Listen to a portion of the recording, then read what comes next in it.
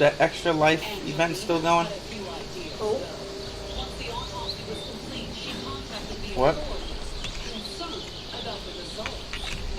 She wanted to make sure that she was doing everything possible to push this along, to get the answers that everyone was looking for. And according to Angelina, she has reason to be concerned.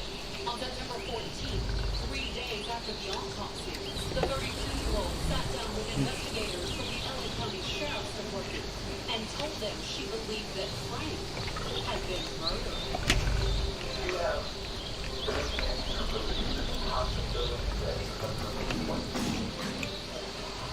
Angelina told the investigators that she suspected one of Frank's former co-workers at Angel Gate Academy, the boot camp for at-risk youth. Angelina told investigators that this former co-worker had abused kids while working at the academy. Not only had he allegedly been abusing the kids, Angelina said that she and Frank had reported it. Once you see the report of violence,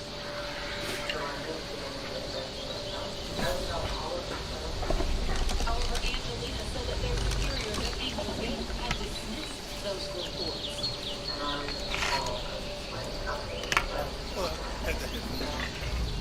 We were talking. What? I had the headphones off. I don't know what you were talking. I just saw you. I said, is that event thing still going? Yes. Do you know what? For at least What? 7 hours. Someone Se- said the hour extension. Yeah, we did a lot on the PS4 last night. We went to the metal cave and grabbed. It was crazy how much metal we were able to get. Oh, in the desert? Well, on the PS4 on whatchamacallit, the Vulgaro. Oh, okay. We went. There was a metal cave on there, and like one rock would give us like 500 metal, and then the good ones were like 1,600. Really? Yeah, it was a lot. X3 now. So. What did you use? An Anki or a pick? Okay. Both. There's only one Anki we have over in that cave. We left it over there, but all three of me, Deanna, and Brandon all were over there getting metal the whole time. I was on there last night, and then they were using pickaxes and stuff, and I was using them Anki a lot. Oh, nice.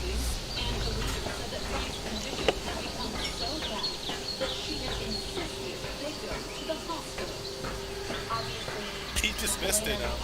I had his whole place full of diamonds. They just like all became adults like an hour ago. Oh, I had like 15 racks and about 6 other gigas there. all in this room? Yeah, it makes it.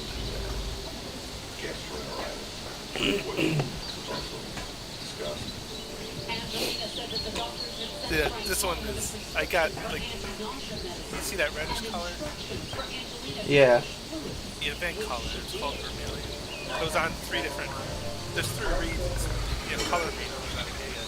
There's 3 different regions. I mated them and I got 2 in colors. On, 2 regions. So now I just had 1 more region. Red. Yeah, I'm sure. You think there's still some event colors around? Because I was thinking of maybe heading down. They wiped. They did completely? Yeah.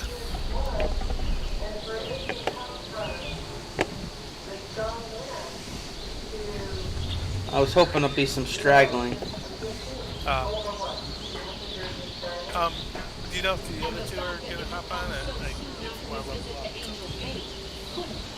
up? Deanna, we got off late. I don't know if Deanna's still sleeping or not. Before the event ends. Because you could definitely hit 105. Yeah, she wants to get on. I know she wanted to get back on the PlayStation again too before that ended. Alright. Shouldn't take too long.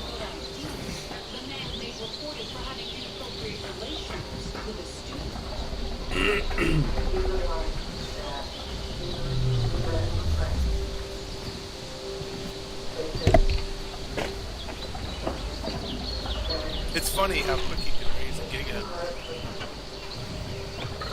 Oh, yeah. Because they changed the imprints too, so in 2.5 hours you have 100% imprint. Instead of 33 imprints, you only do 2. 2 or 3, and then you can just put it over there and it'll grow up without you worrying about it. Is it still at 9%, or I mean 9 times, or to go more? 11x. It's up to 11 now. Yeah. Last I checked. But you guys just like run outside and go still. You'll level still. Not that Angelina necessarily acted like someone planning her husband's funeral a mere 5 months after their marriage. She did not all accept. She didn't come across as the typical grieving widow that someone, just devastated. What were you gonna do? Just lost their spouse. Just check it out. Yeah, I don't know. Explanations for how I You could probably raise gigas in like a couple hours. I'm sorry, Jerboas. Oh, yeah.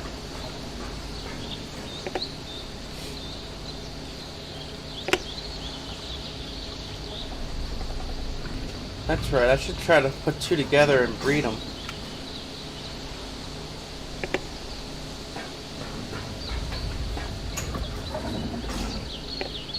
Yeah.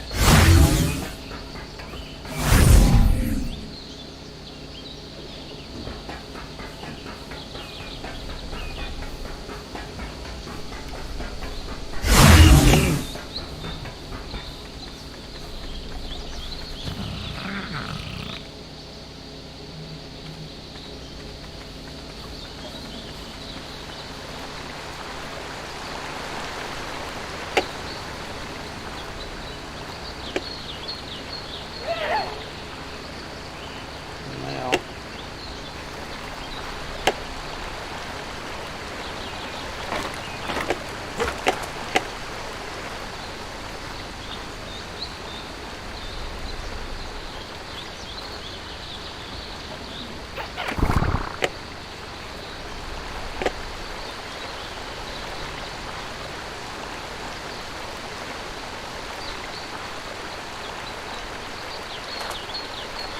come on. Jesus.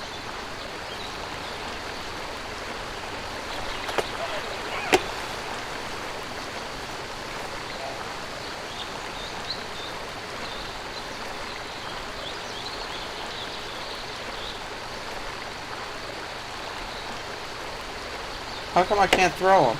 Oh.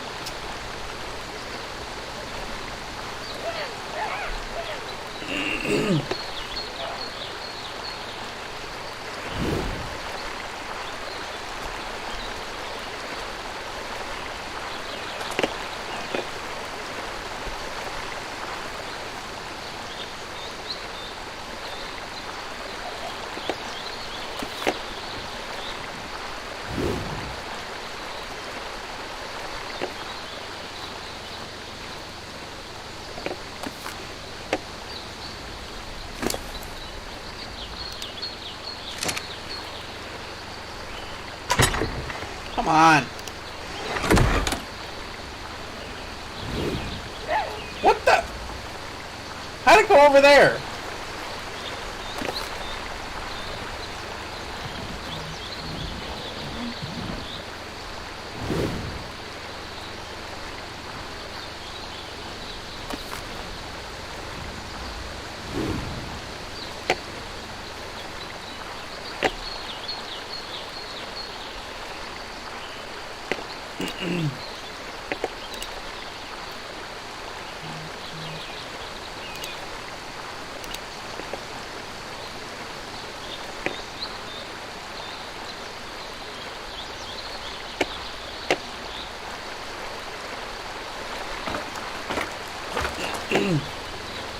Can you hear me all the way over there, or is it too far away?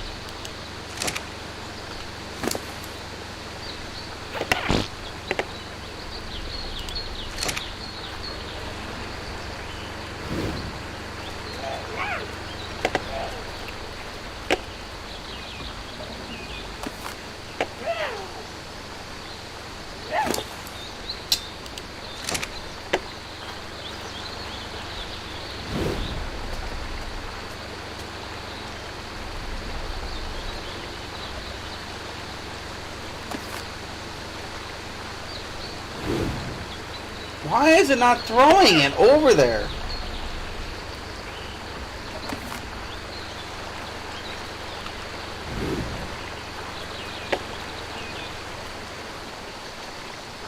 It's a female.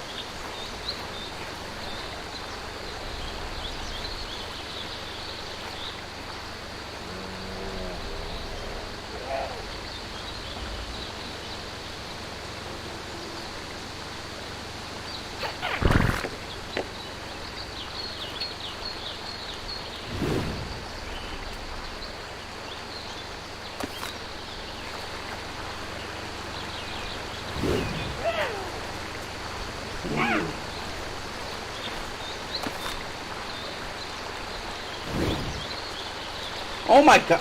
Why is this not... Ugh.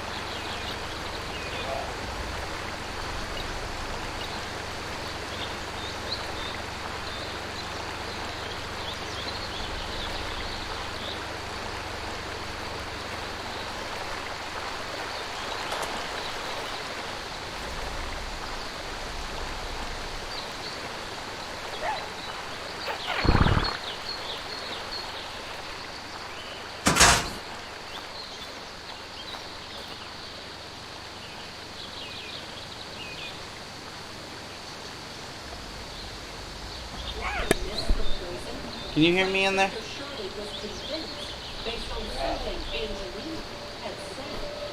According to Shirley, it had first come up in a phone call while they were discussing Huh. She's telling me this, someone's pointing her brother's story, and I said to her, Angelina, I just don't understand this. You know, how does someone poison Just saying, I don't know.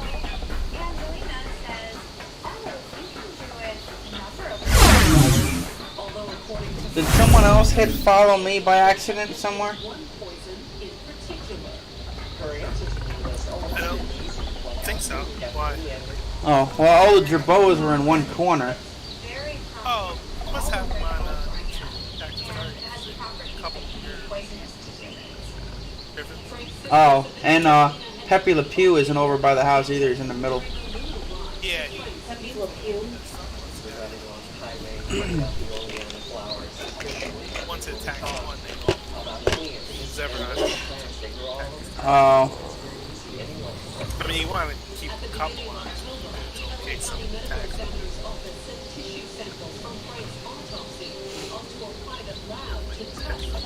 Which is a great name, by the way.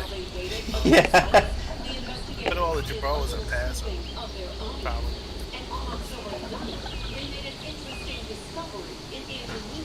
So they won't.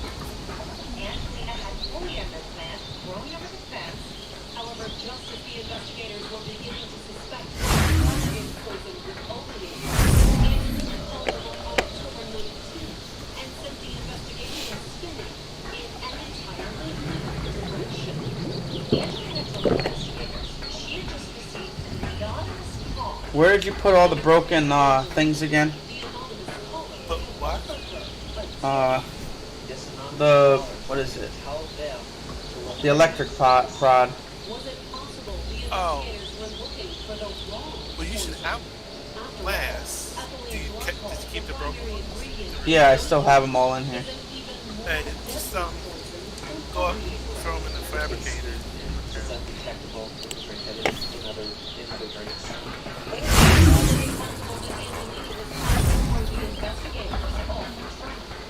This is the first time that antifreeze has been mentioned to police, and it comes directly from Angelina. While not entirely sure, Down here is gas. counted along with the lab that was already testing for opiates. And on November 28th, the results came back. And guess what? Both came back positive. According to the test, This item, it's over here on the top. both only in your hand and freeze. Although it appears that what finally killed him was a massive dose of antifreeze. Frank's body actually had 6 times the necessary amount to kill him. What's on the top? The gas? No.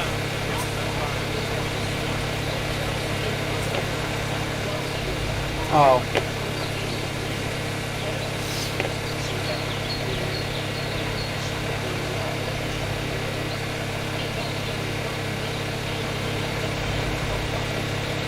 Oh. Whoops. What they expect to do is I was trying to open the thing and it turned it off instead. I do that so many. You have no idea how many times I do that. call Angelina.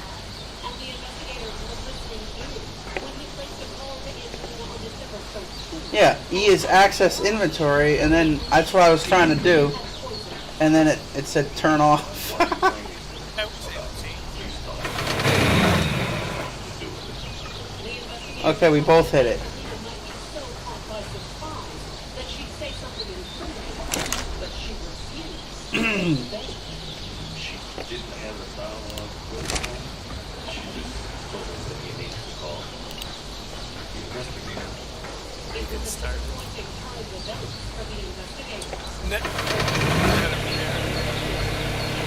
Just right through.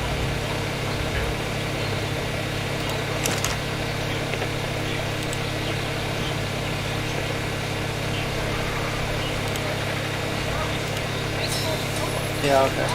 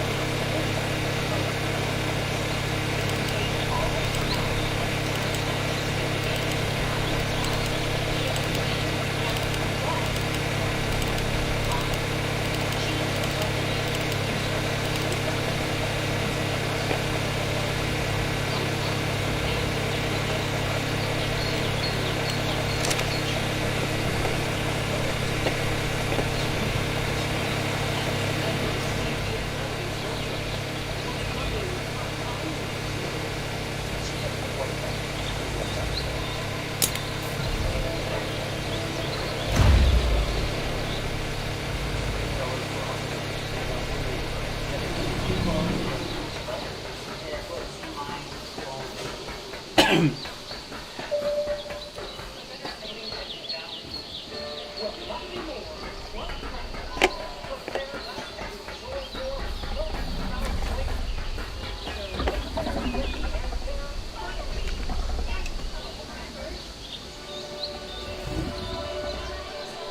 12-step process provides 100% pure quality water.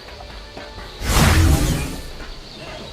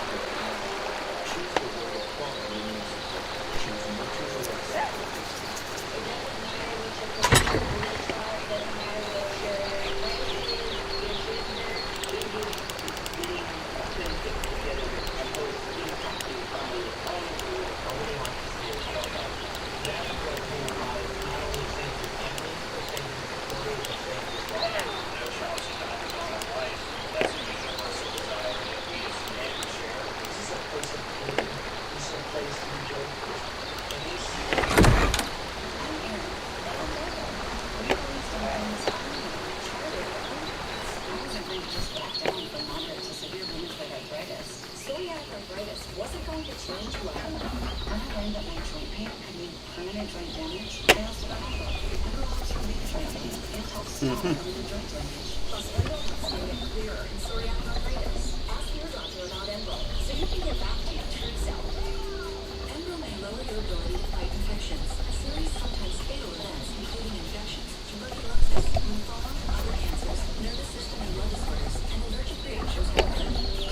Come on.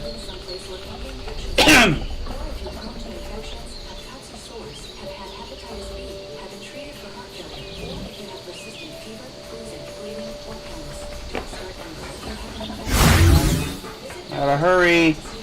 I need berries.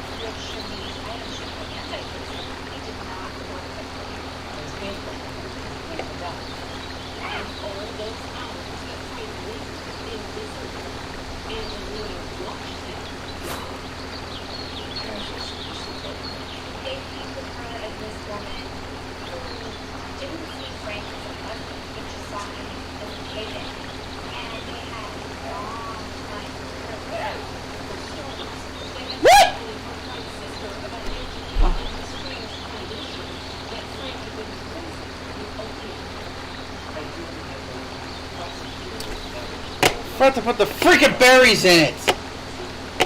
Oh my god. Your Jerboa died. I know. I was right here. I imprinted on it and never got the berries in it. I'm stupid. Man, it was a nice looking one too. I did the all orange one and the all purple one.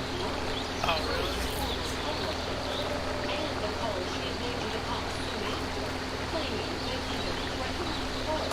Whatever Angelina's names are, they know they have a problem.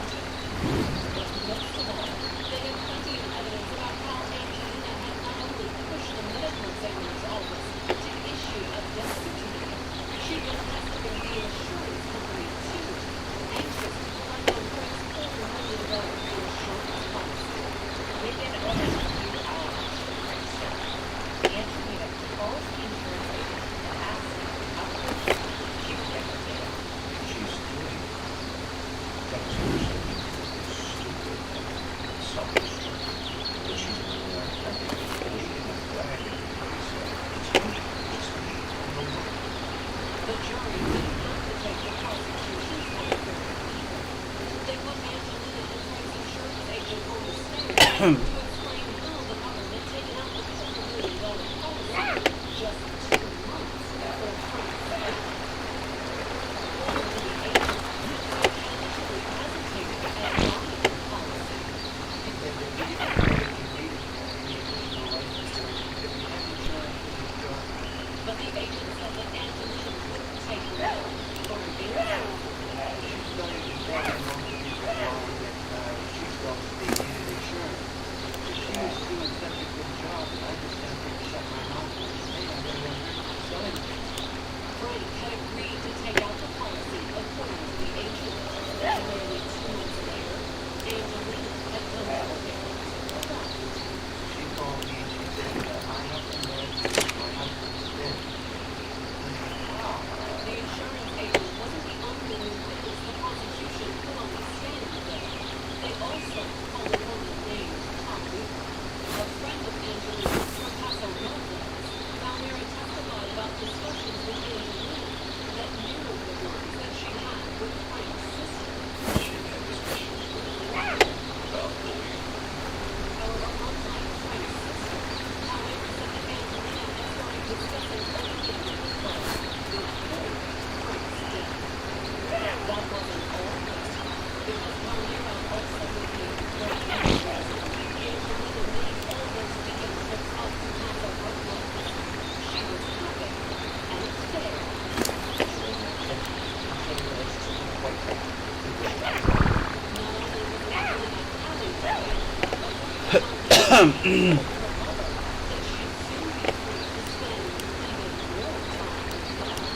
She told me on one of these weekends that when she returned home, she expected Frank to be dead. Valmira said that at the time, she thought Angelina had been joking about poisoning her husband. But once her friends had been arrested, she'd gone to the authorities and agreed to testify against her, and that Angelina eventually found out that she was cooperating. Angelina's just desperate. She called and asked for to lie. That's the conversation they had. And like so many of Angelina's other phone conversations, the prosecutors have a whole bit on tape.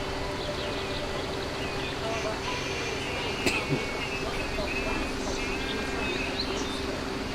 Next, the prosecutors told the jury how in May 2002, Angelina's cellmate come forward, claiming that she had been asking her on the cell phone whether it had actually literally touched the victim.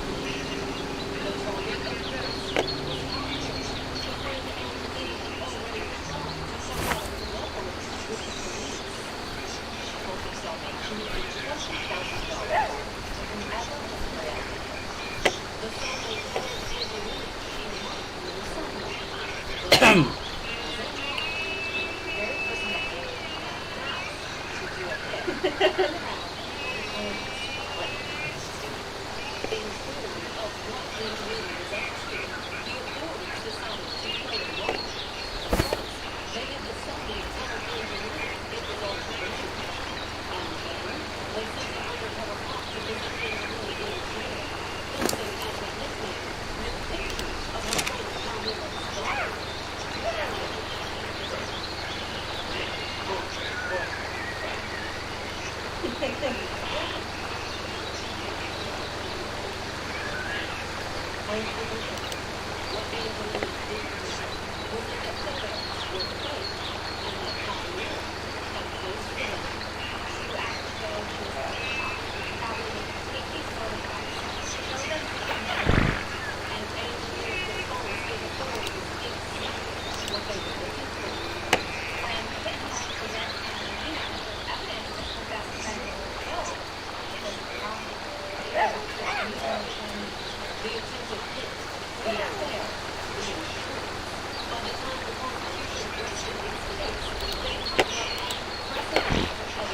The state had a very strong argument. And yet, over a security company, Angelina appeared on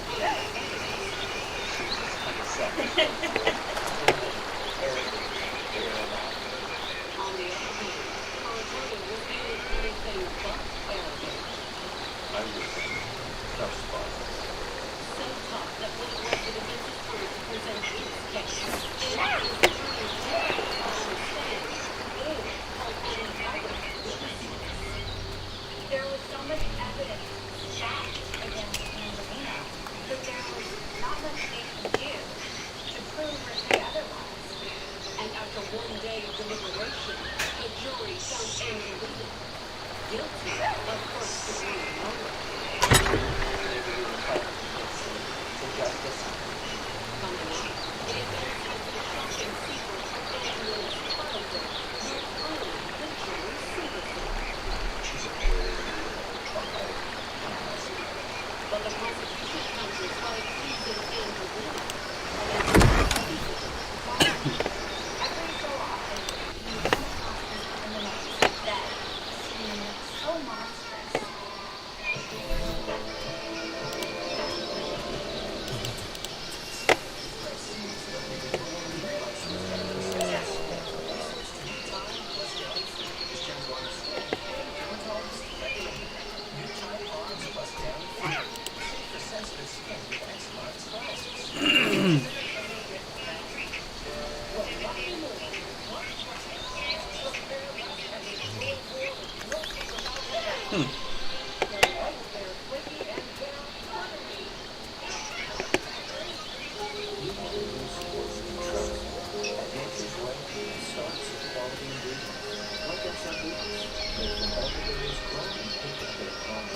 Choose the word of quality you need support. Choose nature's way, San Lucas.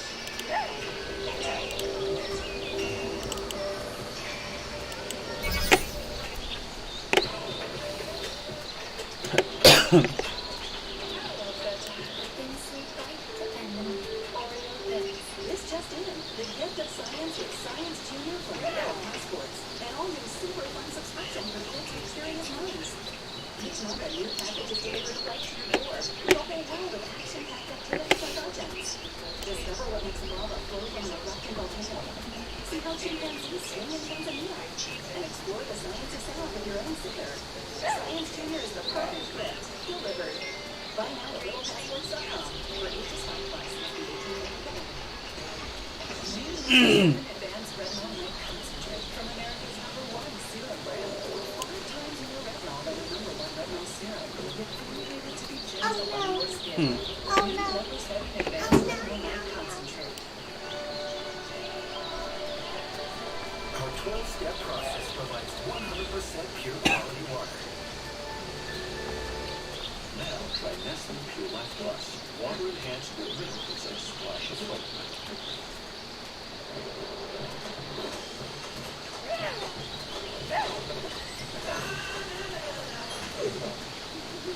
Demand looks easy to apply. What time do you find any nice pizza? What if everyone gave you the value of the gym? Man. With affordable rates, even if you missed a few payments. Looks like you're covered. Most of the general stays on high. Today I'm working with small business owners about the internet phenomenon. So Ruben, how's it going? I'm fed up. I need internet that can keep up with my business. The speeds I'm getting now are pathetic. With Spectrum Business, you get fast internet at a great low price. 200 megabits per Is this second, the glow $49.99 a sticks? month, and a business phone for $19. That's half what I pay now. That's what I'm saying. Call 888-388-0203 and get 1 month free. India. I'm trying to streamline classes, but it's impossible when my internet keeps dropping. Okay, breathe. Spectrum Business has over 99.9% network reliability. I need to keep expenses low, but my phone and internet bill is packed with fees I wasn't expecting. Spectrum Business doesn't have fees or contracts. So what you see is what you pay. Work with that. Call Spectrum Business to get 200 megs and business phone for $69.99. Plus get 1 month free when you call 888-388-0203 today. Common to make your disappointing breakfast your breakfast. Because Wendy's has your new breakfast lunch with a fresh cut egg on every sandwich and crispy oven baked bacon. You'll be telling everybody about the new breakfast you've seen at Wendy's. Hurry in for the breakfast of your dreams today. Is your bathroom looking old and worn out? Want to update it, but you don't know where to start? Then let EasyEye Bath and Shower so you have to turn that old bath into an aisle of beauty and functionality. Get one of the first 100 callers to schedule a free in-home consultation. Really? $500 off. Huh. Heads west. California's paradise. Heading west could be deadly. She finds him on top of her. Multiple groups that have been considered murder, roundhouse, and dozens of Jane goes for a run, when like a lightning.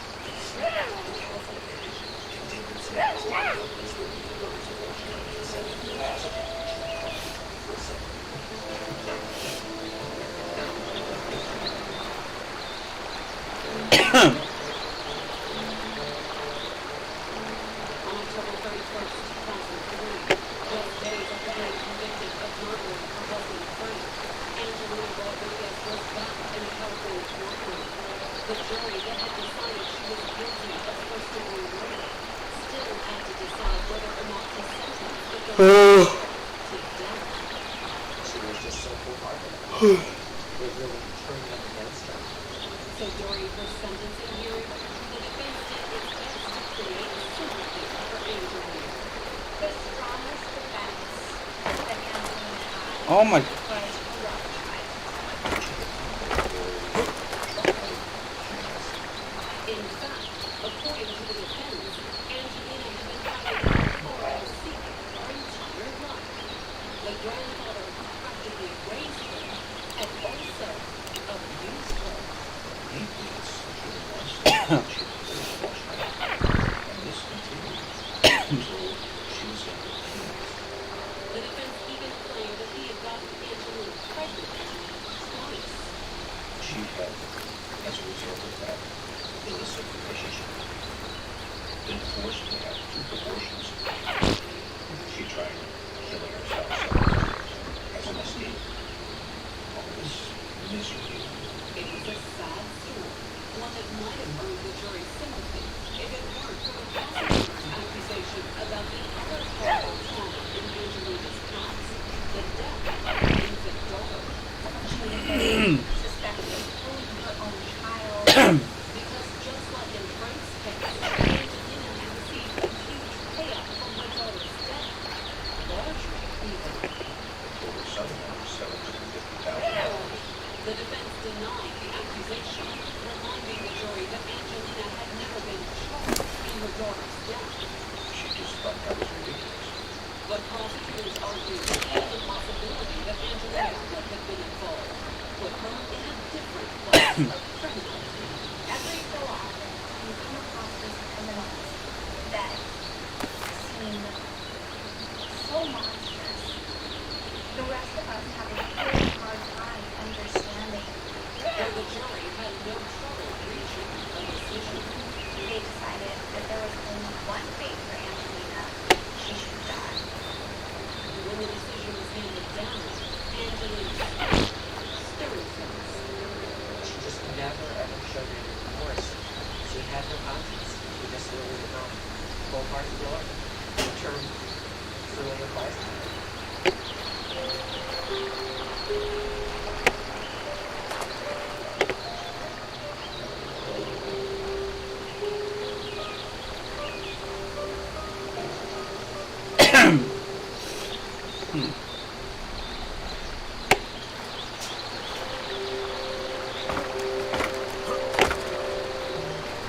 He was with America's favorite funny girl. She was a beautiful swimsuit model, dreaming of stardom and fame. And together, Oh. to be the perfect couple. But one day, the laughter stopped.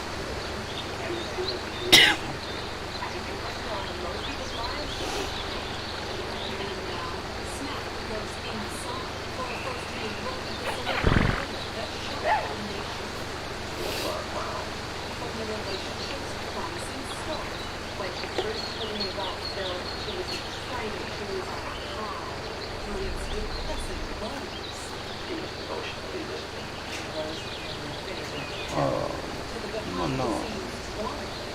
She would come to the set, and they would fight. Oh, never mind. That's not what I was thinking. And let insiders fight over exactly who to blame. He was not a heartless killer. He was under the influence.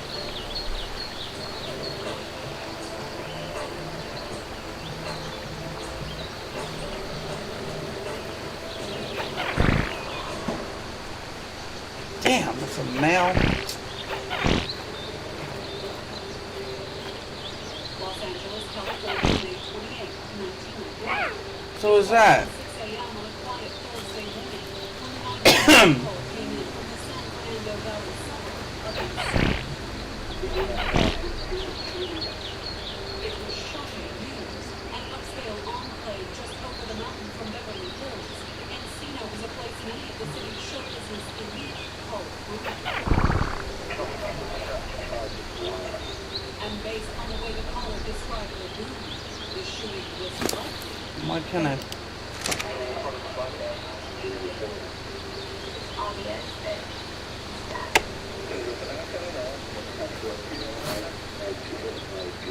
All he knew for certain was that the dead man's wife was hysterical, and that she just locked herself Why can't I pick him up? LAPD rushed to the scene, and the identity of the victim only added to the urgency. Wait, do I have one on me already? Oh! After a comedian, That explains it. former Saturday Night Live castmate, I did not know that. but it was this one of America's favorite comedians, was dead, and his 10 years, Brent Buckner, was barricaded in the bedroom with the body. It was complete chaos.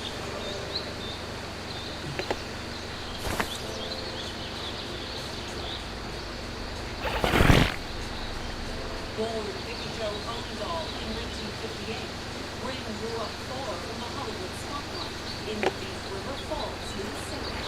She was a small-town girl with big-town dreams. And by the time she was a teenager, Vicky Jo realized she had what it took to chase her dreams. She looked in the mirror and went, "You could do something with this." She got a lot of very good morning. Absolutely no sense. So in her early 20s, she left her hometown behind and headed for Minneapolis. She set her sights on the modeling career. You are And killing once in me. Minneapolis, the pretty blonde was soon booking more than enough commercials and catalog work to pay the bills. She actually started out in Minnesota. However, Vicky Jo dreamed of something Minneapolis would never offer. Starting. She wanted to be a big market. Flashing lights, the Hollywood lifestyle. So in the early 80s, the 20-something hit the road. She's off the Hollywood. Vicky Jo totally was chasing her personal American dream. Even by the time she arrived in California, she was no longer Vicky Jo. It was during this time that Vicky Jo changed her name to Bryn. Although once she arrived in California, Bryn was in for a shock. She might have been the prettiest girl in East River Falls and one of the most successful models in Minneapolis. But in Hollywood, beautiful blondes were everywhere. There's lots of young girls who come out to California and want to make a success of themselves. And in that extremely competitive market, Bryn would have been her first few years in LA.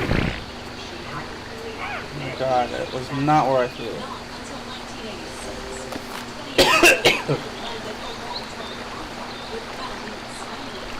When Bryn brought her to Catalina, that I think it really excited her and made her think other things were possible, other things will come from it. It was more than just a steady income, too. Working for a big-name swimwear company was the struggling model's passport into the world of celebrity. She was a big Hollywood party in the universe of some really big Hollywood names. But as it turned out, it was a relatively unknown talent who caught Bryn's eye. 10 years older than Bryn, Phil Hartman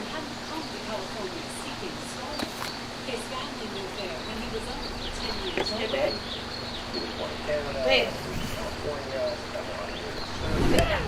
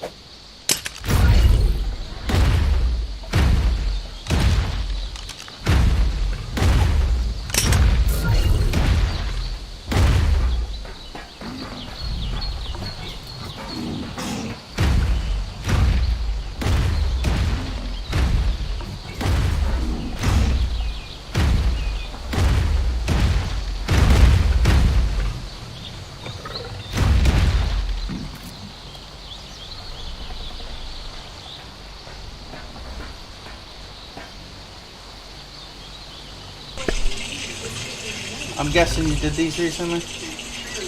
Well, they're 4 hours. Yeah. So 4 hours. Hopefully it makes it.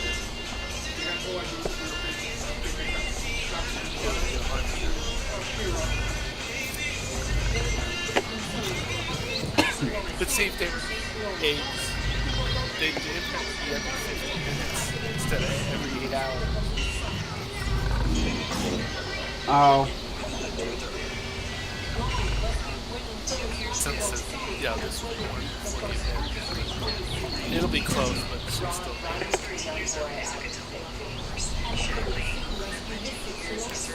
They're juvenile, so you don't have to clean them out. Unless you, well, the problem is gonna run out of room. well, no. Are you going to be here in 4 hours? Not I don't know. possible. Yeah, that's the problem. You're not, if you don't know, there's no way you I know I got another 2.5 hours to make the purple and orange one over there again. So I missed that opportunity. can. That was a nice looking one too. I'm mad. I was so focused on getting berries into the feeding trough that I put so many in there. I left some on me, and I'm like, oh, let me imprint, and then I forgot to put berries in it, Yeah, I know. so it died on me. That happens. Yeah, it's up to you. If you're not going to be around it, start batch.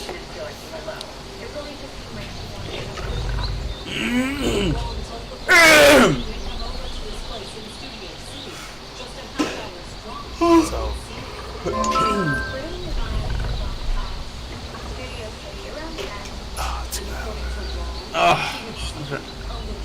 yeah, you might want to cryo it. You got cryo it. Wait, rates will remain active for 7 more hours.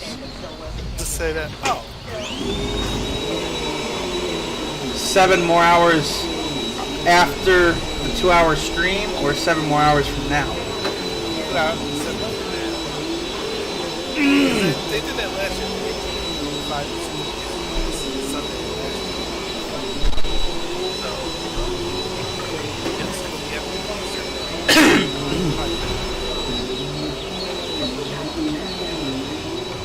might be better off. Every minute you keep that out. It's critical. It's hard to explain. If you're going to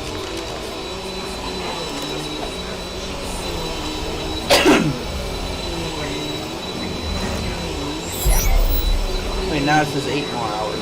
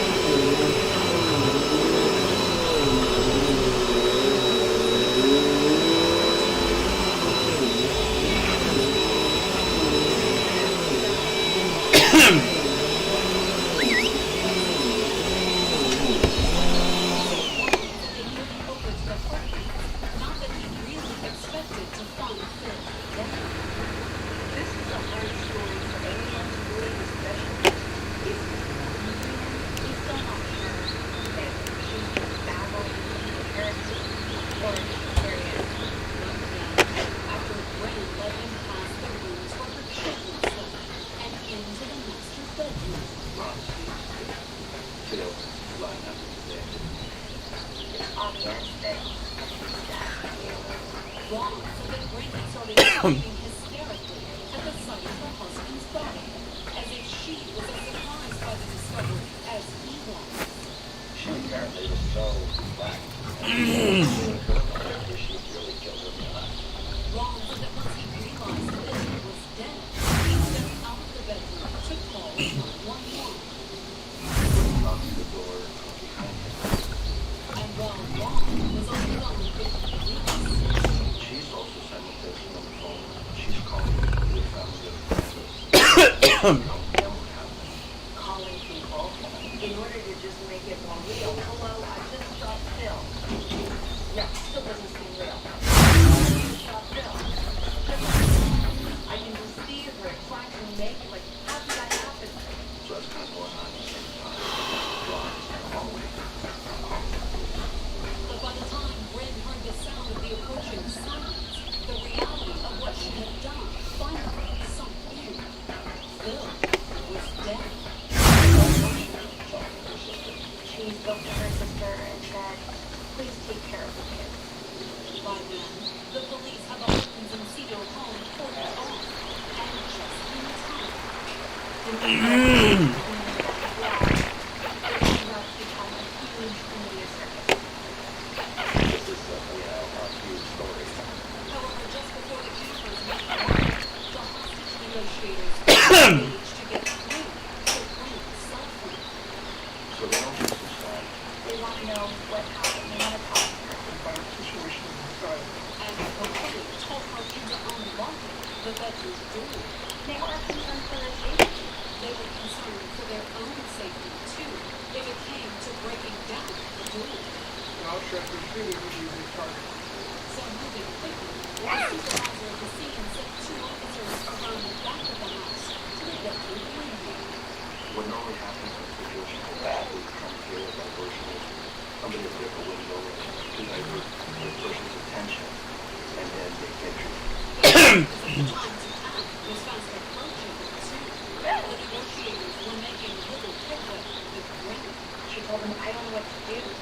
And as the officers made their final preparations to break down the door, it was clear that Bryn was approaching the crisis point. She's telling them that her life Coming up, news of the comedian's death rocks the country. The story broke. We thought, wow. And Fred Bryn was wrestling with a secret addiction. Why that she was pretty much hell. It's another all purple one. Our 12-step process provides 100% pure quality water. And try this one Pure Life Plus. Water enhanced with nutrients and splash of flavor.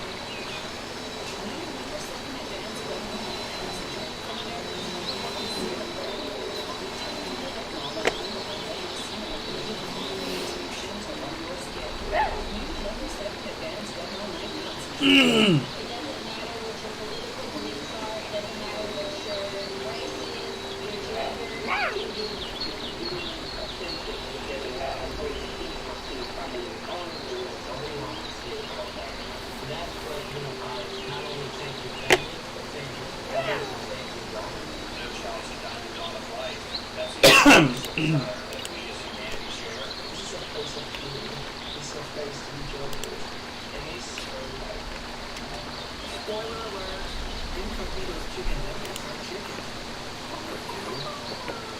Incognito. Looks just and tastes like meat. It's made from plants. Incognito. Plus, a flavor I like it.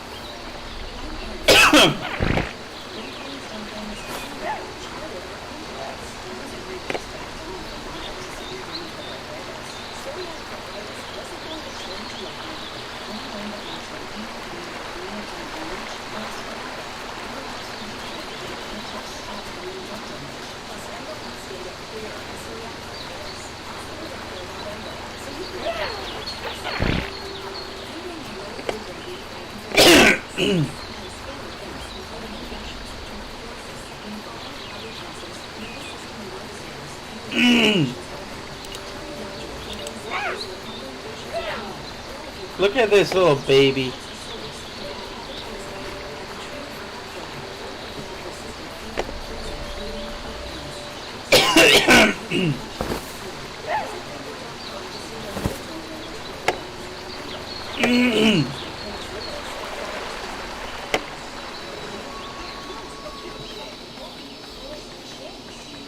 Did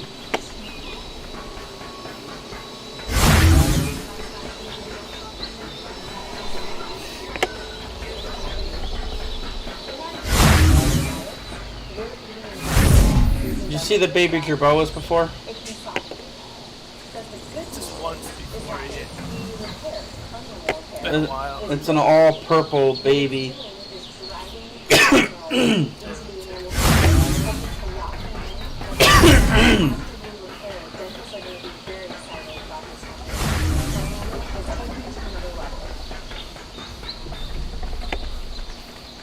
In our normal everyday diets, we're eating and drinking foods and beverages that it can soften.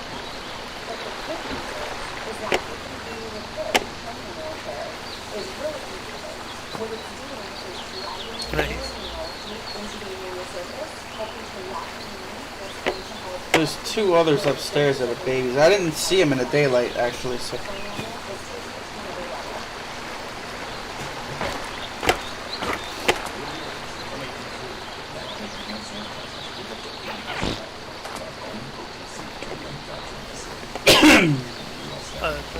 An orange or red beans.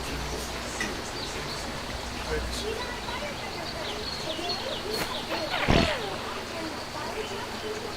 That was.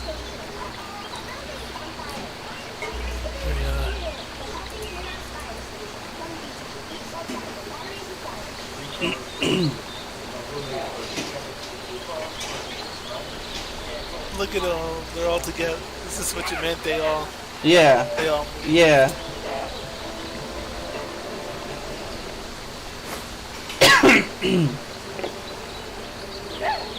Now I can see the colors better. It was dark when I was up here before. Yeah. Yeah, it's weird.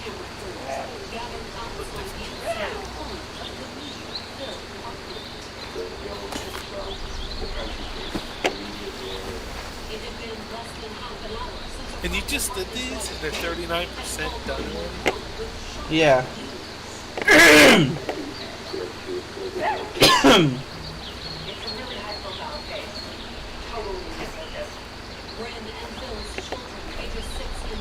That's nice.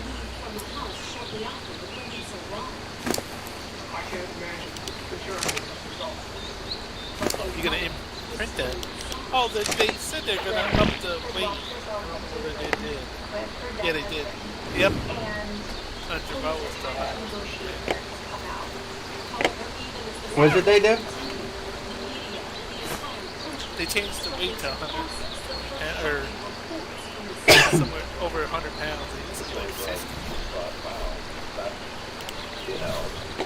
So they're 150 pounds.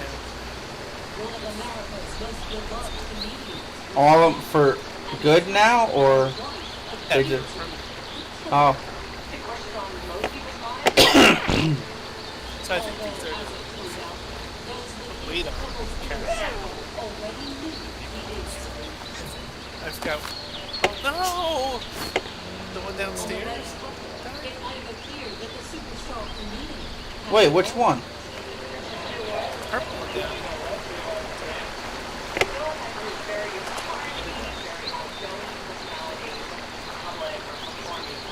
Yeah, he's right here.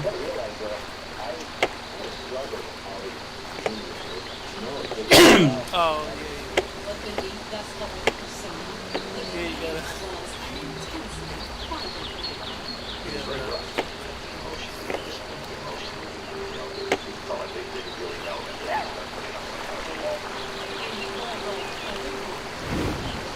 That's not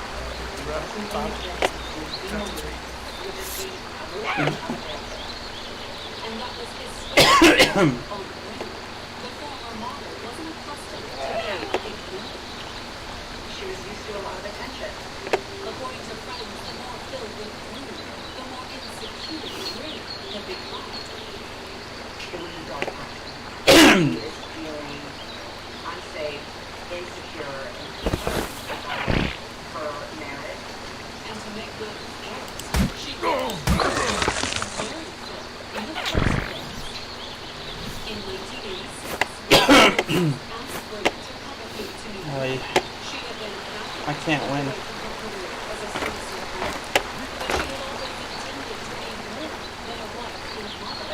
Because in her mind, marrying Phil wasn't so much the end of her career as the start of a new phase. And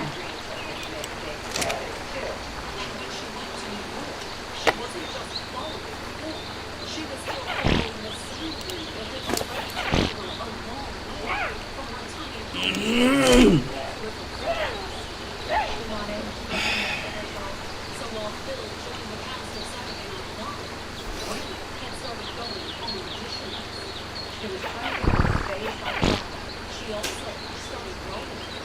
She was working with Jerboa on Friday. And she figured that being married to one of the stars of Saturday Night Live would give her an advantage over the thousands of other hopefuls trying to score a screen.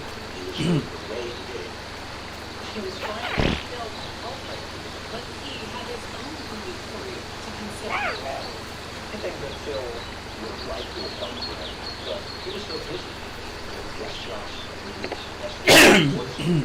To the point that he could barely keep up with all the offers. People really pay attention to him. But no one was paying attention to Brent. From the paparazzi to the public. Producers and casting directors. She's getting no success. Doesn't seem that she's living out today by anyone. As a writer or an actress. And the higher Phil climbed, the more jealous Brent became. The resentment and a really cute kid Resentment that she readily shared with friends.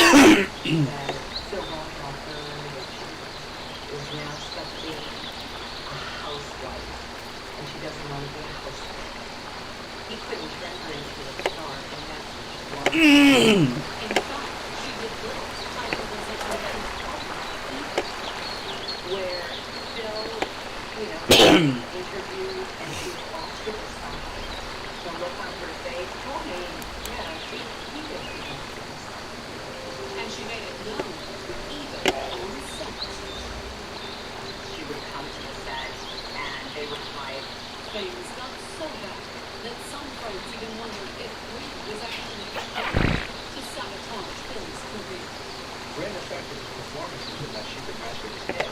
She timed it. She knew what it was.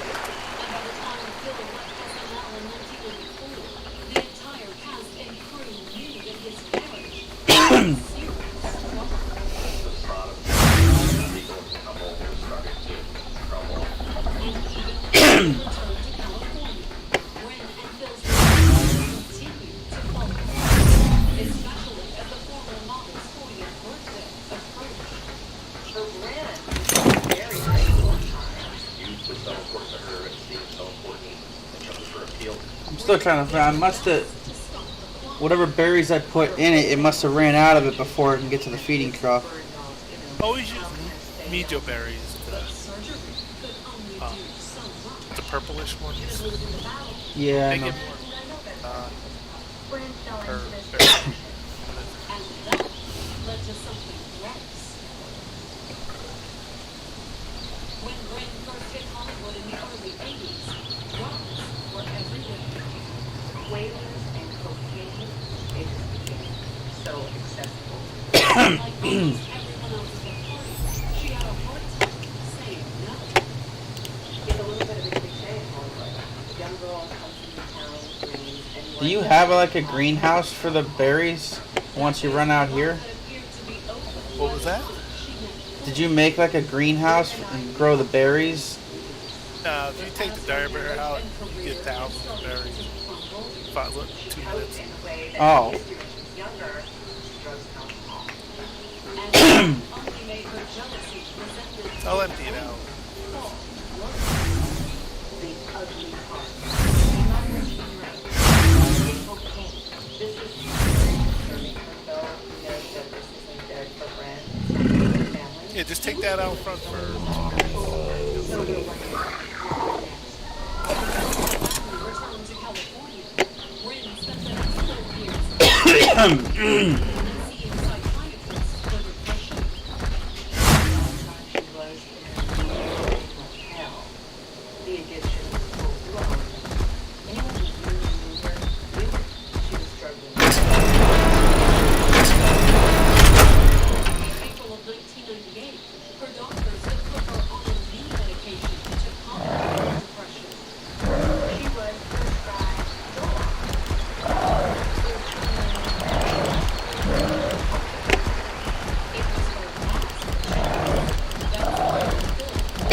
Oh my god. He wasn't kidding. I don't think he wanted to go back to his family. If he had to. In fact, at the beginning of May, he'd given him He was gonna leave with the kid, but she didn't get something. He wanted his children as normal as one can. She'll be got mom continually in a rehab center, or what have you, was certainly undated. But now, Holy Jesus. after he delivered that ultimatum, Phil's hope of a normal childhood for his children had been shattered. After a night of drinking, Brent had apparently done the unthinkable. The demons took over, and boom. But would the killing stop there? Locked in a bedroom with Phil's father, she had just spent several hours on the phone with the police. They're gonna try to lure her out and keep her from hurting herself. But Phil Oops. was through talking. Coming up, the standoff comes to a dramatic end. Put her down the shot fire. And Bray's distraught family seeks someone or something to blame. Holy crap.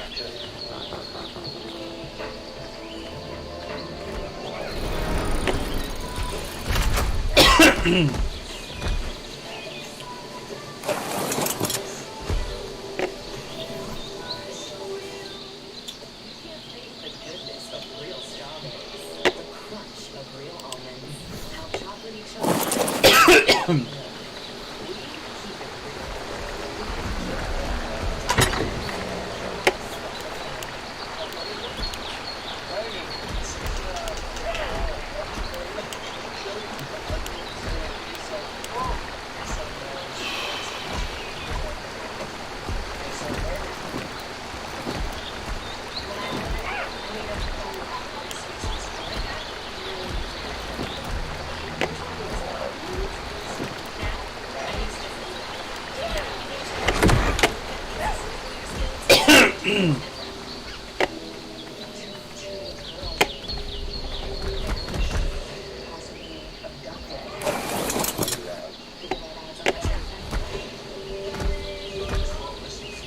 Really?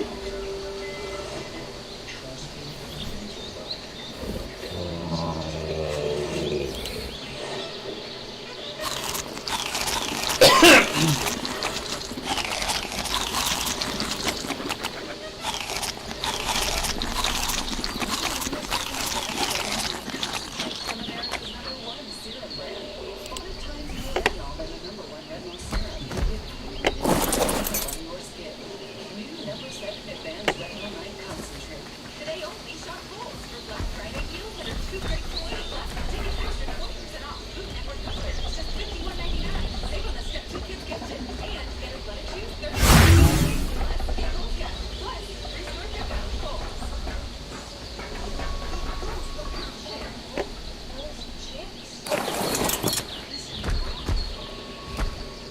When you want that sweet satisfaction of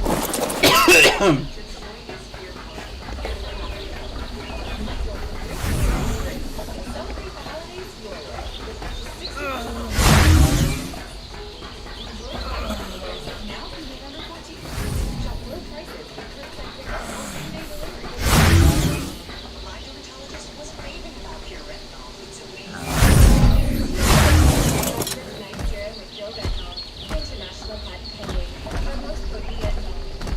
So effective in a clinical test, 100% reduction in wrinkles, even deep ones.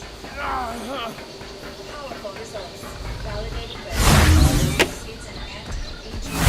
New Revitalist Night Serum with Jill Retinol for royal hairs.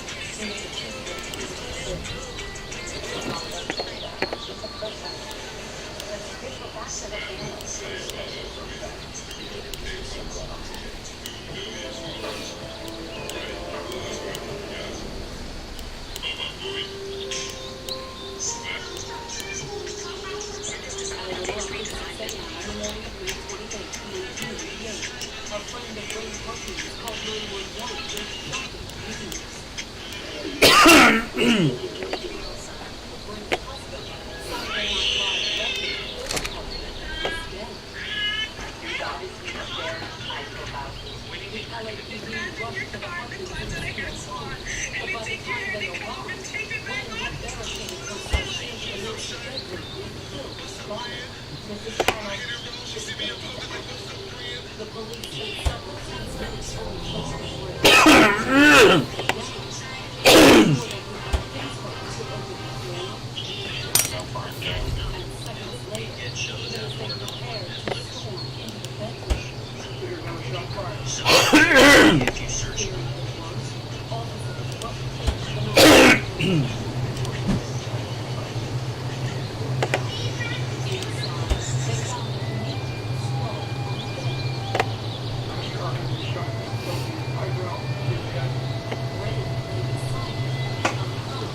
server.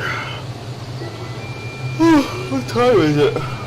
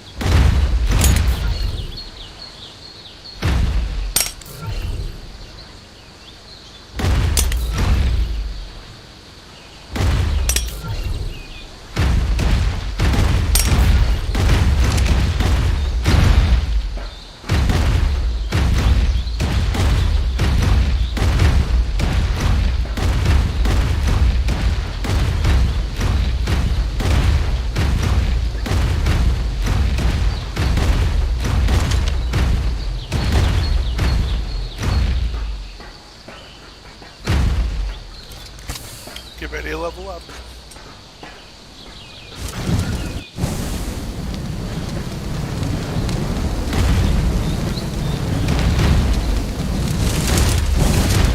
This'll level up.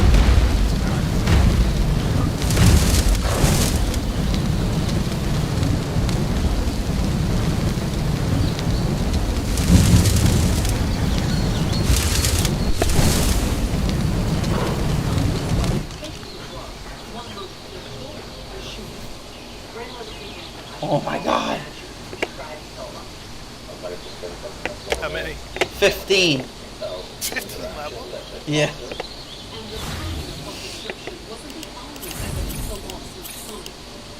There was also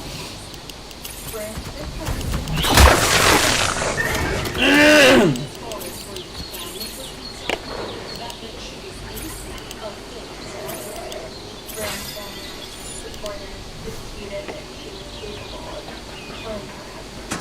I don't think she was in her right mind at all when she reported her.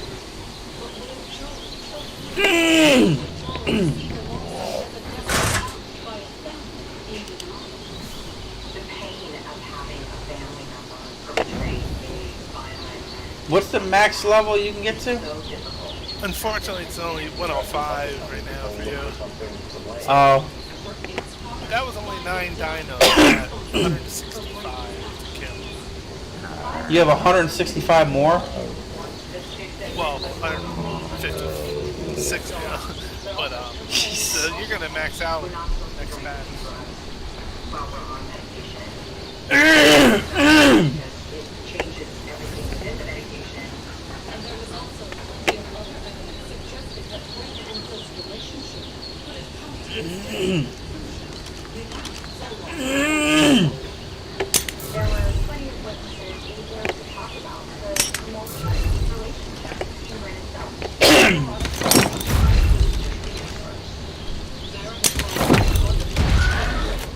Did you even get to level up? Yeah, my max is 155. Do you have any available? Because that didn't look like you Yeah. moved. Oh. Oh, no. Oh. It takes forever to look for. Once you get past 130, it takes forever.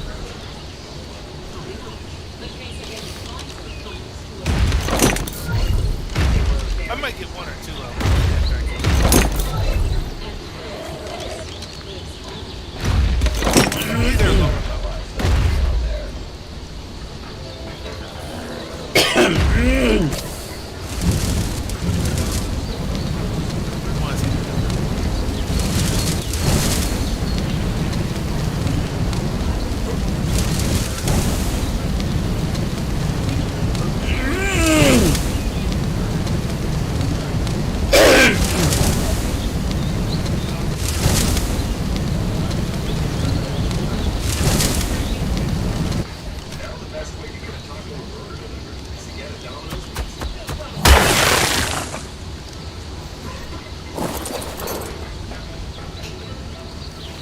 Yeah, I only got one that time. Oh, really? Is that much of a difference? I guess so.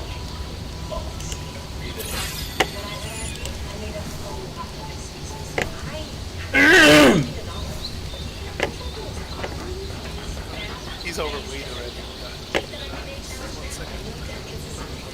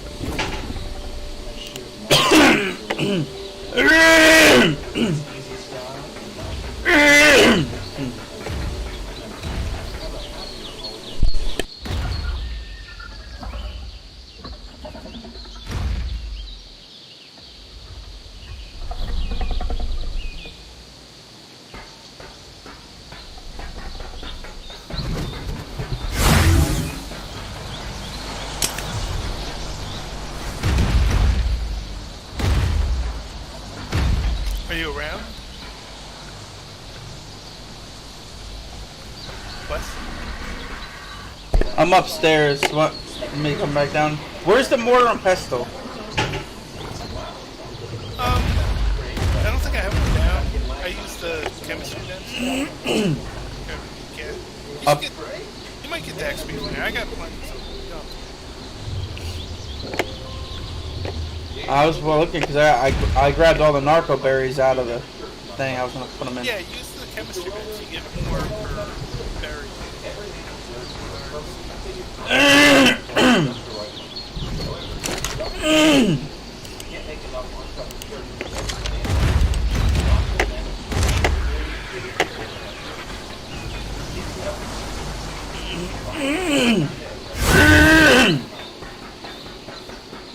everyday diets, we're eating and drinking foods and beverages that are very safe. It can solve.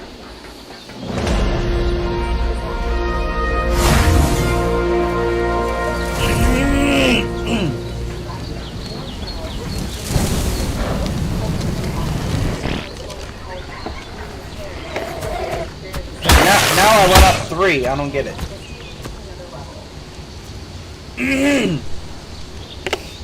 I think one. Yeah, that doesn't make sense. They're all over level 300.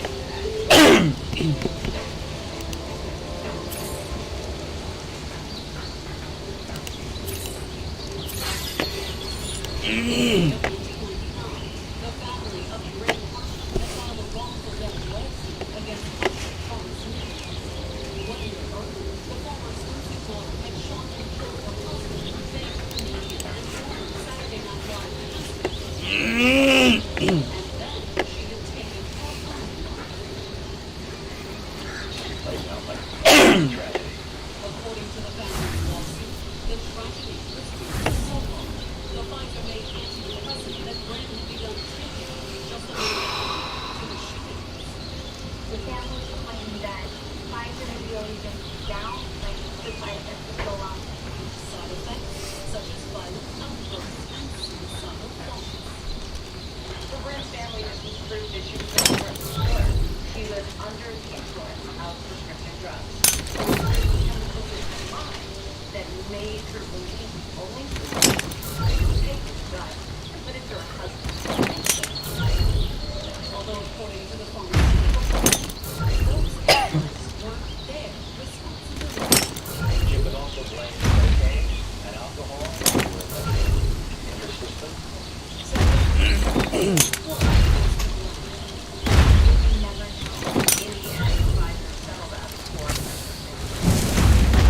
Rather than the report, Pfizer paid the owner family an undisclosed amount. I don't think necessarily means that they were guilty in any way. I think it was just their way of doing damage to the drug. They were very negative.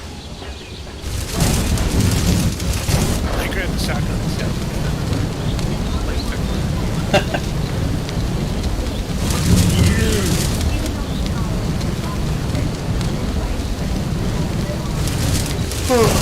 Plus, you're only getting half the XP I'm getting.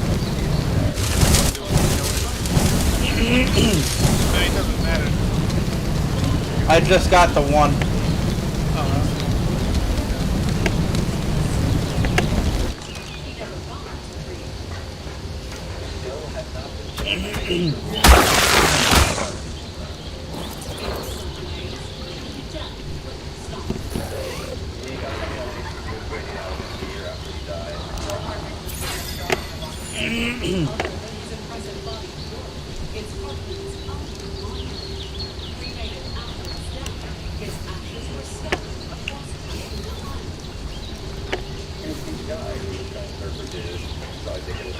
They say it's 12 and a quarter X. Oh wow, I thought it was supposed to 12 was the max.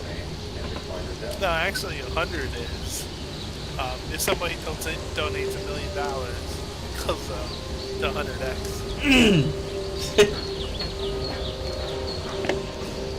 That'd be insane. It would.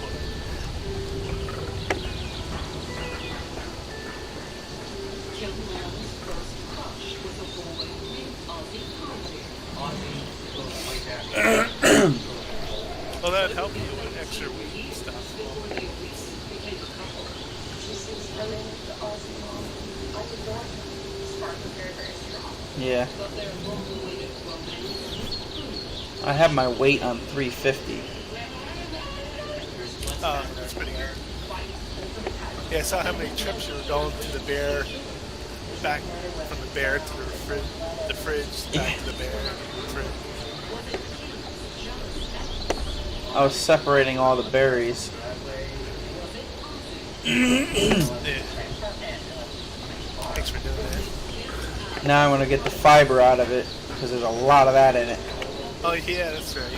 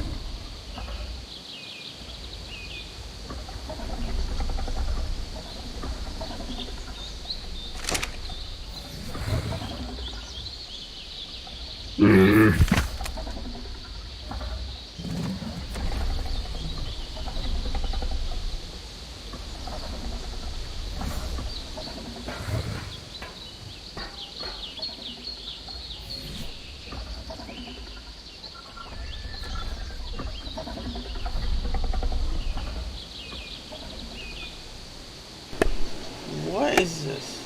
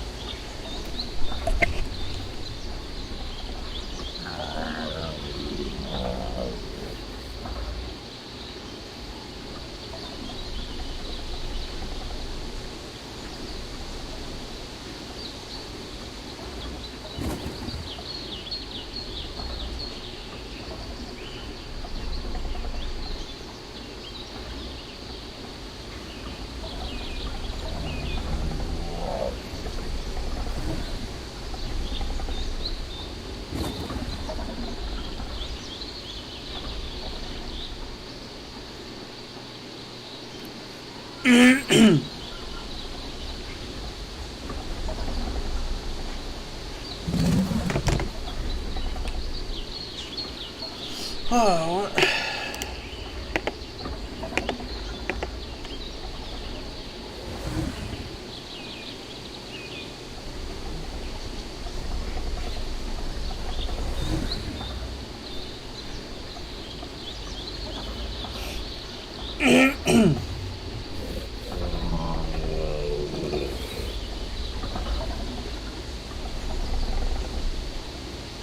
How come it's not showing the damn real quick sound?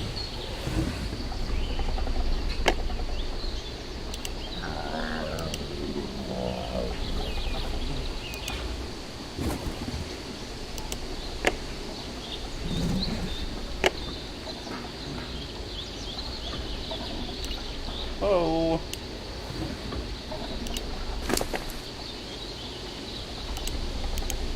How come it's not showing up like what it is?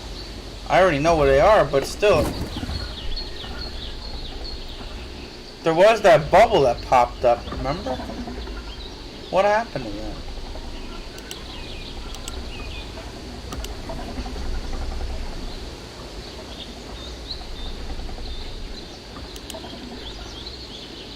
Oh. There we go. It was right there.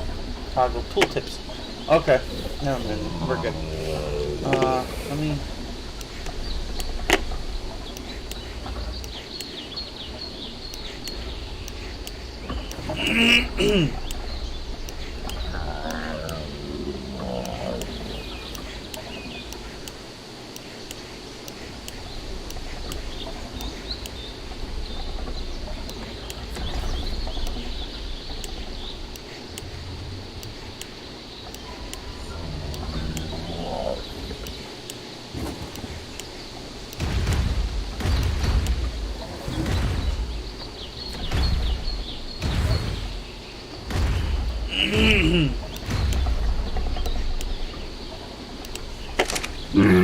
I'm pretty sure.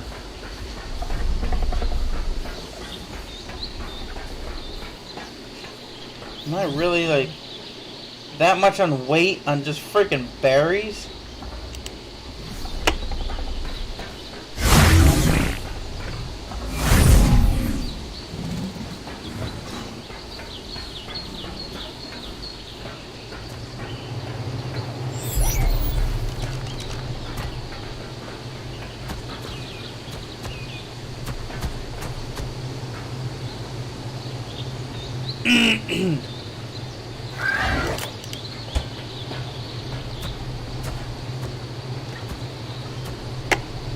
What?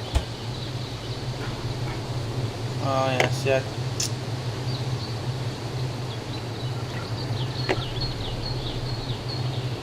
You don't have a separate fridge for amberberries, do you? Because I have so many azleberries, but there's no room in here.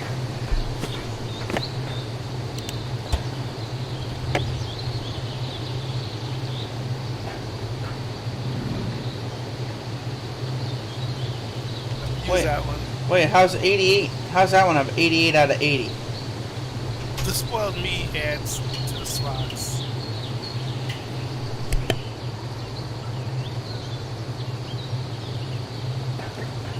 So yeah, the yellow will go first. And then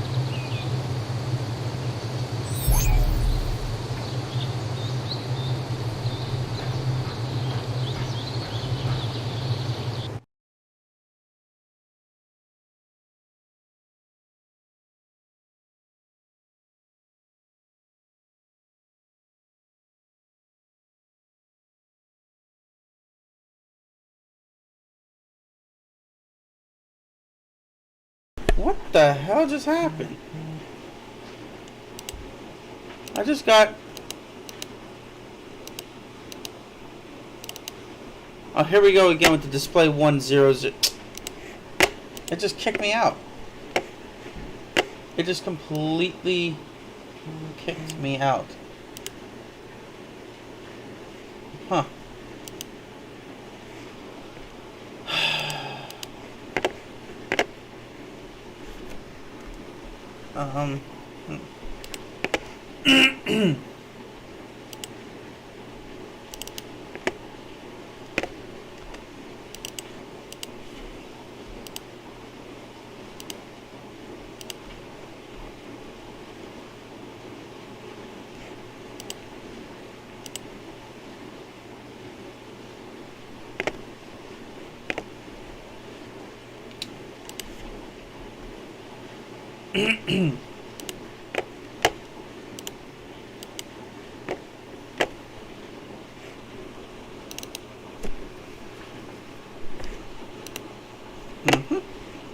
And I did not know that was that there the whole time, dude. The Among Us logo. Oh my god.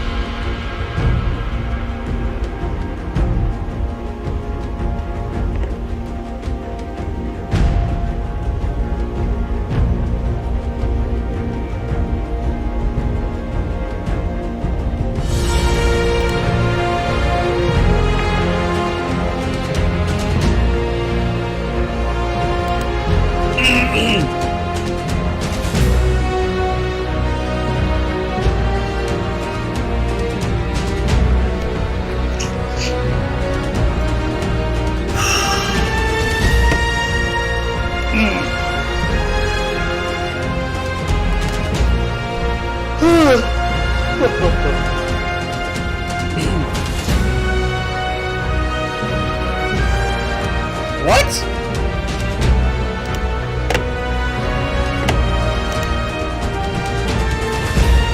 Are you serious? It kicked me out, so I'm not in it anymore.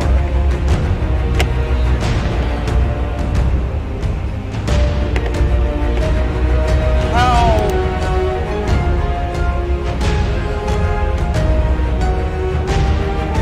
Damn, there's 33 people.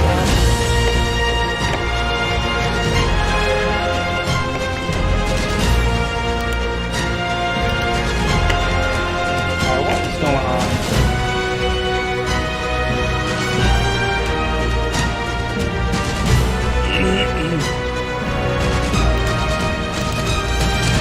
What happened?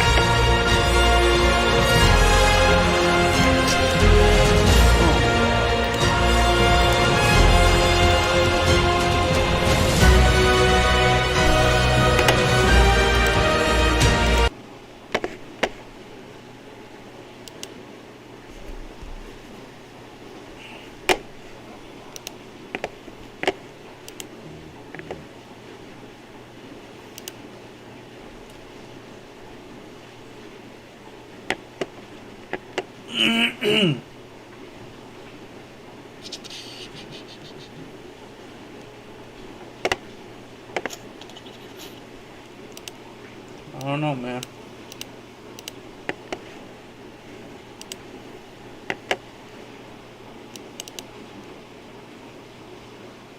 Let's try again.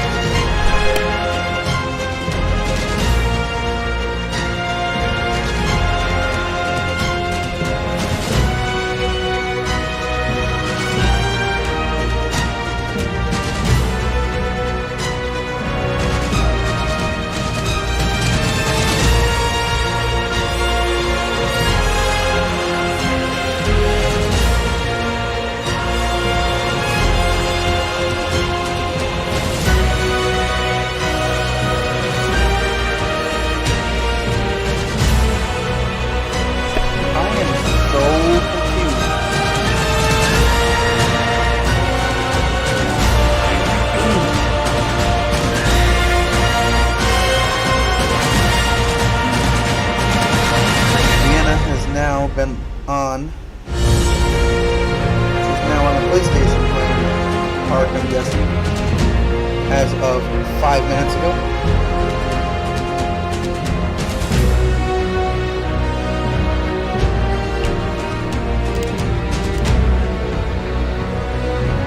Come on, man. What is going on? Jesus.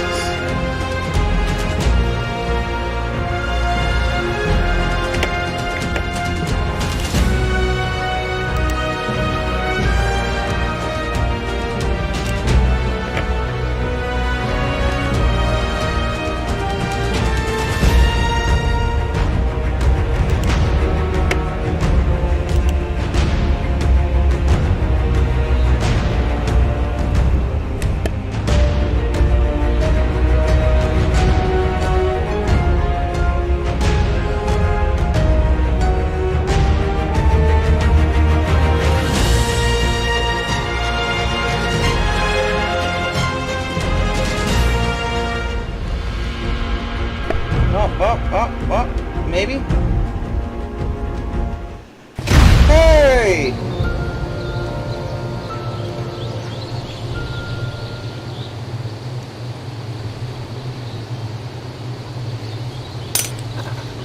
Where'd the bear go?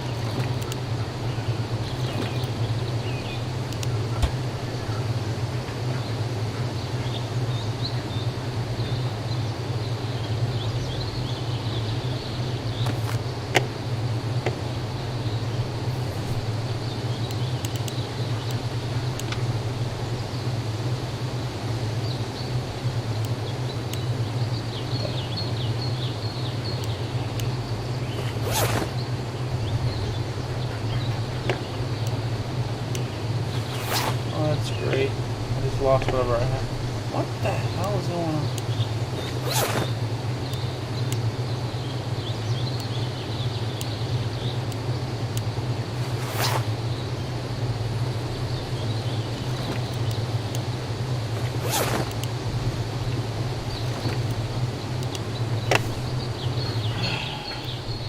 Where'd my bear go? That's right, I didn't bring him in.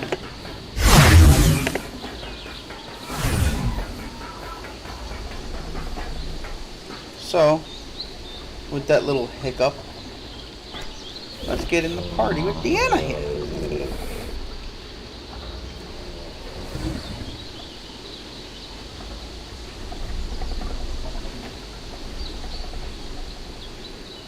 Oh, Brandon's in it too.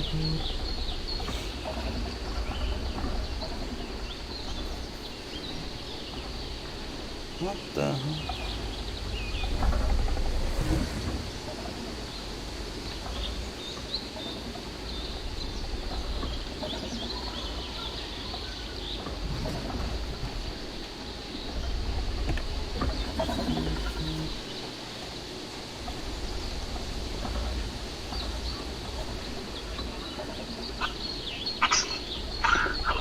Hola!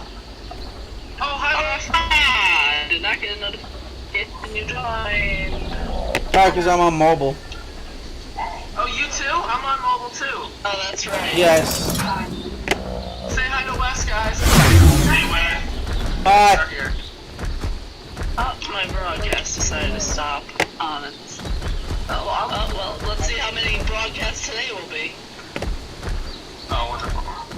Okay, well, I'm going to mow the lawn. Oh well, that's while you're doing that, are they gonna need it on Wednesday? That's a good question. I'm just doing I'm not even doing Wednesday? front. I'm doing the small part over by the shed in the back. That's all? Yeah, because that's getting kind of high over there, so that's all I'm doing. Oh my god. I have no clue. You just have to do the yard. Oh, over there too? The whole yard. That's Oh! the whole front. That's the front. Another server message? Dude, shoot me. Wes, I hate the yard. I don't know how you do that every time. It is annoying. It is annoying, I know. But anyway, I'm leaving. Adios. Okay. Adios. Adios. Then you'd be stacked up on it. Does he have another fiber thing? Because fiber is maxed out.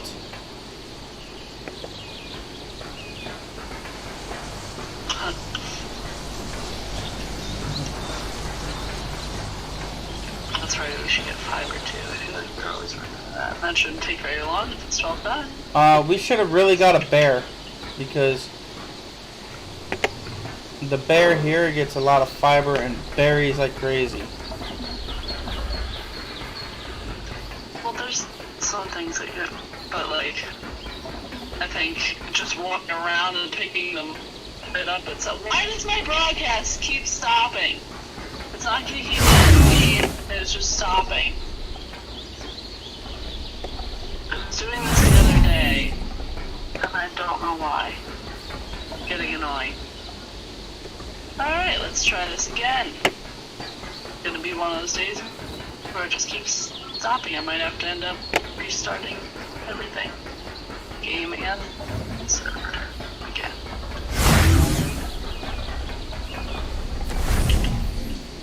Let's see. Oh my god, that's a lot of obsidian. I didn't even grab it all yet. On this mountain, and then there's other mountains.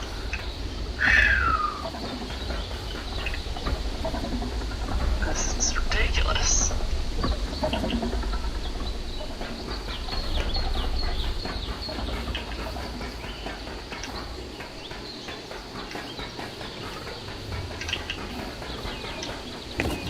Chuck must be going ham on the giga taming currently, 12 times.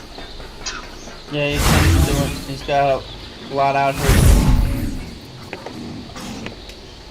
Also, I thought this update was supposed to have like a taming HUD where you can track all your things you're taming, and I have no idea how that works. Or is that You know what's funny? This does now, because I looked at that. I'm like, huh? Taming list at the top. Yeah. Wait, how do you get to that? Go to the it's up where you can view your, engram points and all that stuff at the top. Oh, it's up there. Taming. No, that's orders taming. Oh! That would have been helpful yesterday when I was taming those Jerboas and I couldn't find it again. Oh my god, it stopped my broadcast again. I'm gonna have to. Let me go in the mountain and restart my my game and server, I think. That's what I did last time. I don't know why that keeps happening. It's really annoying. And it keeps me in the game. It just, like, says the server stop working and it stops the broadcast. Yeah. Oh, you leave your Rexes out? Let me see. Oh, wow! I think I put them Look at away. all that metal that's smelted. All that metal in there smelted. Now I need to put more in, because there's 49 out of 100 slots. Oh, we have a level up coming. Well, I'm maxed out, so it doesn't matter for me. What was that? No, I was telling the Deanna's on the PlayStation 1, and I was saying, oh, another level up coming. And then I'm like, wait, it doesn't matter for me, I'm maxed out.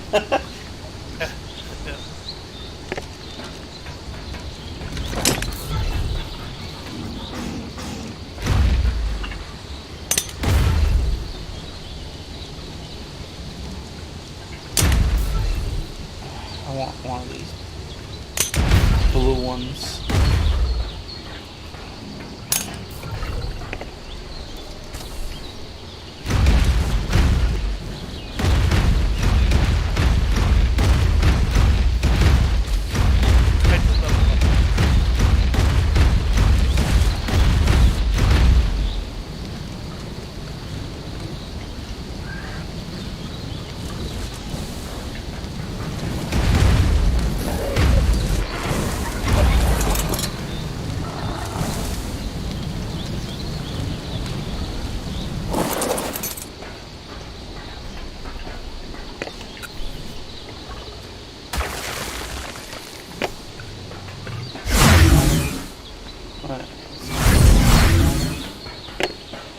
That's what I was going to ask you. Is there an extra thing where you keep fiber? Because the thing upstairs, I just maxed it out. I know, I ran out. I've been putting them in the vaults in the back wall. You know, behind where the chemistry bench is. To the right, there's like 9, 10 vaults. Oh. Just been one of them.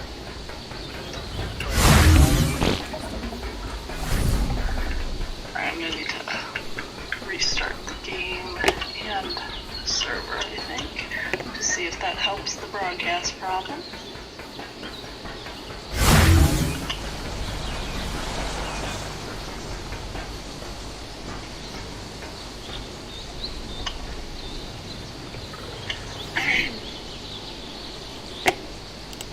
Yeah, yesterday when we were taming those Jerboas, it was taking longer than usual, and when I went to change the rates up to 12 times today, the taming one was at 1 for somehow, even though I definitely typed 9.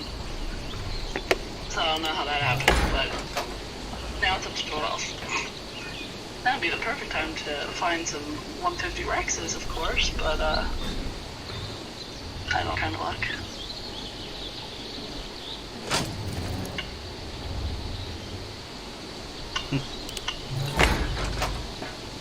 Alright, let's restart the server.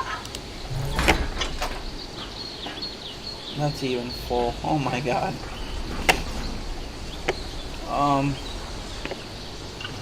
Yeah, That's even full. I've been throwing things in like all those stone chests because there's nowhere else to put them. Has to be partially empty. I need to make vaults. That's what I need to do because we have enough metal just now. throw it in the Anki up the... And we there's can get enough there. polymer. Anki right Yeah, there. there is. Throw in the inventory.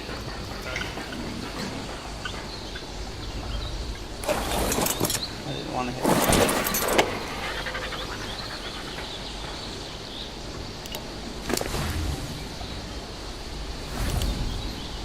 Yeah, the PlayStation, I don't know if you were elemental. The PlayStation main menu says in the top corner, extra life rates end at 6 p.m. Eastern time. So I don't know. That's weird.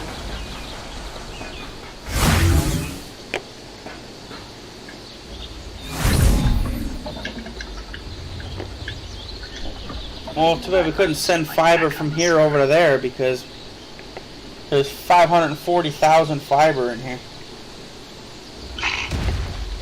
That's just in the one box here. I had a bunch of extras I couldn't even fit in there. It maxes out at 540,000 apparently. A weird number. I know. And then let's go to 550. Yeah.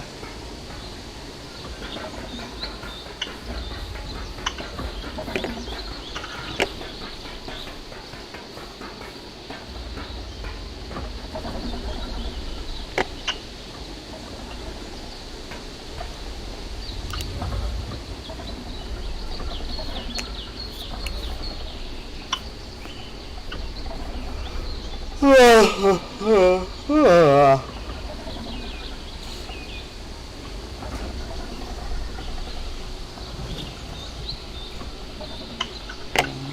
I woke up at like 11:55. And then I looked at the clock and I'm like, oh crap, there's only like an hour left of the thing. I better get up and get on ARK. And then I got up and saw your message said it continues until 10, and I was like, well crap. Well, I'm already, might as well get on ARK.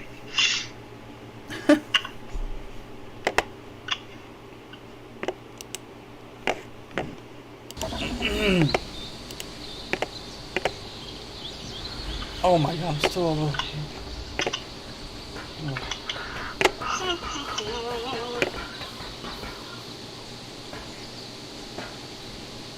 How did I get up here? What the?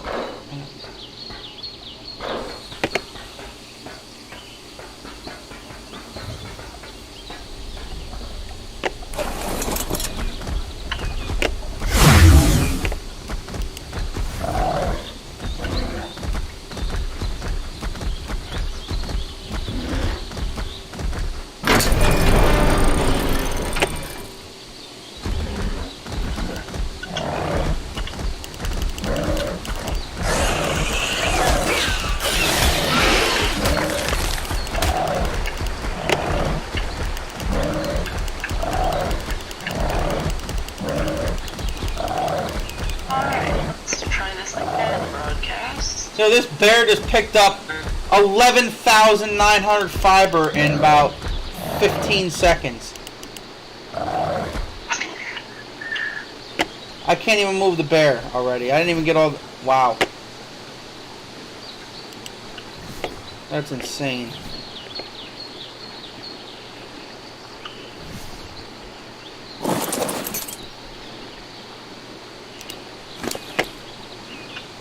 Alright, broadcast, let's try this again. Hopefully it doesn't do the thing again. I came in, all the metal is melted, so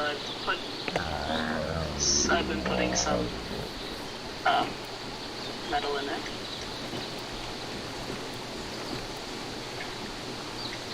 Although this chest being that far away is the problem. I'm gonna have to move it all to this chest.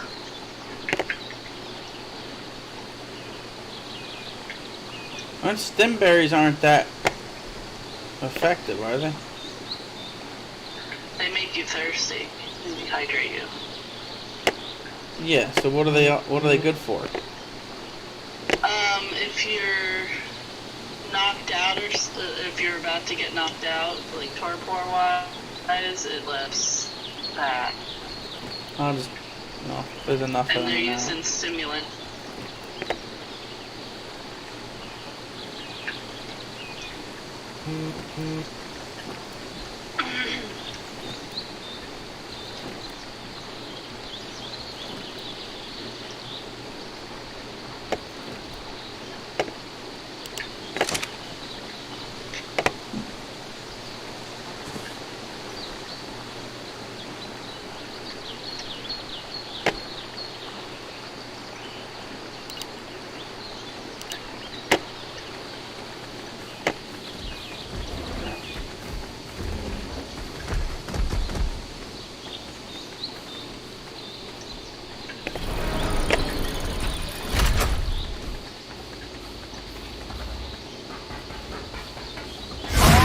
It did it again.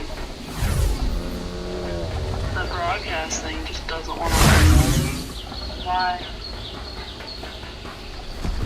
I restarted everything. Except for the PlayStation, but...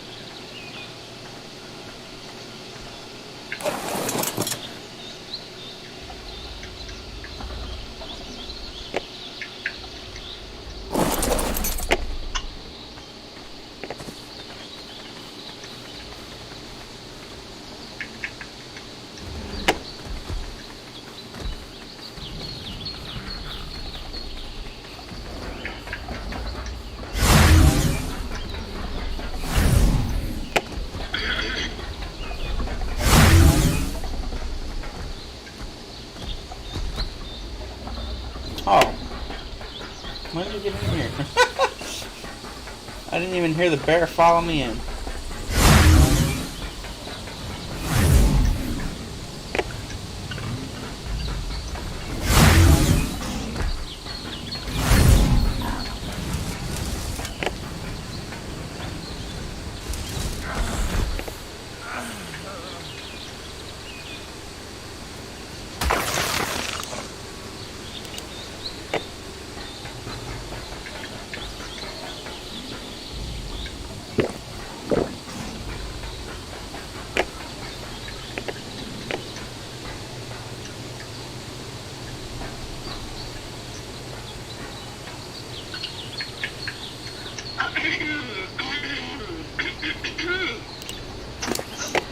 Yeah.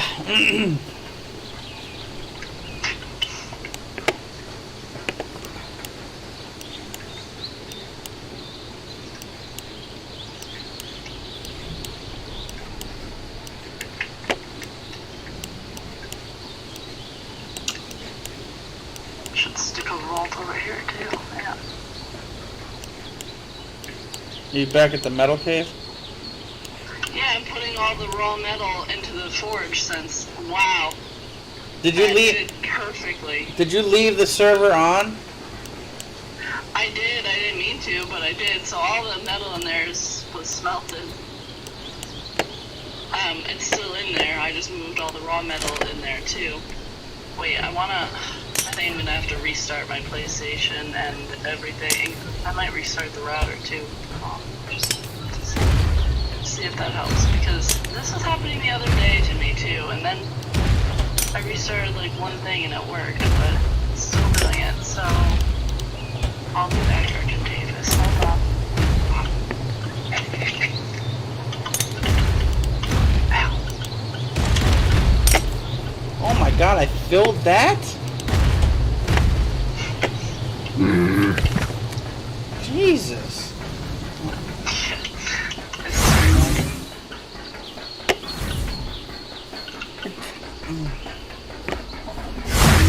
Screw it, I'll put the rest of them in here.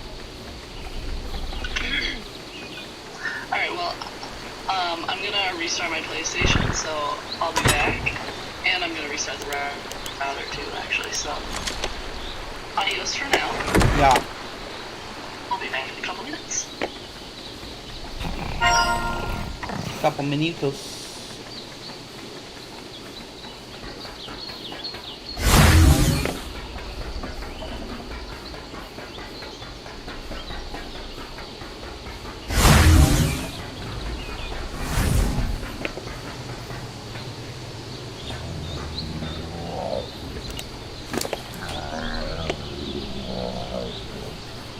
Oh, that's a lot of tinto berries. I'm probably gonna have too much for those to. It's probably not gonna be enough spaces for them either.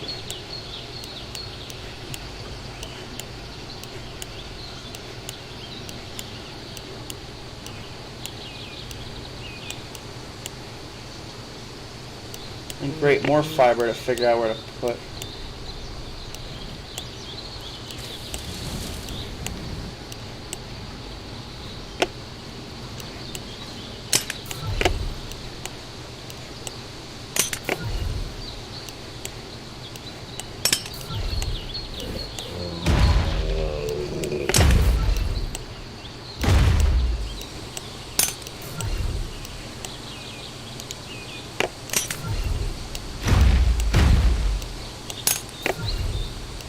That's a lot. You gotta be kidding. I am. Wow, alright. I'm overweight from berries.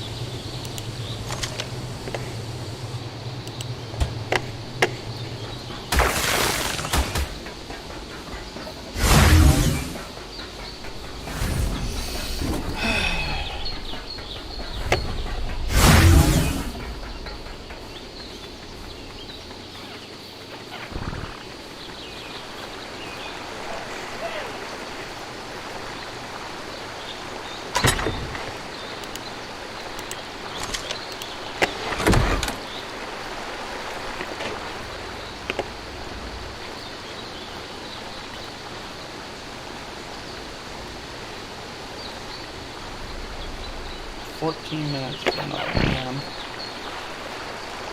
How my baby's doing here?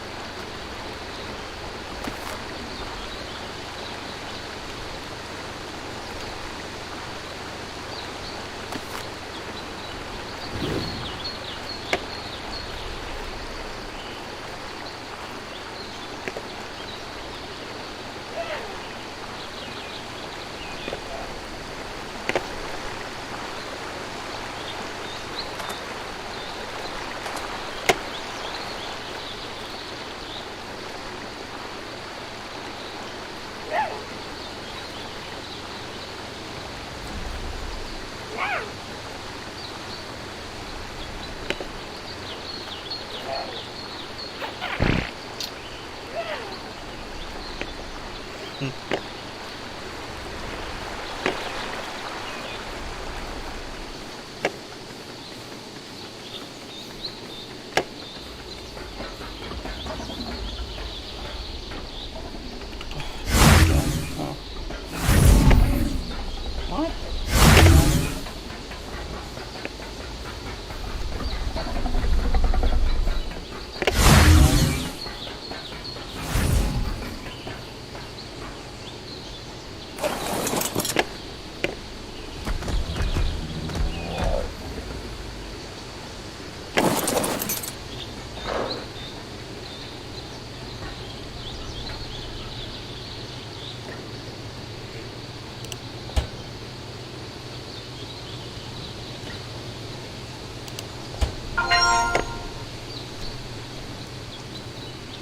Why, hello again.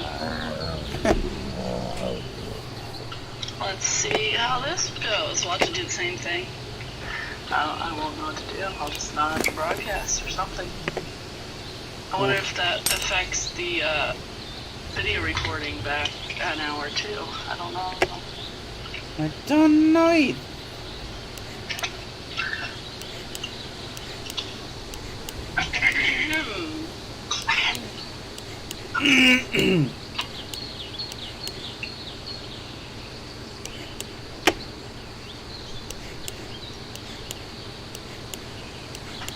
Join ARK.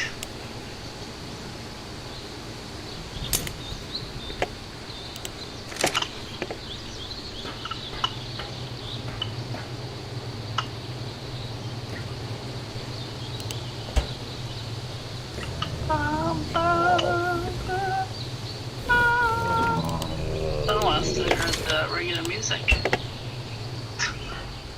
I gotten so used to the Halloween one. I know.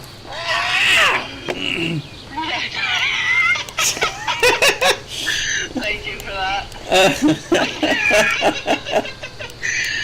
Oh, man.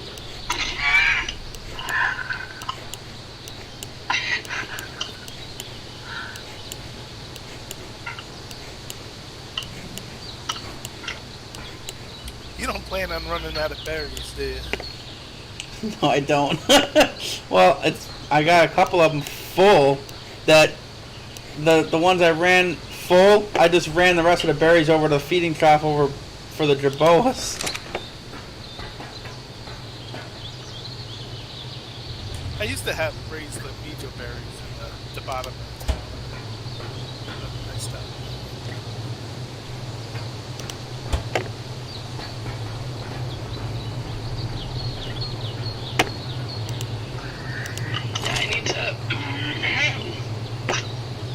I need to replace a bunch of our chests with walls because we have no more room anymore. I feel like they're that expensive in the grand scheme of things. I forgot how much polymer though.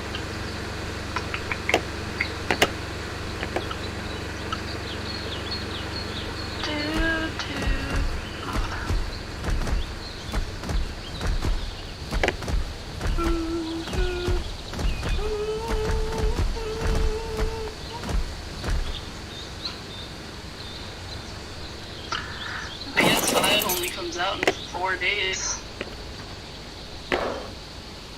4 days? Yeah, 4 days.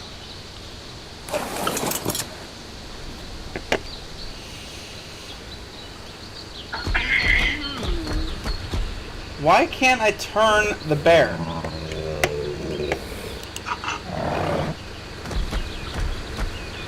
What is going? It won't turn.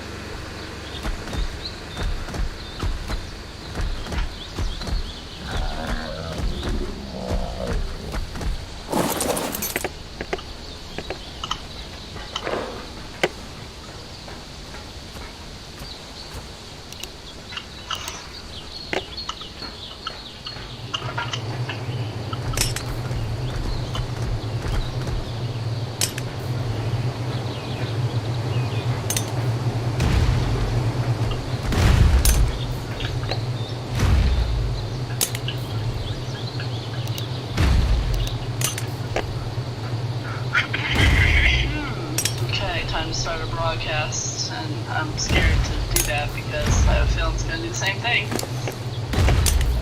In which case, I just won't be broadcasting. Alright, broadcast, trying this again. Industrial forge is back to being full. I moved all the raw metal in there. I already grabbed all the obsidian above this. Let me grab the silver pearls too while I'm over here. Oh, hello. Danny, you should have logged on to here just so you get the level ups when he.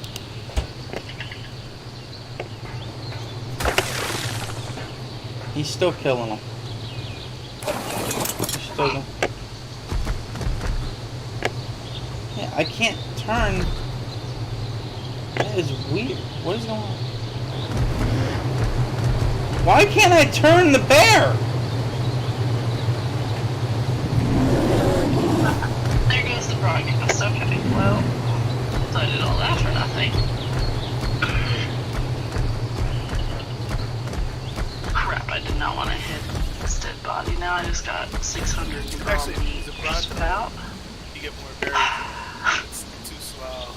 Oh yeah, I know you. Yeah, we have that on our island and game. That's where I used to get a lot of berries, well, berries and thatch. Yeah, I like how it harvests the tail. You know, it gets so many. The Bronto. Oh, right. But You don't have to deal with the fiber. I cannot turn the bear when I'm riding it. For some reason, it's not turning anymore. You must have hit the K button. K button? Yeah. What the heck does that do? It reverses it, so you can't turn. Well, it changes your view. Doesn't that put Yep, you in like that armor works. mode or something? I don't remember coming near the K button, but okay.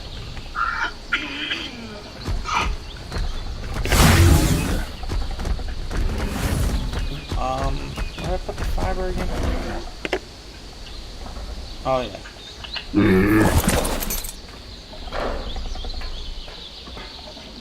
I bother going over to get that obsidian? I'm not going to be able to hold it all, I don't think.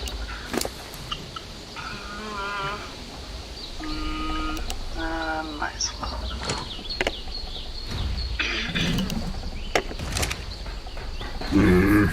There's not many rocks as this one, so maybe. But I also don't want to be flying slow.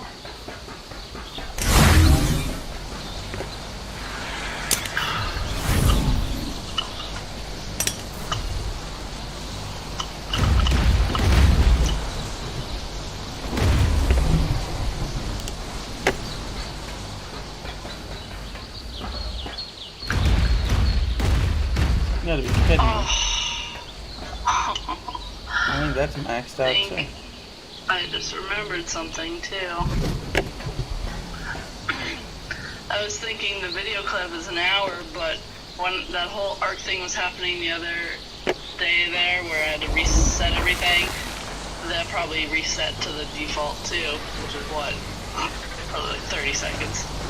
Or is it a half hour? I don't know.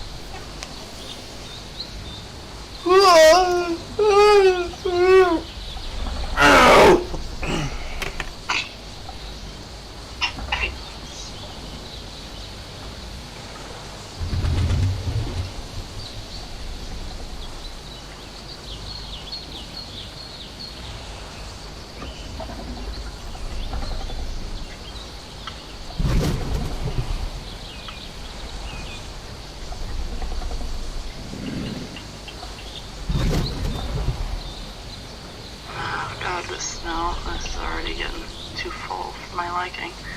Grab this one rock.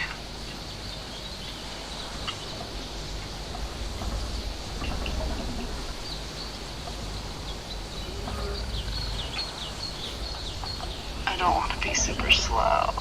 Kind of already am.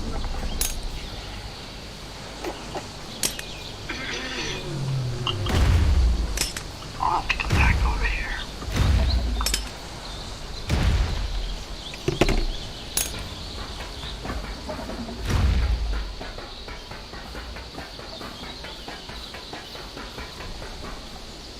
Oh, I gotta change the gamma again. I forgot because I got kicked out. The whole app closed on me before. I haven't had to deal with the. I'm like, why is it so dark all of a sudden?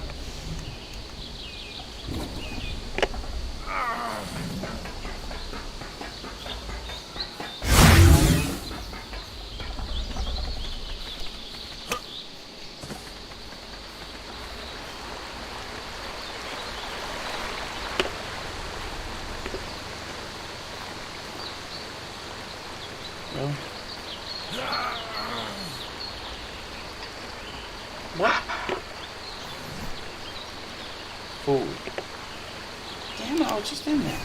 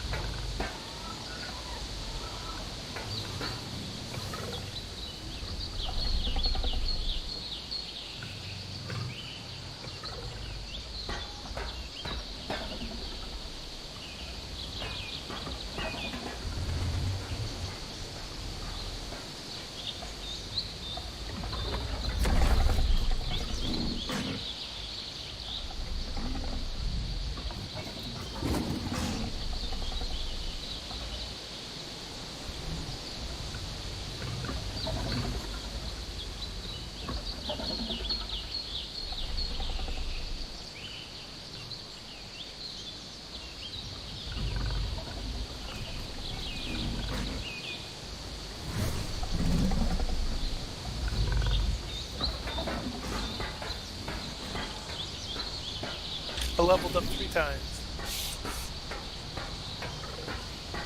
3 times? Yeah.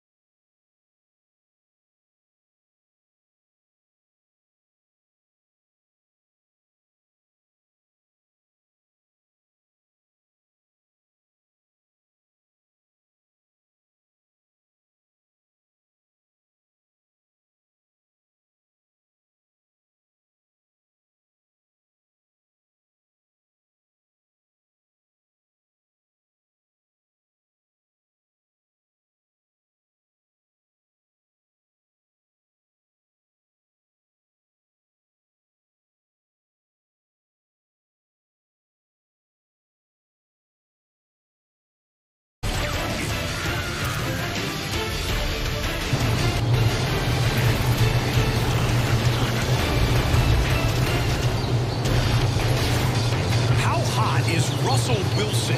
He's 1 out of every 10 passes he throws is a touchdown hot.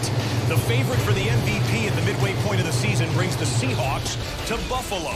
The reigning MVP stumbled last week.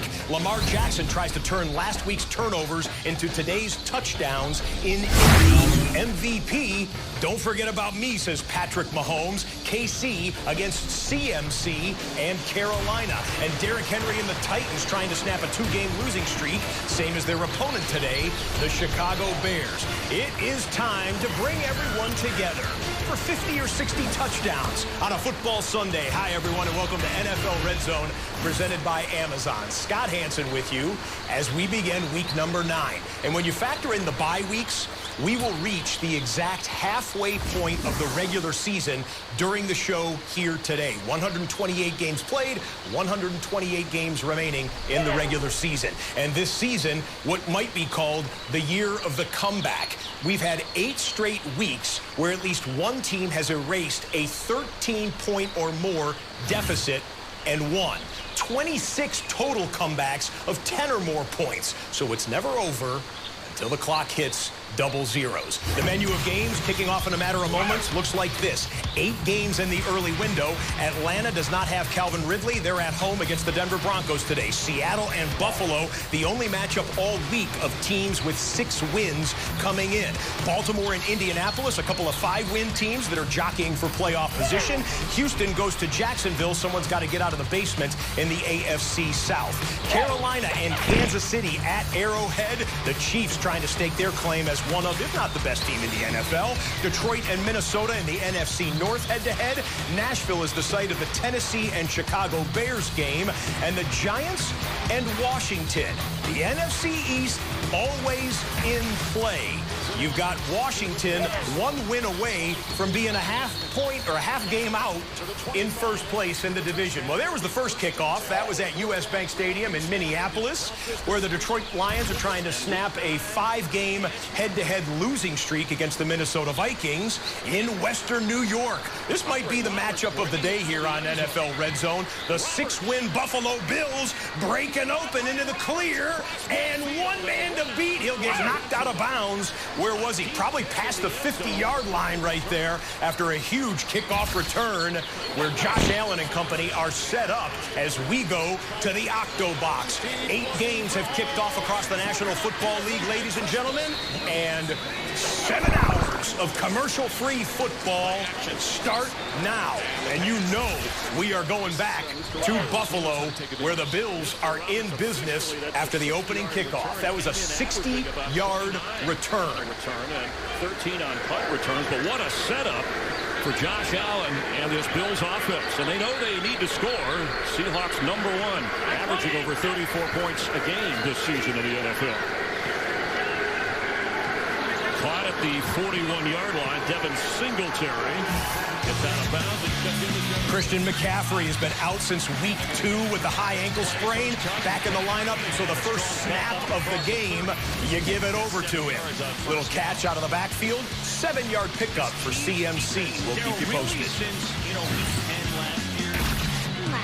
The technique and style he plays with, according to Pete Carroll, fit perfectly with what the Seahawks do. So expect to see him in the middle of things all day long, Chris. Thank you, Jen. Allen on 2nd down and pass caught by Diggs. He's got a first down. Inside the 30, dancing around the 25 of Seattle. Well, I love the 2 opening calls here by Brian Dable, the offensive coordinator for Buffalo. Let's see what Seattle's going to do. Are they going to be aggressive like a week ago? Or are they going to sit in some zone coverage as they do on back-to-back snaps? And Diggs is going to be a nightmare. If they put him in the middle of the field, there's not really a defender for Seattle, I think, that can match his speed and quickness. Josh Allen, 2 out of 2 so far. Singletary remains the back after that dazzling kickoff return to open. Bills trying to punch it in.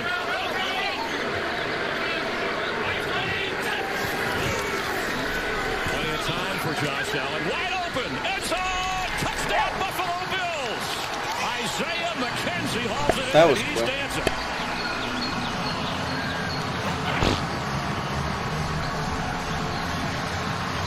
This is what you call a cover 3 beater. You have seen this for years and years and years. If you get the protection, you're going to watch the route cross the face right of the free safety there, Diggs. There's no help from Adams behind him. And with time, Josh Allen has shown this season he is a different guy. Okay, Buffalo Bills, we see you, we hear you. Meanwhile, for the Jacksonville Jaguars, times are desperate. You got Gardner Minshew out with a thumb injury. They are starting a rookie sixth-round pick from Oregon State, Jake Luton, at quarterback. Luton, who's protected well. Luton's going to take his first chance and hits his man. Wide open. It's DJ Chark. Incredible. Lunges to the end zone. Touchdown.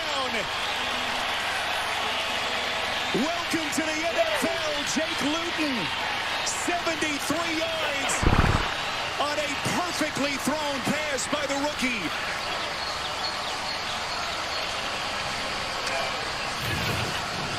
Not quite sure what Hargraves is doing here. This is deep down the field, and you got a free safety in the middle of the field who doesn't even read the shoulders of Luton. No pass rush, and this is a 3-deep coverage. That means Hello, Jake Luton. As I said, the rookie, sixth-round pick, Oregon State. He's 6'6", big arm, limited mobility, but he's got a touchdown pass on his second throw of his NFL career. Okay, DJ Chark, 73 yards, 7-0 Jags. Christian McCaffrey, Carolina Panthers, into plus territory at Arrowhead. With a nice lead block for Christian McCaffrey to get up inside. Christian McCaffrey, coming off a year, is the third player in league history to have 1,000 yards rushing and 1,000 yards receiving in the same season.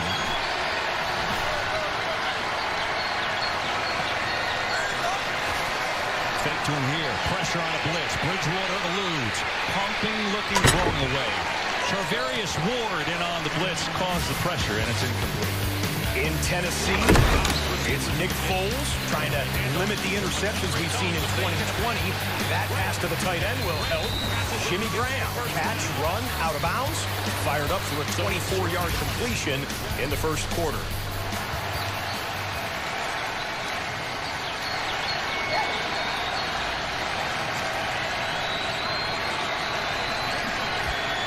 Third down and 4.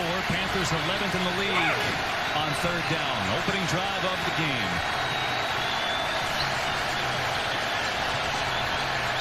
And the first timeout of the game as play clock was down to 1.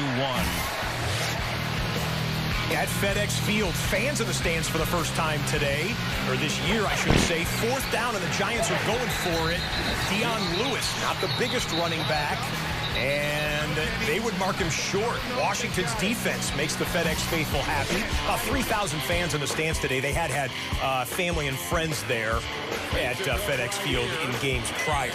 Meanwhile, in Minneapolis, catch from Kirk Cousins to Kyle Rudolph, 22-yard pickup, first down into Lions territory. That's on the right side of the double box. Left side, Younghoe Koo going to try a long field goal, about 52 yards. Certainly long enough. And he splits the sticks. Younghoe Koo, well done. Atlanta 3, Denver 0. Catch for 22. Jefferson a catch of 22. First and goal at the 5. Cook and the block, and a block in there by Dozier, and he is down inside the 1, but shy. Dozier led the way, gain of 4, second and goal coming up for the Vikings on their first possession. Well, the important thing here is that it wasn't called a touchdown. So if the Vikings want to review it, they have to actually challenge it, as opposed to if it's called a touchdown, then it's automatically reviewed. So this is critical in terms of where the ball was marked. It looked like maybe that knee came down. Looks like a good spot. I think the lunge came before the knee. Or the chicken before the egg. One of the two. Mike Zimmer challenges it. Yeah, I think it's a smart challenge. Down by contact with the ball short of the goal line. It's going to be great to see in slow-mo. Of course, the officials don't have that advantage. Watch the knee, watch the lunge. Oh, we stepped away from the replay there. We'll take a look at it, show it to you next time. Meanwhile, in Jacksonville, Deshaun Watson to work. Fresh set of downs, quick delivery. And that is Brandon Cooks, and he springs free. Cooks will score. Jesus. Jacksonville and Houston is 7-7 a minute and a half into the game. 57 yards on a catch and run by Cooks. We played, what, a total of 5 plays in this game, and it looked like both defenses just not ready to play at all. Jared Wilson, he goes underneath the block. He also missed a tackle the play before on David Johnson coming in from free safety. He takes a bad angle, and I think Brandon Cooks has shown if you give him first 2 minutes of the game, and we've had 2 50-plus yard touchdowns in the Jags-Texans game. And another 4th and short for another team. The Bears go for it. David Montgomery, he's not even going to get close to it. No chance. Tennessee makes the fans at Nissan Stadium fired up.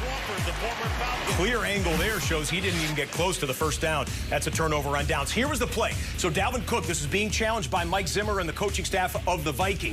Leaning, ball breaks the plane, then the knee goes down. We think this is going to be a touchdown. We think this will be overturned. Again, the ruling on the field was down by contact inside the 1 yard line. That replay seemed pretty definitive. We'll let you know after they come out of commercial break. All right. We've cleared all of the red zone possessions. You see the red outline on Minnesota, but obviously we're waiting on that review. Here comes a play that just happened in Washington and the Giants game. Look, just watch it. You guys just watch it. Listen to this. Start from the 35-yard line. Kyle Allen throwing on first down. It's complete. The rookie Antonio gets it out of the backfield, and he is into Giants territory. Lost the football. Bouncing around. It's still loose. Now the officials will attempt to get to the bottom of the pile. I mean, how many different guys had a chance of it in there? Number 21, Jabril Peppers. All the officials are looking at it. They're like, no, that guy's got it over there 5 yards away. Peppers rolls out of the pile with it. They're going to call that a Giants recovery for the defense. But easily 2 or 3 guys on each team had a crack at that loose ball. What a wild play as Antonio Gibson put it on the ground. We come back to the Carolina and Kansas City game. And you know what? We can confirm Minnesota was a Dalvin Cook touchdown.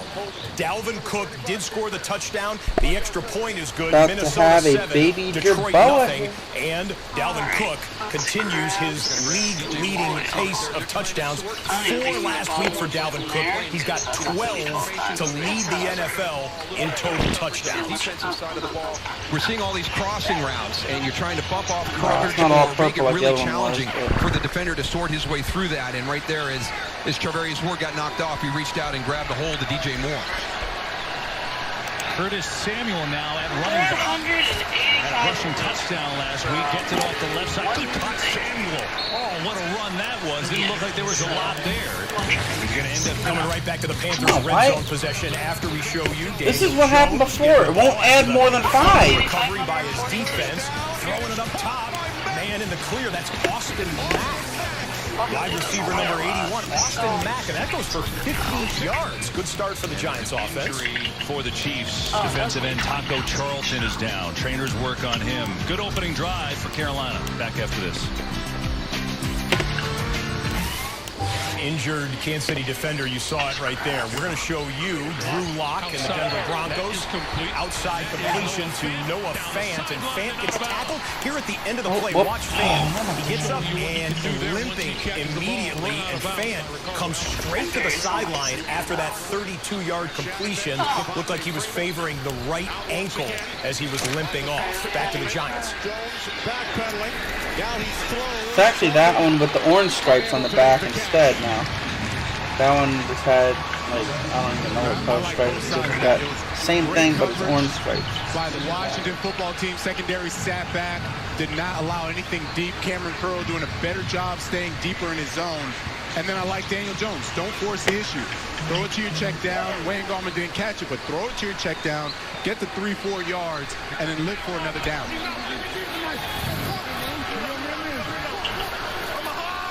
Tight end set, second down and 10, off the fake to Gallman. Pass over the middle is incomplete as Jones was under pressure from Montez Sweat. Yeah, that's not going to work if you're the Giants. Look, Montez Sweat is coming right here. They're trying to pull linemen to fake Montez Sweat into going with those linemen. When you pull them, look at that. It leaves a soft edge for him on Daniel Jones. No, I made it before. I made it the... Those are the types of plays where he has the turnovers. Well, I made it the exact opposites, the purple with the orange stripes and then the orange with the purple stripes, and had a nice color. And stupid me, I went, you know, I got the berries down. I put a bunch in the feeding trough, and then I had some on me still. I went up to imprint on it, and I was so focused on trying to imprint it quick, and I forgot to put the berries in it. Terrific job by that Washington front. I know. Talk about mug. These are everybody, all linemen, linebackers up on the line of scrimmage, and they all come. You talk about bringing the house. Cameron Curl taking the place of Landon Collins, blitzing just as aggressive, just as fast. And I gotta wait another 32 minutes for the orange one to be ready again. Team defense not giving up the 7 points. That's a win for them.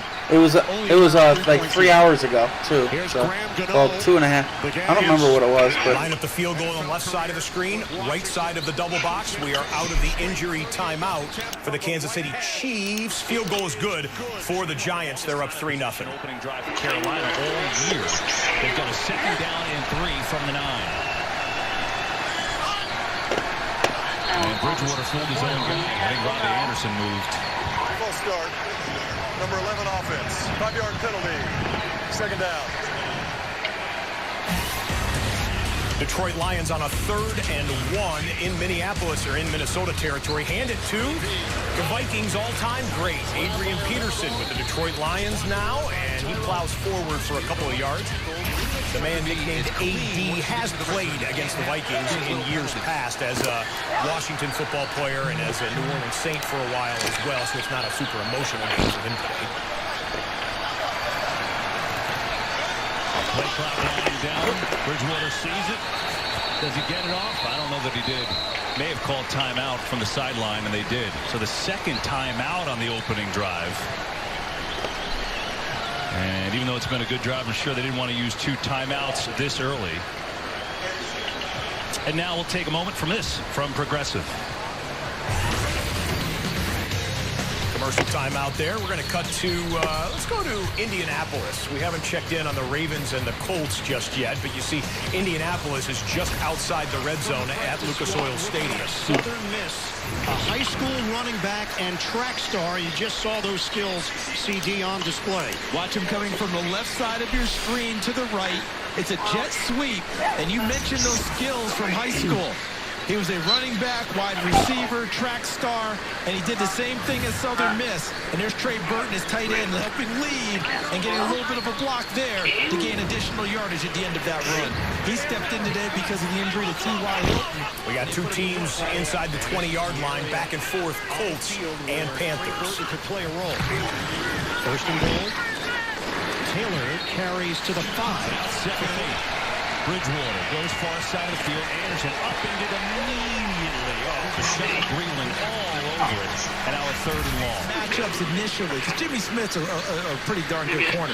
It's where you get weakened where Jimmy Smith would be the nickel, and then you go down to the next guy who's taking over.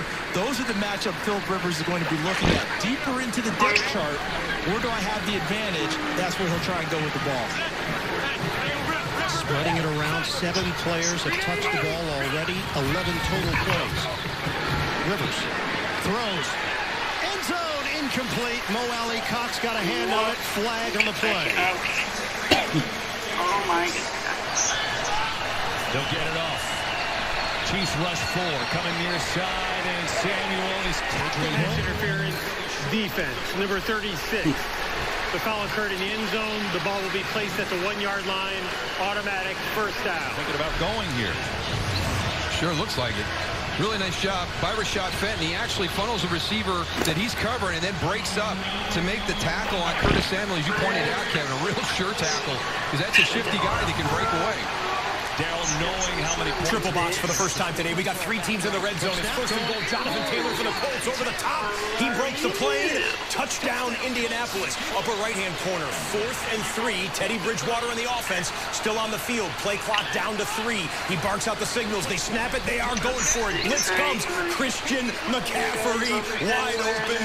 Touchdown for CMC in his first quarter back in pro football after missing 6 games. Wow. 2 touchdowns there. Bottom of the screen, the Detroit Lions inside the red zone. Matthew Stafford, who was gone all week from the Detroit Lions. As you watch the replays of the Colts and the Panthers touchdowns, let me tell you about Matthew Stafford. He went on the COVID list midweek, did not practice, not 1 snap. He wasn't even in the facility for the Detroit Lions. He took a private jet to Minneapolis to social distance from the rest of the team. They put him in a different wing in the hotel last night. He didn't see his teammates all week long until he showed up for warm-ups here in pregame. Matthew Stafford gets sacked on that play, so Matt Prater comes on for the field goal attempt. And look who's back in the red zone, Josh Allen and the Bills.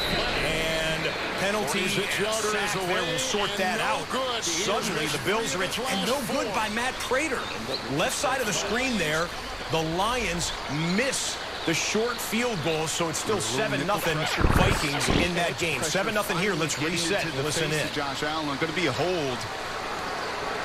Holding. Offense. Number 7. 10-yard penalty. Replay. First down. I think they're calling it on. Yeah, it's a left guard, Cody Ford right there. It is Ford, okay. Yeah.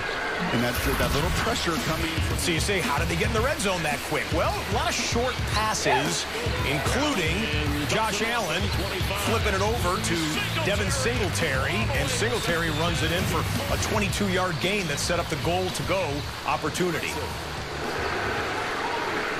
He was working against Rasheem Green. Seahawks are glad to have him back. Threatening blitz, first and goal from the 15. Dumps it off to the running back. It's Singletary. Gets back inside the 10-yard line. Wagner, he leads the team intact. In Jacksonville, it's a long field goal attempt for Kaimi Fairbairn. How about 54 yards? This would be his season long. And yeah, it was high on the sticks and through. So the Texans jump out 10-7. Both those teams, Houston and Jacksonville, 1-win teams, and Texans' 1 win was against Jacksonville about a month ago. Right. Cover 3, Peter. Okay, that too. Singletary's the back. That's second and goal from the 10. That's Diggs in motion. Top of your screen. On the move is Allen. Can't find anybody, so he'll keep it and run out of bounds. He's second on the team in rushing. He's got 4 rushing touchdowns. He got him a little bit closer. And you can hear Josh asking for the horse collar and some of the sideline members as well. Tremendous effort here from Carlos Dunlap, from L.J. Collier. And that is, there you go. Horse collar tackle. Defense number 91. Half the distance penalty. Automatic. First down. That is the correct call by Josh Allen and Brock Heward. And that is big because it was going to be 3rd and goal. Now 1st and goal from the 2. Yeah, and this is what they try to avoid, right? Because if Josh wasn't 250 pounds, he's yanked back even harder in a more precarious position. LJ's Collier's giving you everything he's got, all the effort in the world to try to corral Josh Allen, but that's the right call. 71 is an eligible receiver. How about this start for Buffalo? Well, I mean, Seattle's defense last week, I mean, they knocked Garoppolo and Kittle out of the game against San Francisco. They're having trouble tangling with this team. Allen looks one way, middle of the field, catch made, and that's going to be a Buffalo touchdown. Cole Beasley make that Tyler Kroft the tight end. Allen had all kinds of time. Actually had 2 people open on that play. That's just such a hard play for defensive players, Chris, down around the goal line, right? You're going to sell out for the run, but you're going to see a nice job here by Kroft getting to the back end line. He beats KJ right there, and then he stays flat down that end line, and there is a bullet, man. Number 17, Or you talk about Garoppolo. Josh Allen, Buffalo Bills, statement first quarter there. They're going to be at 14-0. Seahawks defense has been an Achilles heel for them. They have Jamal Adams, by the way, back in the lineup, does the Seattle Seahawks. Okay, we are now back live in Nashville, but we're going to do a little game rewind presented by Amazon. Ryan Tannehill fakes the run, throws the pass. A.J. Brown breaks the tackle with some speed to the corner, hits the brakes. Will fly right by. Yeah! Old Top Gun reference right there for you oldies. 38 yards on the catch and run by A.J. Brown.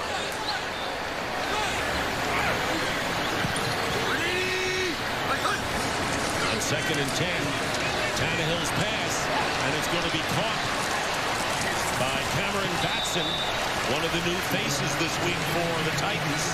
And Buster Screen is there to make the stop. Safety for the Titans working in plus territory. You got the Minnesota Vikings in the red zone. Second possession for the Vikings.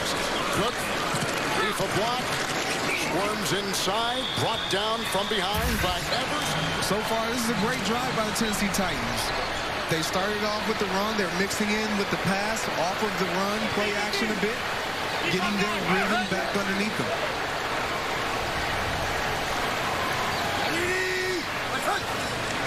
On 3rd and 4, the quick pass drop, incomplete. Anthony Fertzer, the tight end. So that'll bring up 4th down. And Steve. 3 tight ends, 2nd and 4. Fake to Cook, blocked by Reef, into the end zone. That is caught for a touchdown. The tight end, Irv Smith. 9-yard laser thrown by quarterback Kirk Cousins. Snapper Ryan Allen, the new holder, although he and Gostkowski worked together for 6 years in New England. A 40-yard field goal attempt, and the kick is good. So another accurate throw by Kirk Cousins, starting off this game 4 of 4, 83 yards and a touchdown. He's now got 10 catches over the last 3. Minnesota Vikings have lost 5 straight at home. Their last win at home was against the Detroit Lions, and they're up 2 touchdowns against said team at home right now. To Atlanta. Going deep. Has a man ahead of the defender. It is caught in the end zone for the touchdown. Olamide Zaccheaus.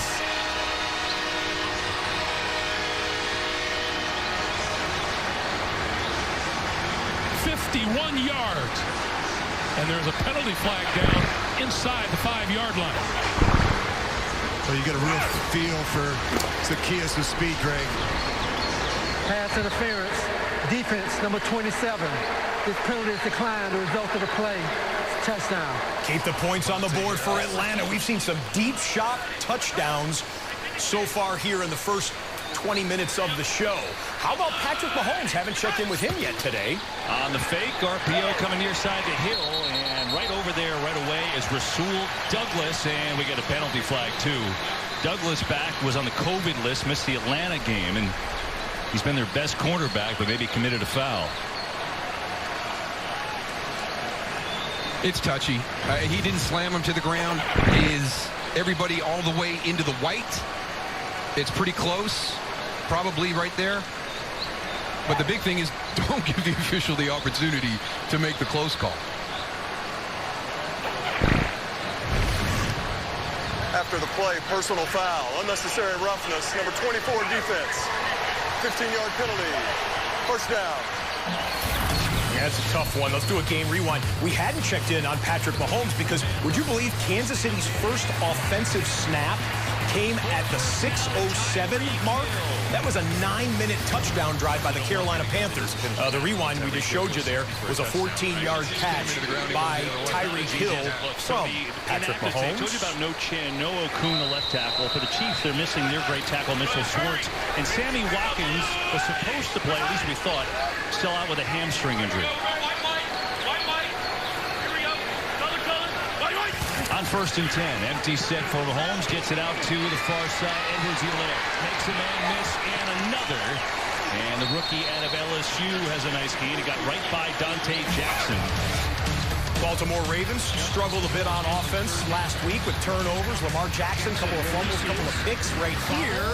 Ooh, there's a bobble, and he was juggling as he went out of bounds. Hollywood Brown had the catch for a first down, but he did not control it before his feet hit the ground out of bounds. Incomplete pass. Ravens will be forced to punt. Rallying to the point of the tackle.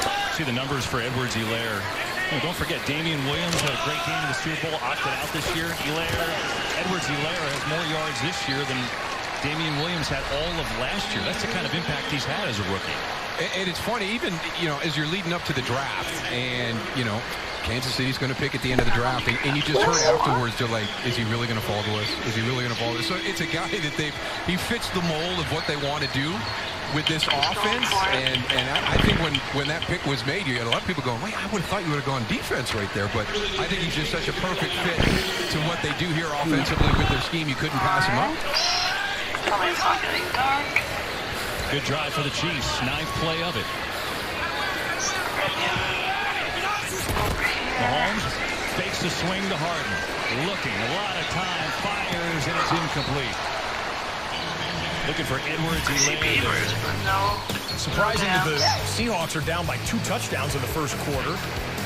But Russell Wilson, DK Metcalf, a threat to get him back in the game at any given moment.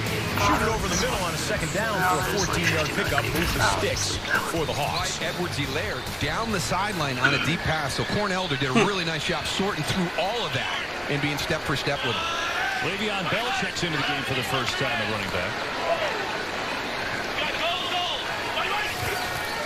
Mahomes, a lot of time, firing, incomplete. Had Tyreek Hill with a couple steps on Dante Jackson, just misfired. Oh crap, there's one over here. We just showed you the DK Metcalf catch. Watch the release on the pass by Russell Wilson on this one. Little sidearm shot into, right, watch a replay here. As he's sliding down to the ground, just brilliant stuff. And then Tyler Lockett would scoop it up for another chunk play for, we may not call it a chunk play, but good gain there for the Seahawks. Russell Wilson never received an MVP vote. He's going to get several this year. Mahomes, a lot of time again, stands in and delivers, incomplete. So 3 misfires in a row, trying to get into Tyreek Hill again. And after a nice double box in the Seattle Seahawks watching their drive, they are now to the red zone. Let's call it the 14-yard line on a 2nd and 1. Running back, former Hurricane. In his second year, they're actually buddies as they hang out a little bit, as they did in college. Wilson tipped, but caught anyway. Knocked down right away. Jacob Hollister. Oilers 10 for Harrison Butker. 13 of 14 on the year. And he's got it.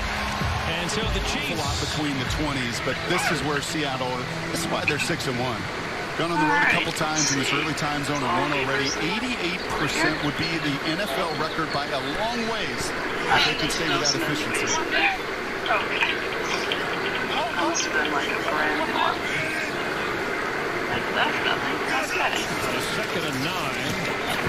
Across the middle. Near the 5-yard line. Short of the first down. Going to be a 3rd and short for the Seattle offense when we get back there in a moment. This was the punt by the Giants a minute ago.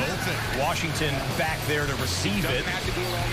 And the return man, a little bit of sunshine and some shadows there in Landover, Maryland. And the ball goes on the ground. A muffed punt turns it back over to the G-men. That's an instant red zone possession. So let's double box in Daniel Jones and the Giants as you watch Russell Wilson and the Seahawks, 3rd and short.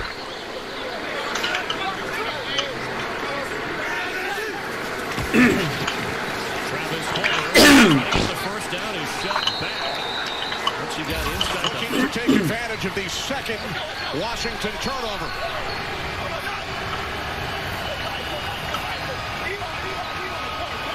Lewis shifts into the backfield. 3rd down and 4. Jones throws, catch is made, taken inside the 5, and then towards the goal line. It is a touchdown. Austin Mack, his first in the NFL.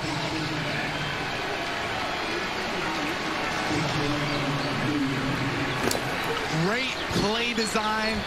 Jason Garrett, Daniel Jones, completely understanding what the Washington football team's defense does in the red zone, and he might be sure. Let's take a look again with the ball scoring plays are reviewed. Yeah, he was on top of the defender, though, there, Jonathan. Well, his knee did hit the ground when he was short, and then the elbow also hits the ground. It looked like before the ball crossed the line.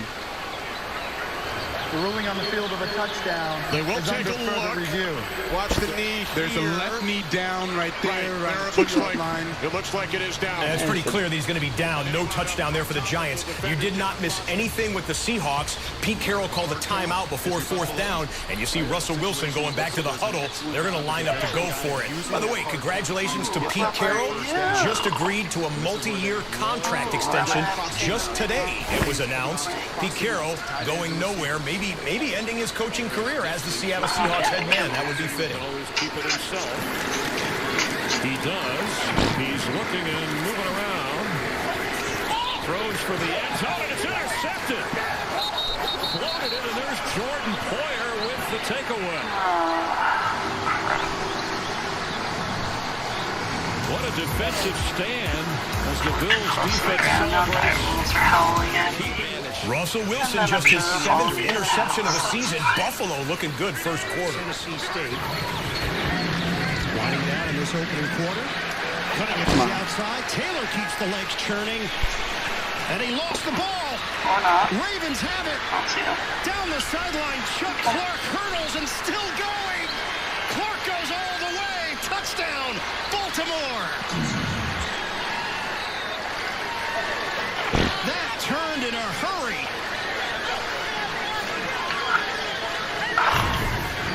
If there was one knock on Jonathan Taylor coming out of Wisconsin, it was ball security. And it came up right there. Notice how hard they worked while they were tackling him, while they were trying to work the ball free. And I believe they popped it free before he went to the ground.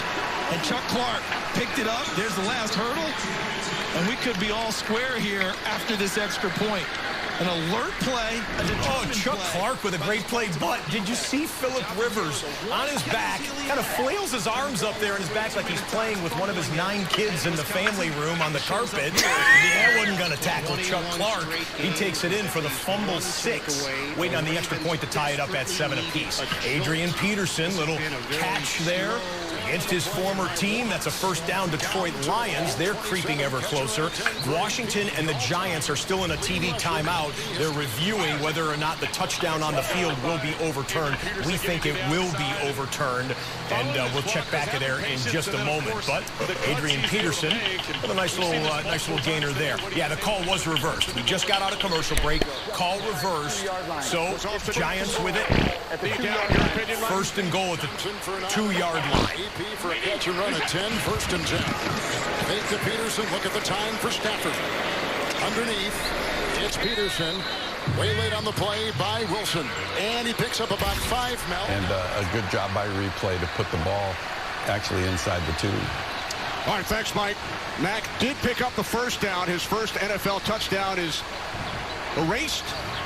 Giants now with first and goal from the Washington 2. 3 receivers plus the tight end Ingram. Gallman in the backfield. On first down, it is Gallman, and he walks it in for a Giants touchdown.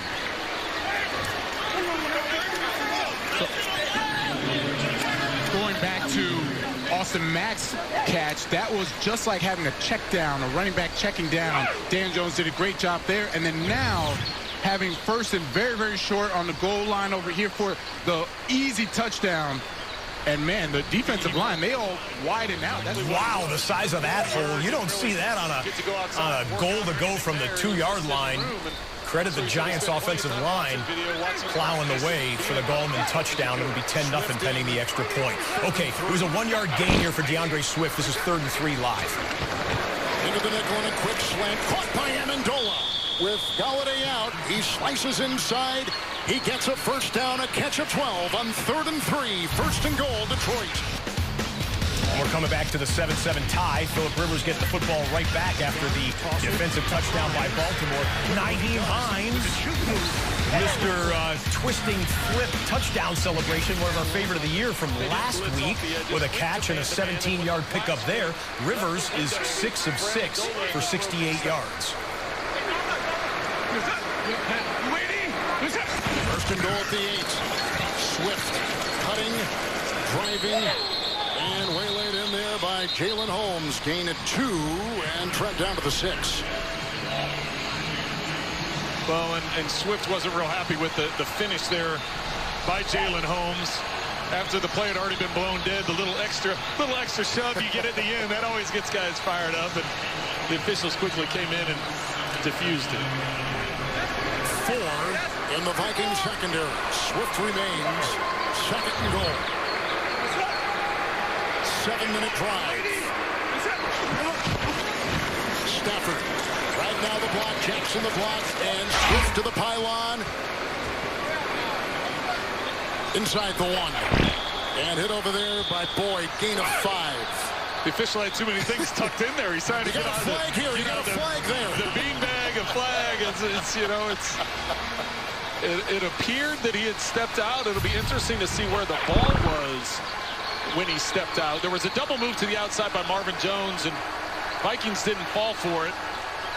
Oh, the ball fumbled out of bounds. That's why he was fumbling around. The official was fumbling around for the beanbag. The ruling on the field is that the receiver fumbled the ball at the 1 yard line and went out of bounds at about the half-yard line. So we'll return the ball to the spot of the fumble, which is the 1 yard line at that point. He's like a magician in that cloak thing, right? Now, you might want to look at that one. Swift did not have the football for very long before it hit the ground. KJ Hamler, last week's hero on the final play of the game for the Denver Broncos, getting a little reverse end-around action, 15 yards.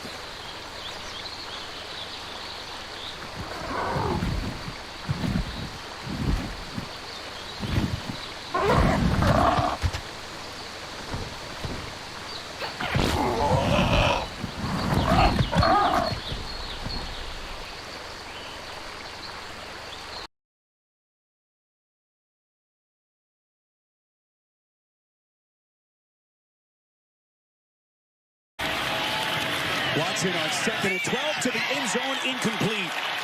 A little bit too high through the hands of Akins. And Daniel Thomas. Tackle Morgan Moses. Going back to needing to relax, settle down. You have penalties, turnovers. There's no way that you're going to win this game. And, you know, it kind of reminds me of a team that's pressing too much right now. They understand this is a game they should win. If they don't beat the New York Giants, everyone will say, oh, what's wrong with this team? At the point of attack, if they could just make the play and get off of the field, they're playing pretty solid D. See their red zone numbers. This is where Watson was hoping to get Akins involved as this pass instead goes in the direction of Duke Johnson. And to go down low for it. Tackled by Jack's team. Don't press. Go ahead and do what you need to do offensively. It is now 3rd down and who the hell is that? Catch made by McLaurin.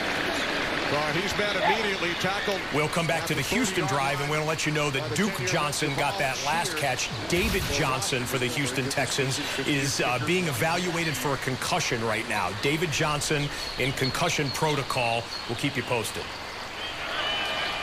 And this will officially be a 30-yard chip shot attempt.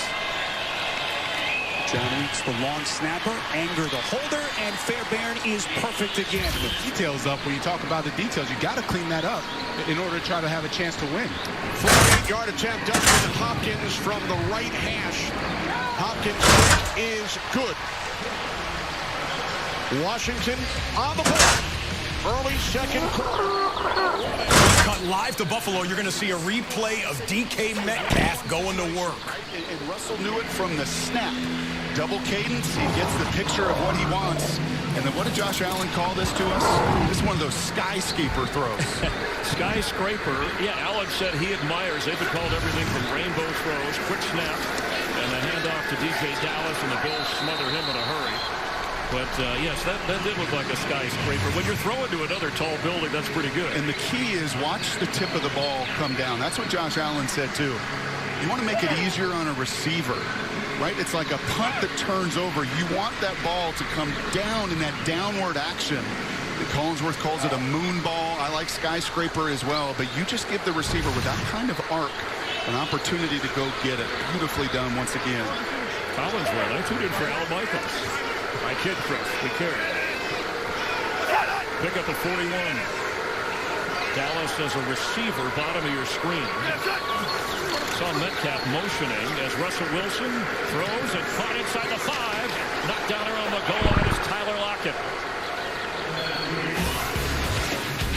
Chicago Bears in a low-scoring first half in Tennessee. That was 3rd and 2, and no push from the line.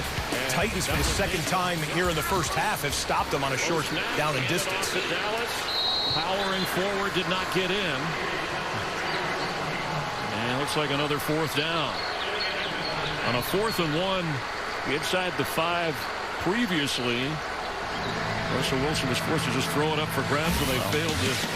I mean, Christian McCaffrey, it's like he never left. They put him back in the lineup, and boom, we're just doing Christian McCaffrey-type things. He's already caught a few passes, pops a 13-yard run right there, 10 touches, 65 yards from scrimmage, and the touchdown for Christian McCaffrey. Russell Wilson told us our offense at times almost unstoppable. This is the time they needed to be unstoppable. They want to stay in the game. Russell Wilson goes forward and touchdown, Seattle. That's his first rushing touchdown this season. And you may have to go back and look in 9 years. And I think I've watched about every game. I don't think he's ever had a QB sneak touchdown. So add that to his list of touchdowns as well for Coach Carroll. And it's just not been of everything in his repertoire, and I mean everything. He's got every tool. This has not been a part of it. He's not been a QB sneaker through the years, but boy, he felt that just soft cushion, fell into the end zone.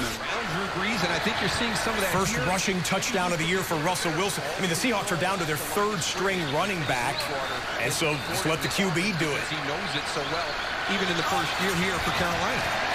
Bridgewater, and it's McCaffrey comfortably into, and McCaffrey out near the 45, and so it'll bring up a 3rd down and short. Now that's if you can get that matchup. I know that we like Daniel Sorensen. He's a good football player, but when you're going up against Christian McCaffrey, 49 against 22, you got a bubble right there. That's a great release by DJ Moore to get Daniel Sorensen outside to make it even easier for Christian McCaffrey to come inside.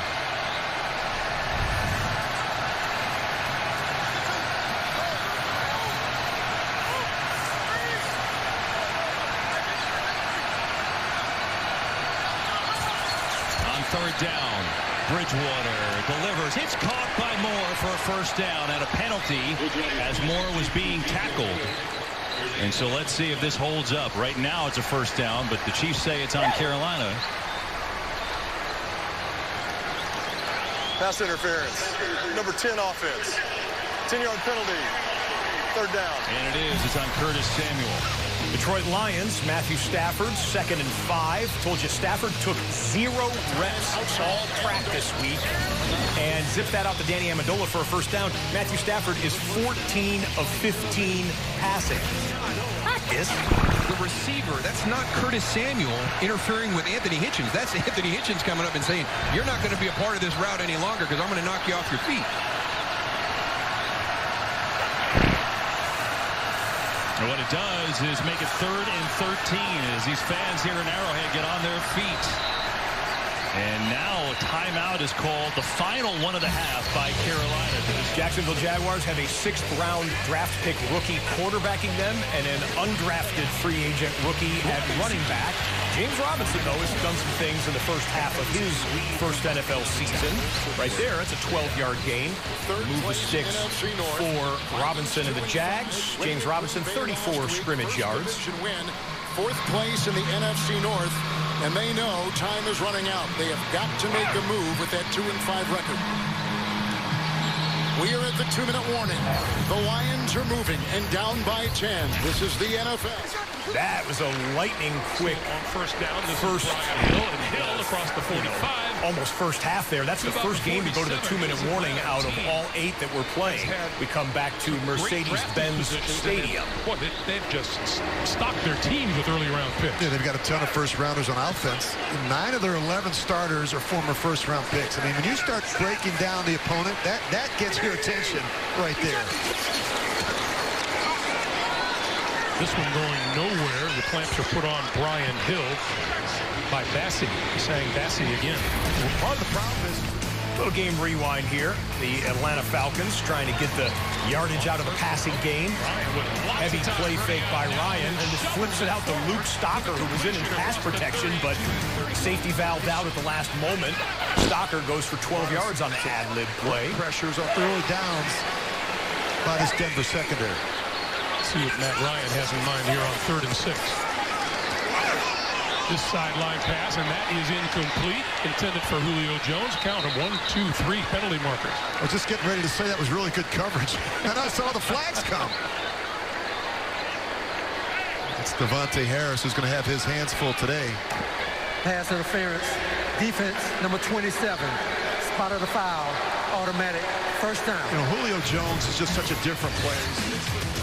Jake Luton, the quarterback of the Jags, 7 of 13, over 100 yards here in the first half. Of course, the second play of the game, he hit the 70-something yard touchdown. That's a nice-looking ball right there to the tight end, Tyler Eifert, for the Jacksonville Jaguars. 17 yards, first down, Jags. There's Julio Jones again, shakes the first tackle. Off inside the 35.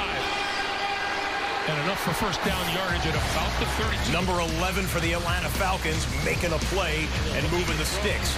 Number 11 for the Tennessee Titans, making a play and moving the sticks. Seconds ago, it was A.J. Brown, 17 yards, and a first down, Tennessee.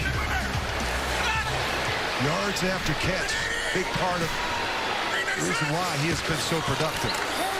This is Hill, and Hill going nowhere, wrapped up at the 35-yard line, and Josie Jewell in again on another tackle for Denver. Just starting this day, Matt Ryan. Out of the 2-minute warning timeout at U.S. Bank Stadium in Minneapolis, 3rd and 6 for the Lions. Johnson in the backfield. 5 in the Vikings secondary. Stafford, 14 of 15 across the middle, deflected and caught by the backpedaling Hawkinson. Brought down on the play by Jones. They get the first down to the 15. A gain of 11 on 3rd and 6 for the Lions. Watch the pressure that the Vikings bring. Hawkinson's going to be going from right to left. And as Matthew Stafford stepped in, you see the ball get tipped. Great concentration by Hawkinson to be able to reach back. Let's see if Lions hit a pass to go inside the 20-yard line. Falcons hit a pass to get inside the red zone. The injury in the absence of first down. That's our director, Suzanne Smith, along with producer Ken Mack. 1st and 10, outside they go. Good catch by Jones. Better move the down. Gurley to the 10. Jones, 15-yard toss by the quarterback, Matthew Stafford. Big drive, great play, and the Lions have crept now to within 4. you wonder if there was any issue with timing. You see when the ball came out of the hands of Matthew Stafford, Marvin Jones was turned around. He wasn't even conversation with offensive coordinator Dirk Cutter. He's going to say, hey, let me throw the football. Believe me, Dirk Cutter's no dummy. He's going to give these receivers a chance to make a play against some backup corners. And we work our way down to the 2-minute warning before the snap. Matt Ryan looked to see if he might get a jump. He did not at the line of scrimmage. All right, 2-minute warning there. Bookmark that drive for the Falcons. We've got the Buffalo Bills, who have controlled the tempo and the scoreboard in the first half at home against the Seahawks. Singletary is the back. Allen open underneath, but not much there. Slipping a tackle is John Brown. He made it happen between two Seattle defenders.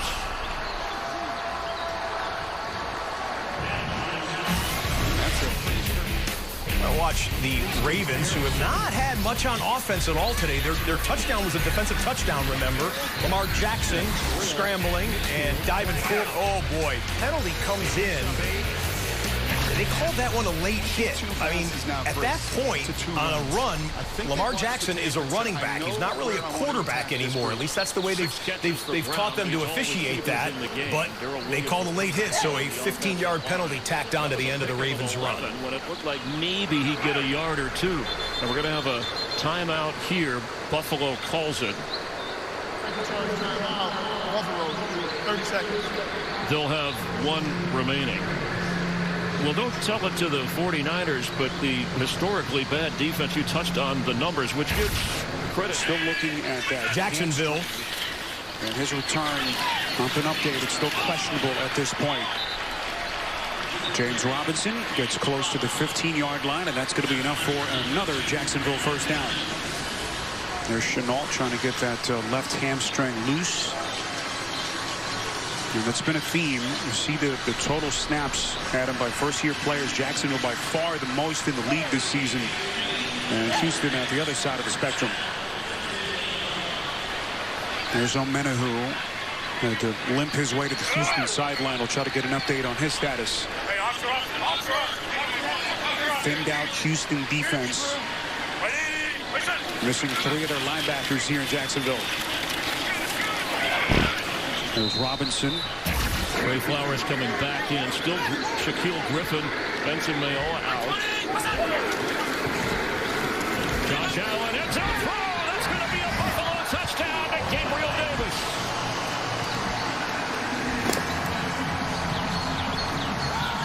Picture perfect once again for the Bills. Play out. Down around the goal line. We've seen it on both touchdowns. Pretty difficult on linebackers. Pretty difficult on. There's Gardner Minshew. You saw him pacing that Jacksonville sideline. Robinson finding some daylight. Taking on tacklers all the way down to the goal line. And a touchdown. Triple box there as you're going to have a first and goal in the upper left-hand corner of the screen. James Robinson and the Jags just got that done. Upper right-hand corner, it is a red zone drive for Patrick Mahomes. Let's listen. Quick throw out to Hill. Gets a block. Tyreek Hill racing to the pylon. The pass rush has to be at its best. Defense, number 23. Spot of the foul. Automatic first down. Not only Colin Johnson, but also Chris Conley. This drive is all about committing and sticking to the run for Jacksonville. 12th play of the drive that began at their own 25-yard line. Robinson is in for the touchdown. And Jacksonville can situation. Chiefs go double tight end. Mahomes twirls around. Looking, firing, it's caught for the touchdown. DeMarcus Robinson for 6. All right, so I'm going to ask you. We had a really good conversation with Andy Reid about his creativity and what he allows his guys to do during walkthrough. Is this something we saw at a walkthrough maybe earlier in the season? And Andy said, you know what? I kind of like that. You know, let's work on that one a little bit and see what happens. You're trying to get Patrick Mahomes to walk out like he's making an audible, then he runs one way and loops back the other way. I mean, that's what makes this team so fun, right? It's the connection that they have with their coach and their ability to change so much every week. As Buckner's extra point is up and good. And to everyone getting involved for the Chiefs, as mostly through the air today, Mahomes, you know, a little fake, a little twirl, and a little touchdown. Another one for Patrick Mahomes. I can't remember ever seeing that, where the quarterback acts like he's almost in motion and then comes back and takes a shotgun snap while he is in motion and throws a touchdown pass. Only Andy Reid, only Patrick Mahomes, only the Chiefs. And A.J. Brown with a catch from Ryan Tannehill and dives for the pylon. 6 for the Titans. Reid closest to him. Makes a great catch in traffic at the sideline. And a touchdown for the Titans. A 40-yard play to increase their lead. This is an unbelievable catch. First and foremost, the defender all draped over you as A.J. Brown. This is how you make a play for your quarterback and your team who's been struggling all afternoon. But this has become one of the staples in the National Football League. You condense the split of the receiver, and you run them on that spray go. And in Washington, Graham Gano from 48 yards away. Got it inside the left upright. One's good. So you got a 13-3 Giants lead. Because, of course, the one-win team would beating the two-win team in the NFC East. Philadelphia sitting on the bye. Dallas Cowboys play later today in the late window. Cowboys have their work cut out for them. as they face the last undefeated team in the league, the 7-0 Pittsburgh Steelers. We got one team at the moment in the red zone. It's here in Atlanta. The ball was tipped at the line of scrimmage by number 93 of the defense. Therefore, there is no pass interference on the play. It will be third down at the 11-yard line. Please reset the game clock to 1:57. Our Gene Steratore was all over that, weren't you, Gene?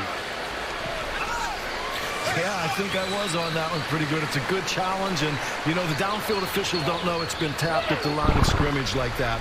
So that's when communication has to occur by the referee and umpire that would see that tip by an interior lineman.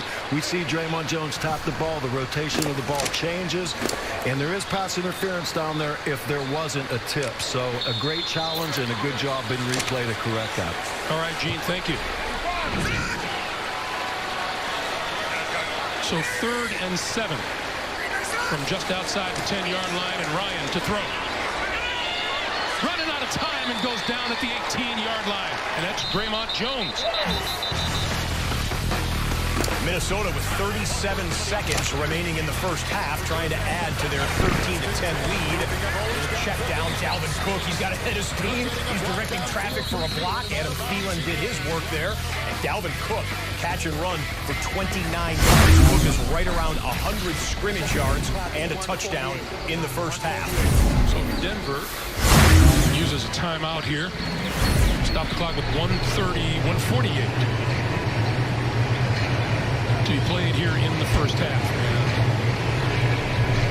Denver gets a stop there. They hold him to a field goal, and this is an area of the field where Vic Fangio and his defense has always been good. Very good down in the red zone defense. They force you to kick a lot of field goals in this part of the field. Younghoe Koo from 35 yards earlier, hit from 52.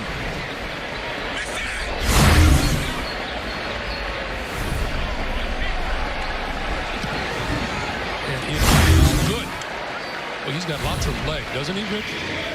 Plenty of leg. 20-3. And Minnesota going quick here with the final seconds of the first half ticking down. BB in motion.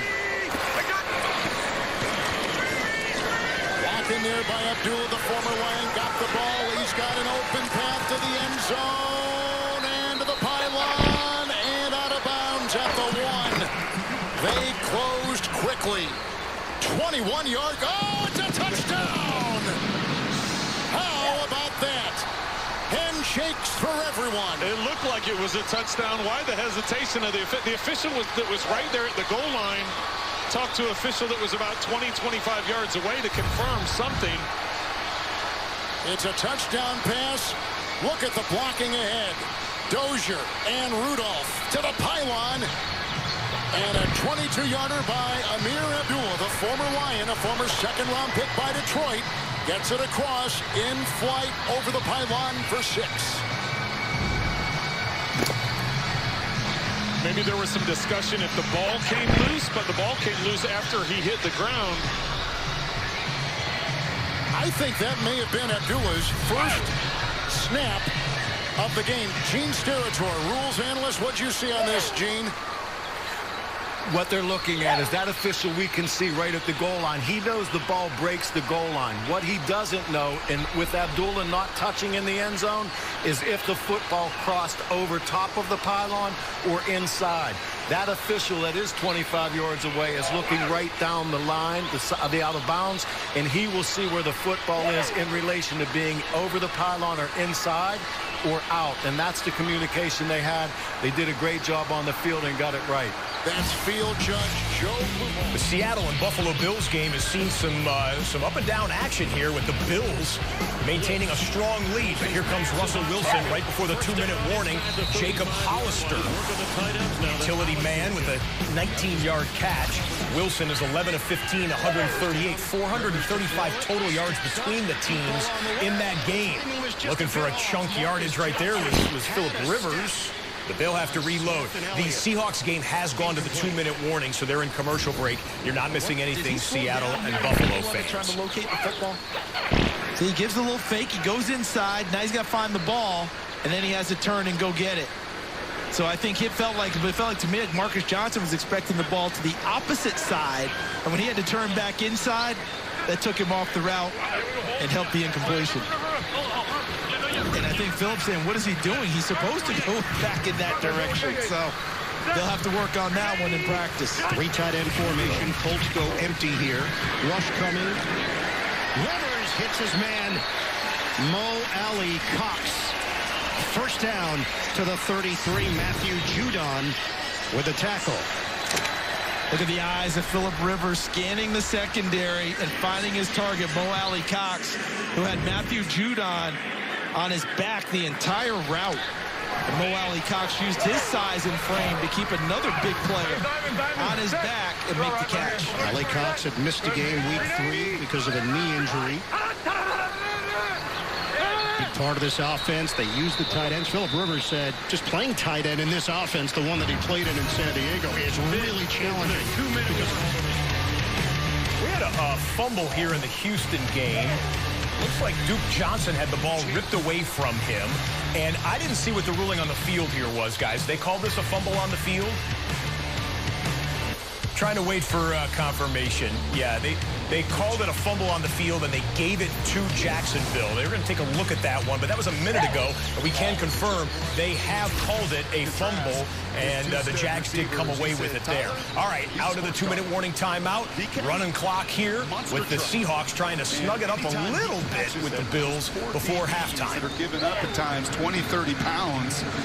And on top of the power and explosion, just no fun playing 14.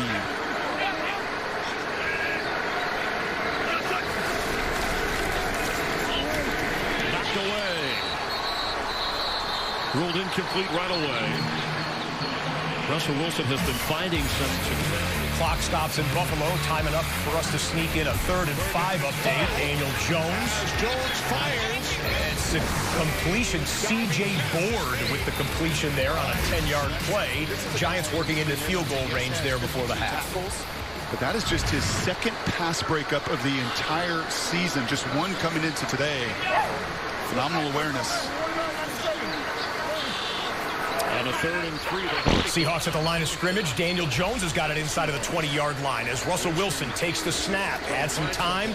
Scrambles to his right. Throws it to the end zone. Man breaks late. And it gets knocked away. Oh, Russell saw him at the last moment. But good recovery speed by the Bills DB to break it up. Boy, and that is really well done. You have 4 first-rounders that are starting. Then you have another first-rounder in Ryan Kerrigan. Yet you don't see the same production or disruption, I should say, as when the 4 first-rounders for the 49ers are playing that defensive line that went to the Super Bowl last year.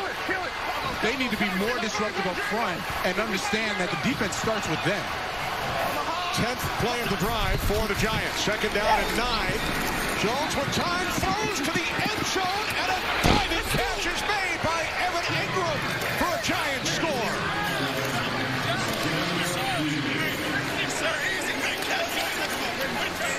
Daniel Jones throws a perfect pass to Evan Ingram, and look who they're attacking, Kenny. That's Cameron Curl. That's the rookie in place of Landon Collins. And so where you see success in the passing game. Russell Wilson likes that, but Jason Myers has a string of 16 consecutive field goals made. And this one, let's make it 17 from 45 yards away. It's a 14-point. In Jacksonville, Jake Luton into Houston territory. This is after the drive that they turned over the Texans, but you got Zach Cunningham coming through late on a blitz and dropping Luton. Speaking of sacks for the Texans, J.J. Watt has been waiting to get his 100th career sack for the last about 2 or 3 games, I would guess it is. He does not have a half a sack or a whole sack here today. J.J. Watt still sitting at 99 career. Handoff. Stutter step move looked like Wilkins was going to get some green grass in front of him, but Jalen Ferguson stuck with it and limited Wilkins to 3 yards on the rush. That's one of those bigger tackles that people won't talk about, right? That doesn't really show up for you. That was a big tackle by Ferguson because I was right there with you. He doesn't make that play. Wilkins gets to the perimeter and creates extra yardage. You got Pittman out there by himself, one-on-one. Quick snap, 3rd down and 2. Rivers steps, throws, popped up in the air, incomplete. He went up high, but Chuck Clark and Deshaun Elliott. You've got Carolina with 1 minute and 7 seconds remaining in field goal range. Pressure, heavy pressure, rolls away from Wharton. Bridgewater just going to throw it away. Oh, the Big Turk came in and got big pressure. And he is something else inside. I mean, Frank. He threw a shoulder in there, and the key is he below the strike zone? Because he's trying to throw the shoulder in there, and that looked like it was shoulder to shoulder, even though Jack Doyle's head reacted. Doyle is sitting up. You know that play was He similar talks to? about him. Steve Spagnuolo talks about him. He's a grinder. Doesn't say anything. Asks questions. The older guys are mentoring him. They can't wait to see what he turns into in the future. His name's Treshaun Wharton, by the way, but everybody calls him Big Turk. Here's Bridgewater going deep for his tight end. Incomplete. He had him by a step, tried to get Thomas, but could not connect, and now a 3rd and 10. That's an opportunity right there. You got to take advantage of it. You get the matchup you want. You've got Ian Thomas against Ben Neiman, and Ben Neiman played inside leverage on an outside breaking route, so missed an opportunity right there.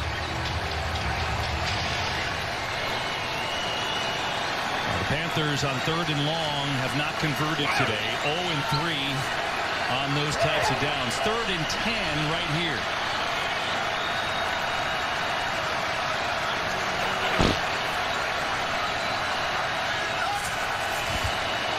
Bridgewater, Anderson, a little flip, McCaffrey 3 yards away.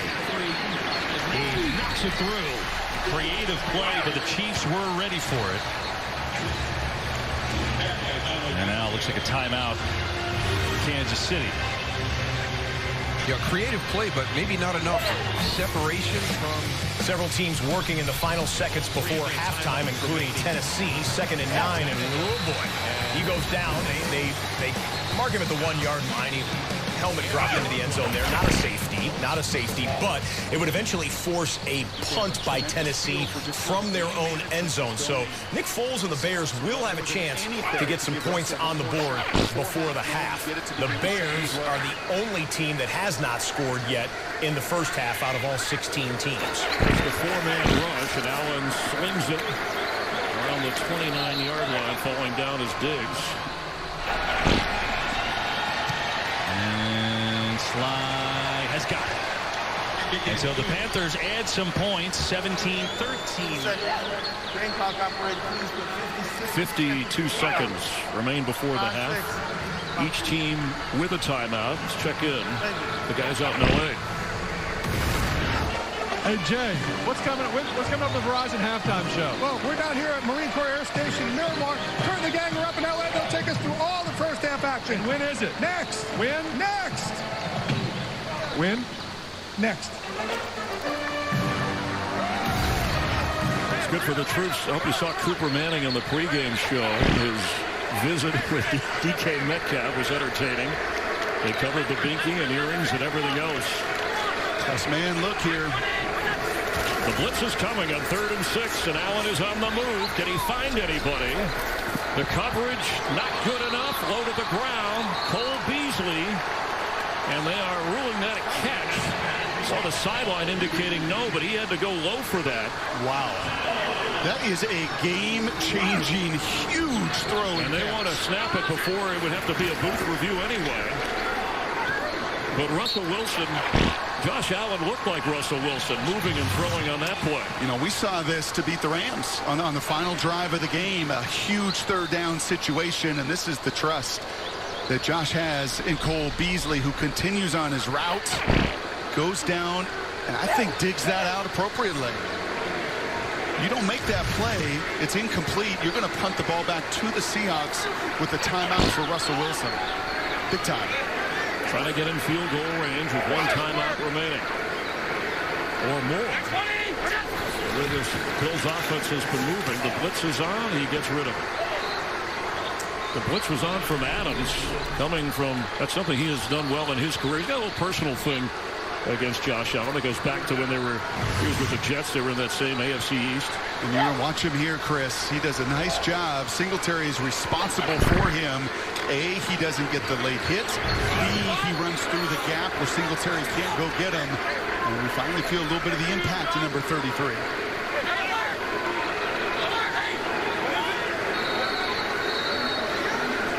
timeout, Seattle.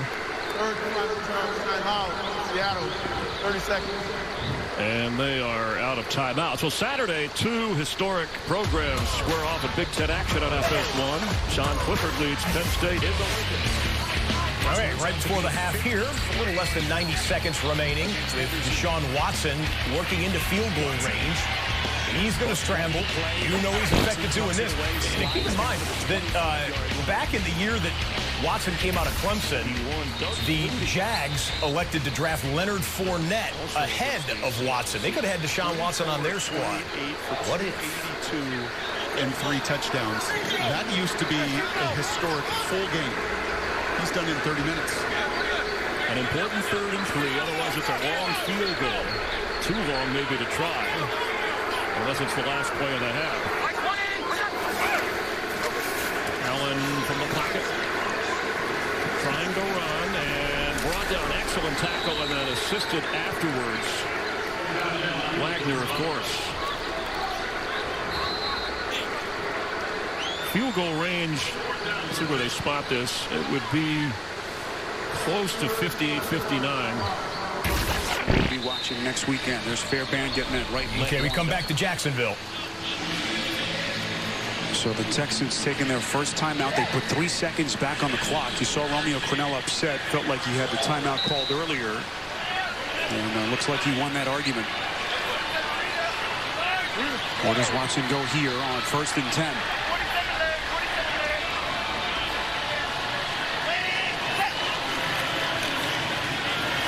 Watson steps up in the pocket. Breaking free. Watson inside the 5.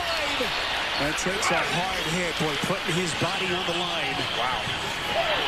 As he is inside the 5-yard line. Josh Jones with a hard hit. Watson to pick up a 15. Watson quickly scurries under the line of scrimmage. Hands off to Duke Johnson. And he's in for the touchdown. So the Texans capitalize on the penalty against C.J. Henderson. And they are back in front here in Jacksonville.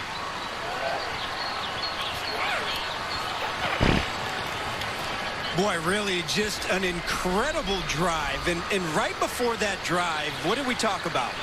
No big plays. All right, let's go to a triple box. You'll see the replay of the touchdown upper left. Upper right, you got 16 seconds left to go with Kansas City trying to get into the long field goal range. Mahomes hung in the air a little bit long. Catch was made, and they're going to say Robinson caught it, but they're going to call him out of bounds. The clock should stop. It does at 11 seconds. No, the clock is stopped. Mahomes doesn't realize the clock is not stopped. Yeah, okay. Clock is stopped, so he's good. Bottom of the screen, Alex Smith with it in the red zone.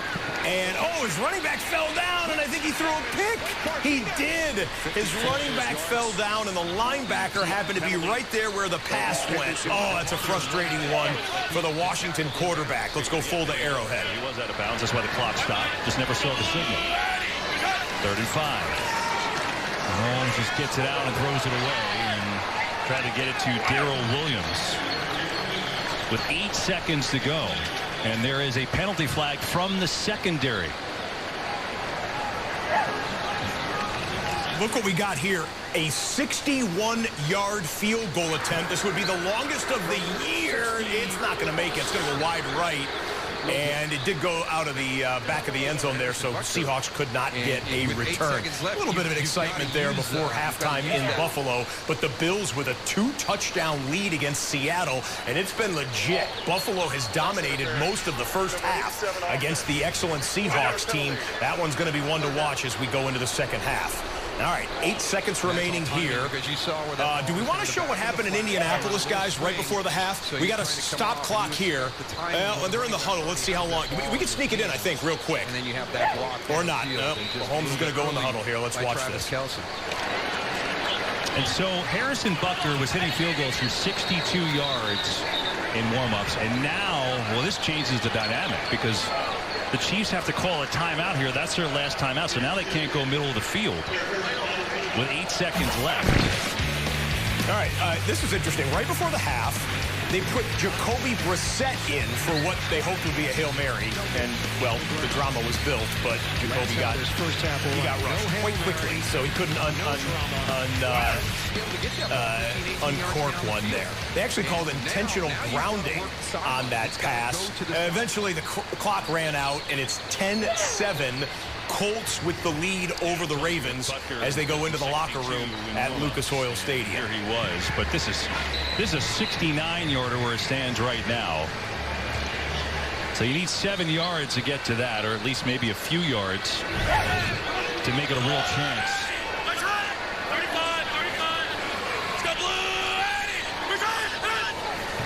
Carolina may have jumped. That may give it to him. Mahomes, free play, but time is running down. 5 seconds. Mahomes has to throw it now. Middle of the field.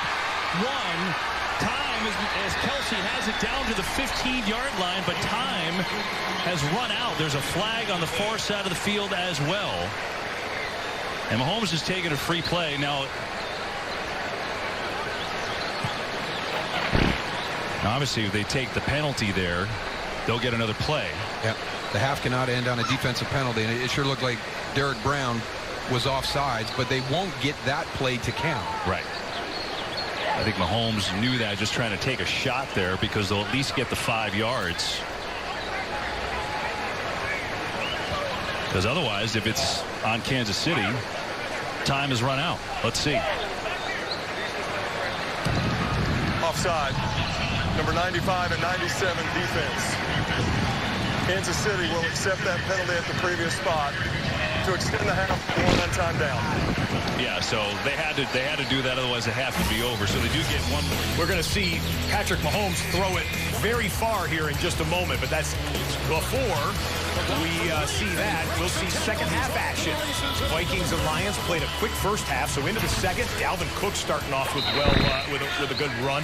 14 yards. Cook has 126 scrimmage and a touchdown. Let's see Mahomes uncork one. 3-man rush.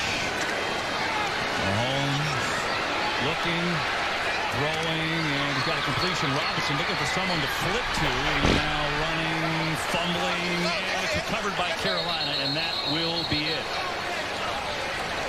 And so we've reached halftime here at Arrowhead. Panthers in front of the Chiefs. Okay, they didn't want to throw it to the end zone on that one. Interesting decision. They go down at the half by 4. Caught a field goal, and it's good. Josh Lambo, 59-yarder. That ties the longest we've seen this year. Remember, Greg Zuerlein hit the one in the wind last week on Sunday Night Football, the 59-yarder for the Dallas Cowboys. That one goes for 59 for Josh Lambo. Replace Darius Slay as their top corner, and they signed Trufant for $20 million in 2 years. 3rd and 6.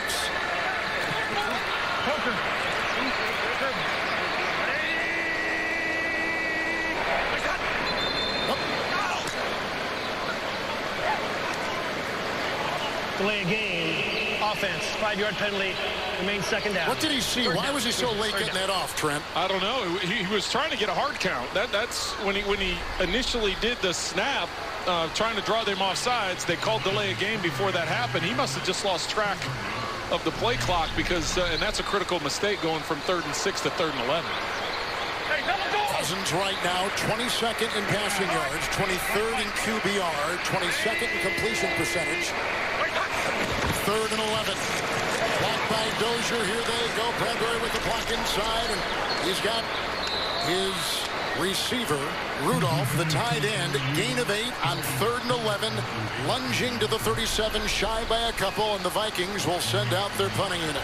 Well, and that's why there's a change of call. When you go 3rd and 6 to 3rd and 11, Matt Patricia and the Lions defensively changed up what they were going to try and do. Just sit back, let them get the completion underneath, respond and make the tackle, which is what they did. Amendola back for the Britton Colquitt punt. Yeah, I'll be right back. I'm going to pick up food. So nobody, I was going to say, nobody was covering. I was like, wait a second, they're just going to turn and throw it. I knew you were paying attention. Here comes the Colquitt punt. Amendola circling under it. Fair caught. 11-yard line, hang of 4-7. Good right there. 52-yard punt. So here come the Lions down by 10 with their quarterback, Matthew. Commercial timeout in the third quarter there, and all 7 other games are at the half. So let's look back at one of those games so far. Denver visiting Atlanta. Falcons trying to pick things up for their interim head coach, Raheem Morris, and Matt Ryan is prone to do it. How about that one? Olamide Zaccheaus probably being interfered with as he's tracking the football in the air and still makes the grab for a 51-yard touchdown. Falcons were on top 10-0.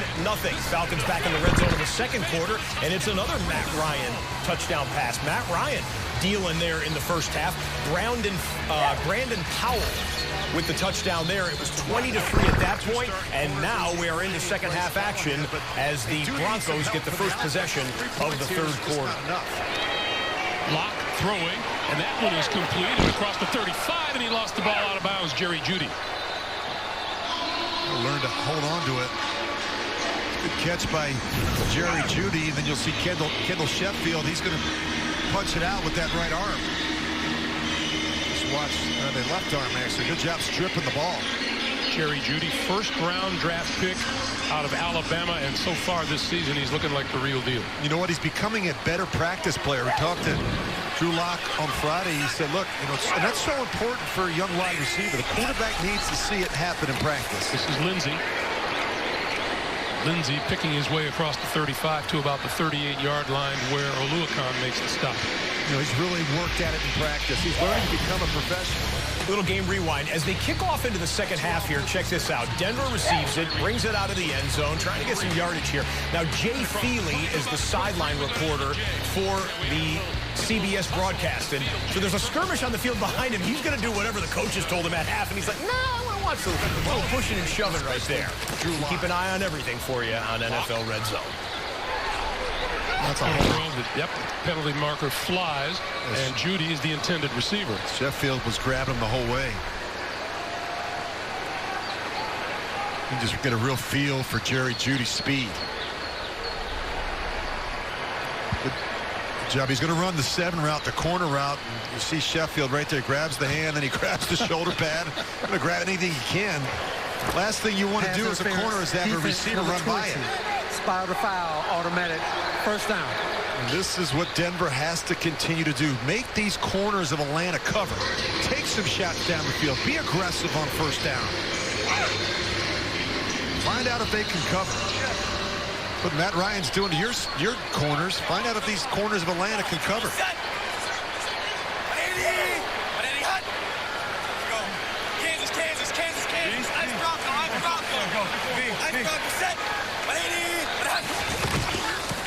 Lindsey with running room up the middle. And inside the 35-yard line, and we go down to Jake. Greg, if you see Jake Rogers in at right tackle for the Broncos, it's because their starting right tackle, DeMar Dotson, is questionable to return. So they're down on defense. They're down on offense as the team is struggling, but they have a drive going.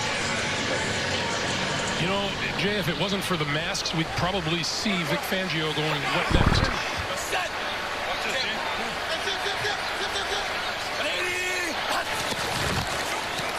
Lindsey couldn't quite get started.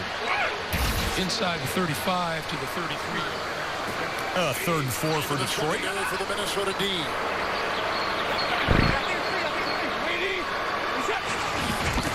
Stafford blocked by Decker. Outside Amendola. Coverage on the play by the rookie Gladney, who has had his ups and downs. The slow starts, the 3-and-outs, the penalties, the sacks. They're just drive killers. This is going to be a critical third down once again for Denver. Locke throwing, complete. And there's the first down inside the 30 to the 25-yard line goes Tim Patrick. It's well done by the quarterback, and as well as Tim Patrick, because he's running the crossing route.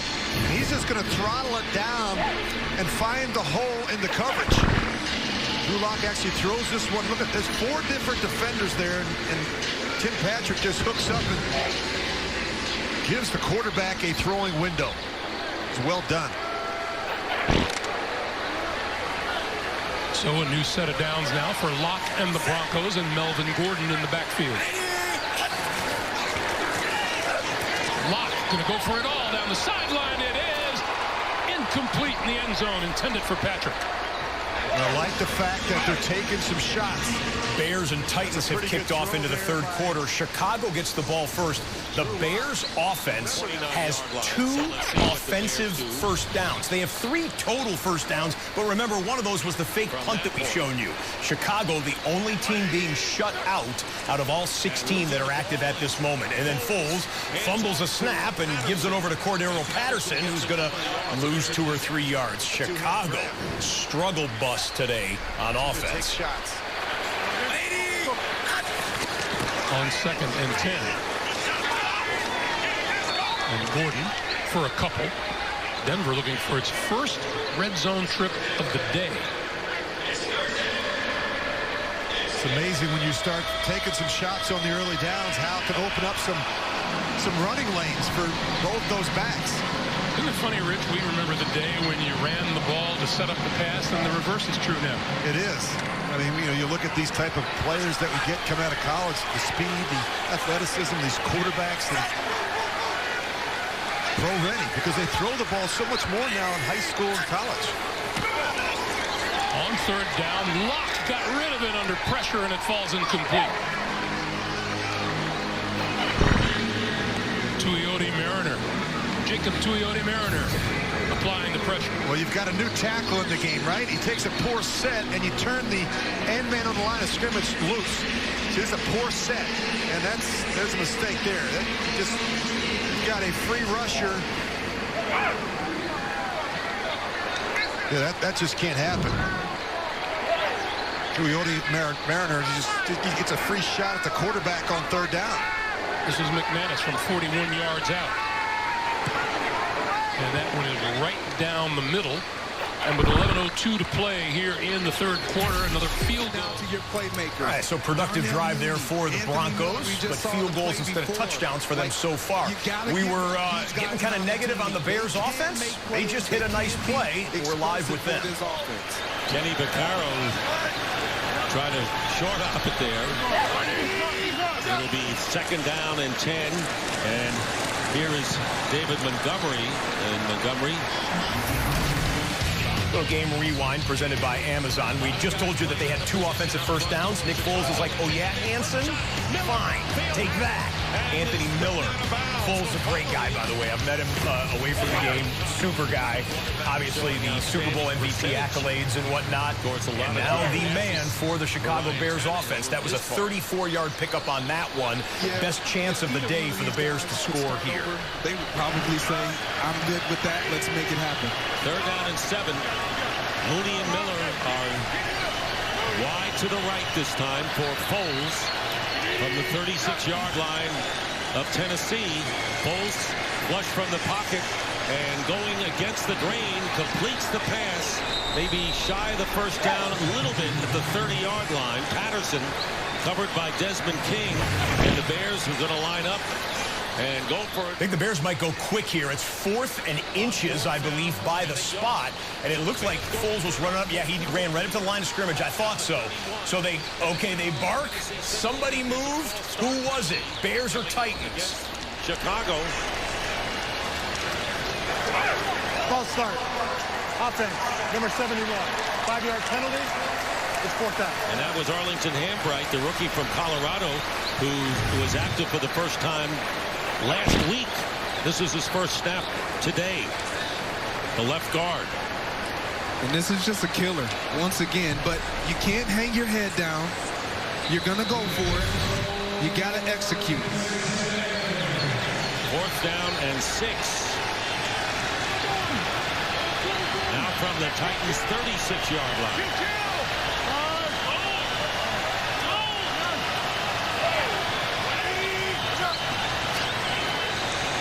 And again, penalty marker down, and a false start called again against the Bears, 2nd in a row.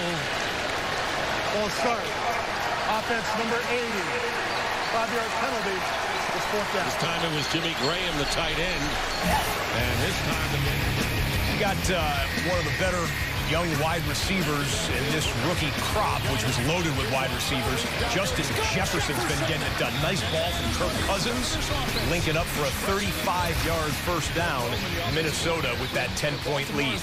Baltimore and Indianapolis, the Ravens have no offensive points so far in this game. And at the half, the Ravens had 55 total yards. But here they are in the third quarter with the opening possession of the second half and into Indianapolis territory. 106 yards. Remember, Baltimore led that game at the half, 17-7. They lost 28-24 to the Steelers. We mentioned the Ravens have not been a capable come-from-behind team. But they've changed pace here in the second half, haven't they? I know they just came out of a huddle. Didn't those last 3 snaps come almost on top of each other without being an absolute hurry-up? Better, quicker pace, and the ball's out of Lamar Jackson's hands fast. Second down and 1. The blast of Dobbins. He's got the first down. Needed a yard. Ravens eke out a first down there. Check out what just happened. Second half action underway. Seattle down by 2 touchdowns. And here come the Bills. Wow. A chop from behind on Russell Wilson by Jerry Hughes. Hughes sacks him, strips him, ball on the ground. And you see the officials. Buffalo turns over the Seahawks in the first minute of the third quarter. We're going to bring in Buffalo in just a moment, and we've got Minnesota, excuse me, in the red zone in Minneapolis. Safety in the middle and pressed across the board. 6 defensive backs. Curse was in the box. There goes Cousins to the end zone, and that'll be a flag, I would assume, and nothing. They were going for Jefferson. Jefferson begging for a flag, and one came in. That's going to be a first and goal for Minnesota, assuming that it is defensive pass interference. Look at the replay there. We've got Buffalo, who got sacked. After the first play, after Russell Wilson got strip sacked, Josh Allen got sacked. Yep, it's first and goal there for the Vikings. And here come the Ravens. Lamar on the quarterback keeper and picks up about 6 or 7 as he goes out of bounds. We're going to bounce back and forth between all of these. Leading it the most, John Brown, who's inside the 20. Here comes a flag. It came in at the end of the play. That's going to be an offensive pass interference on Buffalo. 35-yard catch on this drive, huge. First and goal, Cook is in. Cook, and the block, cuts inside, dives to the 1. And the first drive. Did you just have 2 analogies for 2 different sports? Yeah, I try, I like all sports. 2nd and 1 from the gun. Jackson will keep it. Looked like Jackson could take it all the way to the end zone. He got cut down low by Darrell. Too, but just your job there. If Greg Jennings were in the booth with us, he'd make it pretty clear, Myers, that you just got to act in that situation. Make that defender run over the top. Too much. Second and goal. Cousins. And the running back, Cook, meets a wall. Nice stick in there. To be in Seattle, said Pete Carroll called him, appreciated my skills, said we need you. He said I'm all in. Throws and open inside the 20. Gabriel Davis just short, going out of bounds. First possession of the second half. Baltimore looking for the lead. Duvernay in motion, handoff. Oh, fumble! Edwards coughs it up, and the ball recovered. Okereke eventually came along. 3rd and goal at the 1. Cook, fake, out to Smith, his second touchdown reception of the day. 1 yard. Get to the ball in a hurry. Singletary hit hard, but stood up and then brought down by Dunlap eventually. And I think you asked me, are you going to keep throwing it? And I think that's a little indicative of why you're throwing it. Where do I want to attack? Do I want to get away from Jerry Reed and Dunlap and Bobby and those guys between the tackles and take on, the guys that are ailing on the back end of it? You absolutely do. Well, that Seahawk defense looks tired, hands on the hips. They looked that way in the second quarter. A 2nd and goal. Buffalo working with its 2nd and goal. You've got Washington who just popped into the red zone, and you saw the Colts turn over the Ravens, and Minnesota scoring Irv Smith's 2nd touchdown of the day for the Vikings. Over the top, Antonio Gibson, and that's a touchdown for the Washington football team. Impressive drive by the Washington football team to begin this second half. We said the run game starts and stops with Antonio Gibson. Antonio Gibson now starting to hit the ball. They empty it out again. Allen capable of running down here on 3rd and goal. He's looking to throw, and in the end zone, through the end zone. It hit the wall, the padding that says Buffalo Bills. You could hear it back there. And the field goal unit will come on to try and make it a 17-point lead. Patrick Mahomes and the Chiefs have found the red zone. Mahomes, quick throw, incomplete. Trying to get a quick hitter to Tyreek Hill. And, Hill and Mahomes have just been a smidge off today. You see that. This from 22 yards away. And now it's a 17-point difference. Seems like, Patrick Mahomes thinks he's going to continue to be on the move, and Tyreek is seeing it a little bit different and shutting it down. Yeah. Got 13 targets, only 6 catches. They're the leaders for the Chiefs. Bell in the game, fake to him, fake to Hill, comes back near side for a screen, and that gets absolutely destroyed. Carolina playing some inspired defense here today. That's going to bring up a 3rd down for KC. Matt Ryan going deep and hung up there too long as the safety, Justin Simmons, faded back and cut in front of the Atlanta receiver. Justin Simmons picks off Matt Ryan for the Broncos D. Franklin has started the last now 3 games for Justin Burris, who's been out with a rib injury. And it makes it a 3rd and 15. 3-man rush again. Mahomes is all day. Now some late pressure. Still looking. More pressure. Mahomes is dragged down. Franklin again. 2 big plays from Sam Franklin in a row.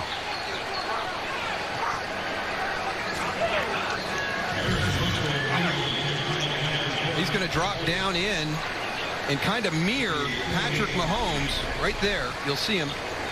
He's kind of playing the old shuffle game with him, but that's not easy either, is getting Patrick Mahomes down in space either. So really nice finish to that series by Sam Franklin. A 48-yard field goal try for Harrison Butker, who's got a 39 and a 55-yarder on his resume today. And this one is hooked. No good. 10 for the Broncos. Missed field goal there. Carolina with the defense, and they're missing some key parts as well. They used all their draft picks on defense going into Matt Rule's first season as the head coach for Carolina. This would be something if they can hold on to that in the second half. It's a 17-13 lead for the Carolina Panthers in Kansas City. Back to Atlanta. Albert Okwuegbunam. And Greg, I'll tell you, you're looking at where they're at. They've got to find a way to start throwing the ball to Albert O. 85. He made some big plays. In all seriousness, the tight ends, they've got 2 really good tight ends that are hard to cover in the middle of the field. Fanton, Okwuegbunam need, I think, some more action. On 3rd and 7. Locke going to run for it and across the 30 to about the 32-yard line. And that's about 3 yards shy of a first down. I mentioned this Atlanta defense. They've played better the last 4 weeks, and numbers certainly bear that out. The first 4 weeks, they were giving up over 34 points a game. The last 4 weeks, that number's down to 21 points a game. The passing yards, total yards per game are all down as well. It's strange, Rick, we talked about this at the very beginning, but the Falcons starting defensive end Tack McKinley out, defensive end Dante Fowler out, and yet they have made things uncomfortable so far for Drew Lock today. I think just across the board, Greg, they're playing with a greater sense of urgency. They're just cutting it loose, letting it fly, and having some fun playing football. It's good to see. Brandon Powell makes the fair catch at the 20-yard line. We'll take a break, and we're back in half a minute after this from Progressive Insurance. We're going to come back here to Buffalo and Seattle. And after you see the 2nd and 6 play, we're going to rewind to something that Sean McDermott might want back on the last offensive drive for the Buffalo Bills. I'll tell you what I'm talking about in just a moment. Just keep that in mind if there is a challenge to come. History not been favorable on Coach McDermott's challenges. Wilson hit the turf, and it's going to be 3rd down. Lockett was the target. And Brock, as a former quarterback, you've noticed there, whether it's the Buffalo defense or whatever. Game rewind. We want to isolate. This is Gabriel Davis on the long pass play that got him 1st and goal. They marked him out of bounds. Had McDermott challenged this, there looks like there's green, a flash of green, and Davis lunges the football back into the playing field. Go ahead and roll it a little bit more, guys. There you go. That may have been visual evidence to overturn and call a touchdown. Obviously, the Bills ended up settling for 1st and goal and then an eventual field goal. But maybe a missed opportunity. It would have had to be the coach's challenge flag thrown by Sean McDermott on that last drive. For the 1st down. And they do. They're moving the chains. This is a nifty little catch here. This isn't easy for receivers that are running away to always flip their hips around, especially not with Jordan Poyer barreling down on you. But a 3rd down conversion, this entire Seahawk team needed desperately. And they're fighting for every yard, every inch of every yard. Wilson has time, and high, but holding by Metcalf. Leaping into the air and down to the 37-yard line of Buffalo. Stars of the National Football League, who are DK Metcalf and Christian McCaffrey. DK and CMC getting it done. And by the way, I gave you that highlight as a little tribute to the late Alex Trebek. Right before we came on the air, we heard about the longtime Jeopardy host passing away after his long public battle with cancer. Our best to him, his family, and his loved ones. Alex Trebek, gone at age 80. Palmer goes nowhere. He's thrown back. When you say Greg James, former Packer receiver, now part of the NFL on Broadcast Fox team. And so is Carissa Thompson with a game break. Thank you so much, Chris. Vikings up 20-10 on the Lions. 3rd and goal. Kirk Cousins connects with Irv Smith Jr. 1-yard score. Smith's 2nd of the day. Vikings up in this one, 27-10. Chris? All right, thank you. Metcalf came in averaging 17 yards a catch. That last one was good for 27, but then they lost 2 on the running play. From the 40. Bills come with a late blitz. Wilson on the rollout, completes, and spinning for a 1st down as Jacob Hollister down to the 27-yard line. I did not see this play live, so we're just winging it here. A minute ago in the Colts-Ravens game, Phillip Rivers throws it deep. Now, it looks like it got picked off for half a second. Then the ball pops free. You see the official calling it incomplete. There was a coach's challenge flag thrown by the Baltimore Ravens. John Harbaugh said, my guy had it long enough to make it an interception. And he got it. They called this an interception. They said he had the ball long enough, right there, squeezing it for just a half a second. Whew, I don't know how I'd feel about that if I was Frank Reich, but Marcus Peters credited with an interception after Harbaugh's successful coach's challenge. Had to head to the sideline. It's like Jamarco Jones will be called off the bench to help out. Fresh set of downs for the Seahawks.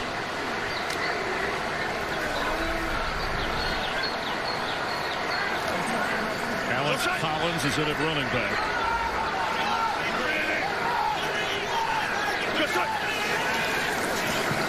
Wilson's pass caught by Metcalf.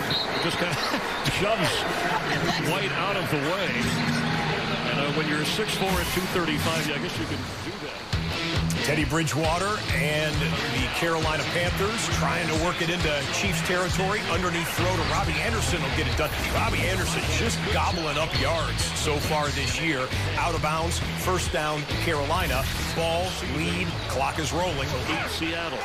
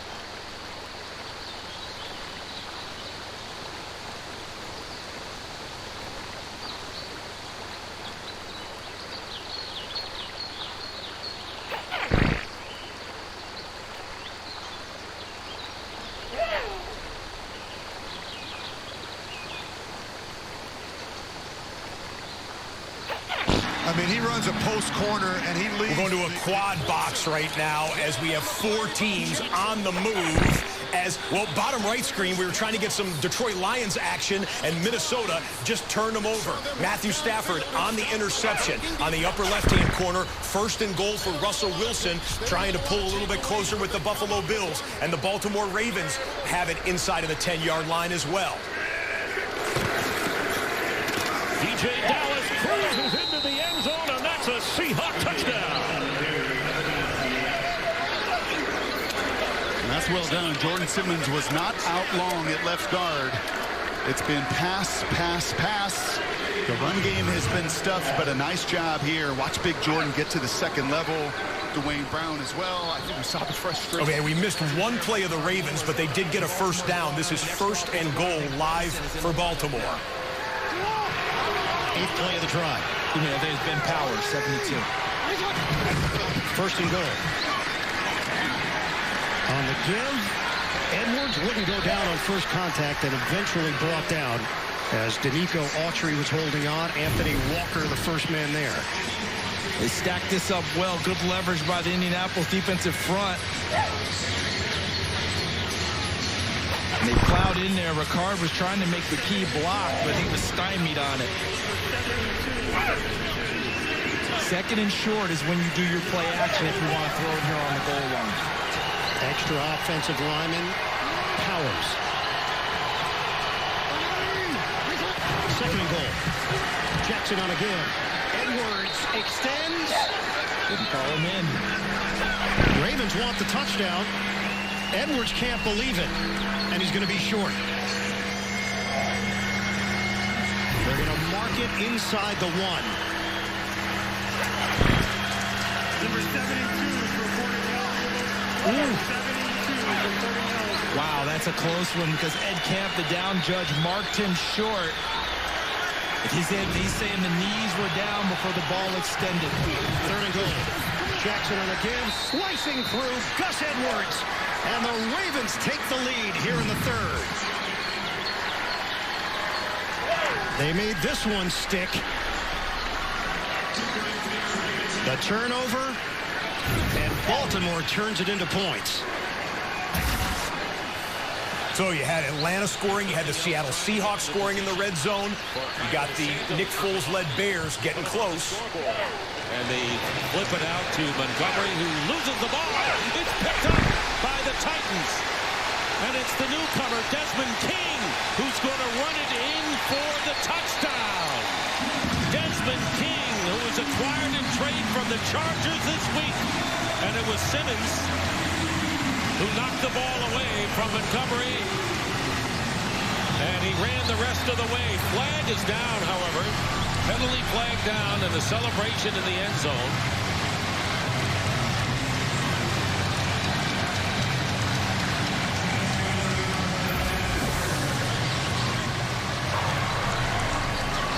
Illegal motion by the offense.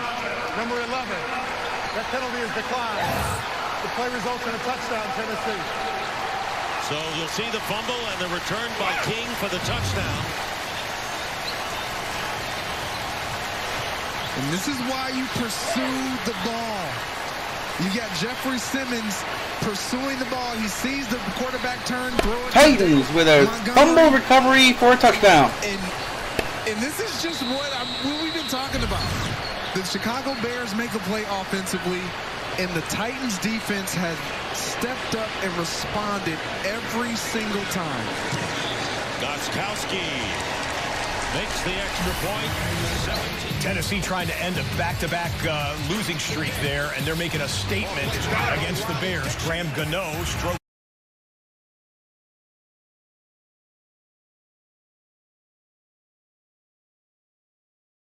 And then this. You're going to see a stiff arm by see right here. We're going to show you this play as it happened live, but you see where they're at. Red zone for the team wearing red. Tyreek Hill gets it on the jet sweep. Hill gets a block inside the 10, dancing around, and Hill is going to be forced out of bounds. Yeah, so check out this play by Patrick Mahomes and Travis Kelce. It was 3rd and 7, and just a little misflip. about 25, 30 yards downfield. Kelsey catches it, stiff arms one guy into the dirt, and then bowls another man over for a few extra yards. 44 yards on that play to set up the Chiefs with a good chance to take the lead. Dante Jackson, their number 2 cornerback, just limped off the field, by the way. So Troy Pride, number 25, comes in. 2nd and 2. Mahomes, a couple of fakes. On the run, throws, caught, touchdown. Clyde Edwards-Helaire. And the Chiefs take the lead.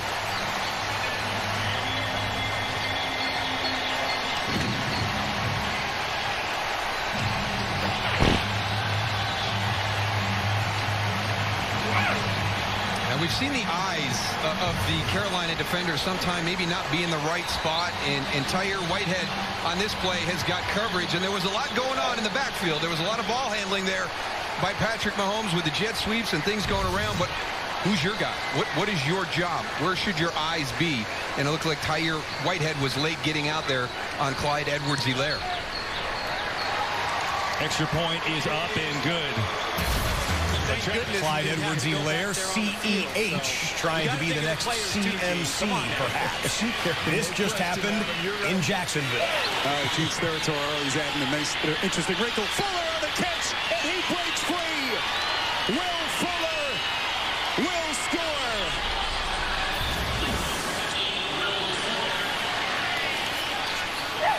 "77 yards from Watson."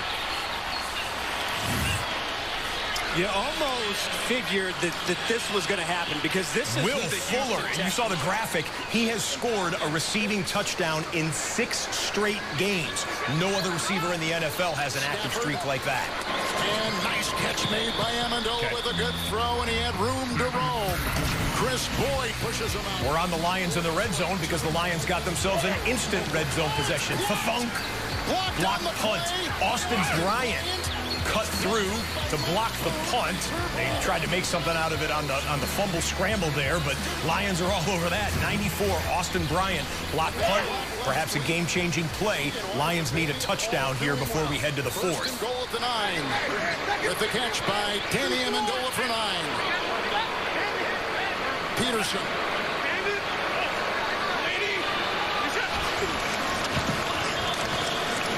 Crosby the block. Look out from behind, and he throws incomplete, looking for Peterson. From behind, boy, they were right on his tail and won him. And a beat on the Detroit quarterback. Incomplete, 2nd and goal.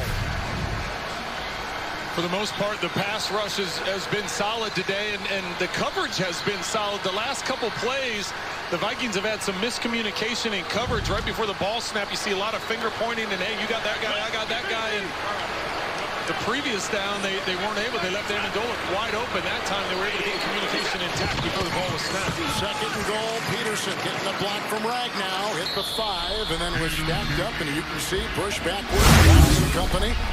It's a gain of 4 for AP. He's worn a Saints and a Redskins and now a Lions uniform here in Minnesota, coming back and playing against the Vikings. In now, Kerryon Johnson. 3rd and goal.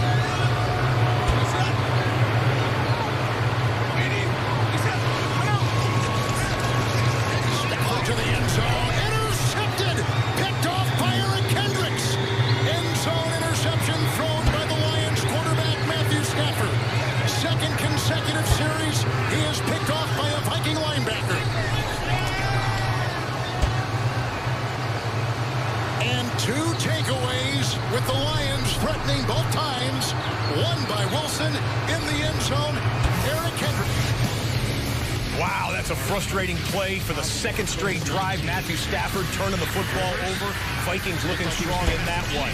It's an ad-lib scramble by Phillip Rivers. Oh, almost had, was that Trey Burton?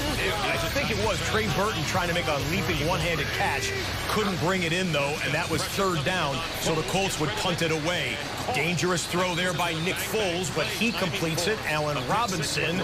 Bears still trying to get the goose egg off the board here as the minutes run down in the 3rd quarter. Yeah, you talk about a bang-bang play.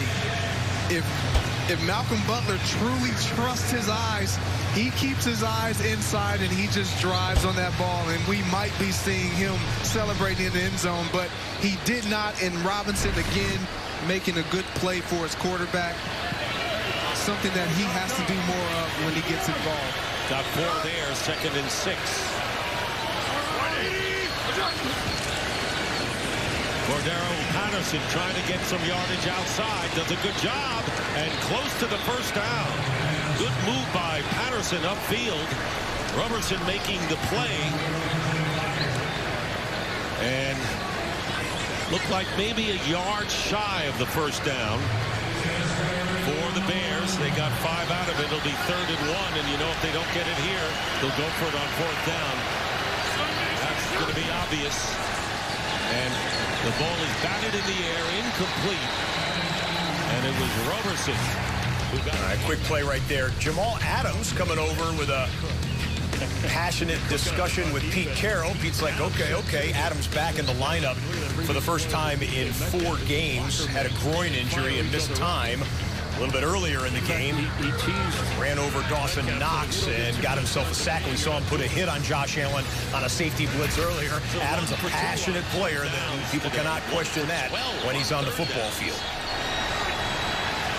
Here they go, needing a yard. And the second back through will get it with ease. David Montgomery with a first down. Inside the 30-yard line, getting 5 yards. And it almost looks like Nick Foles stumbles here. Yes. He has to protect the ball, but David Montgomery does a great job of just getting the hard-earned yards and giving his team a first down.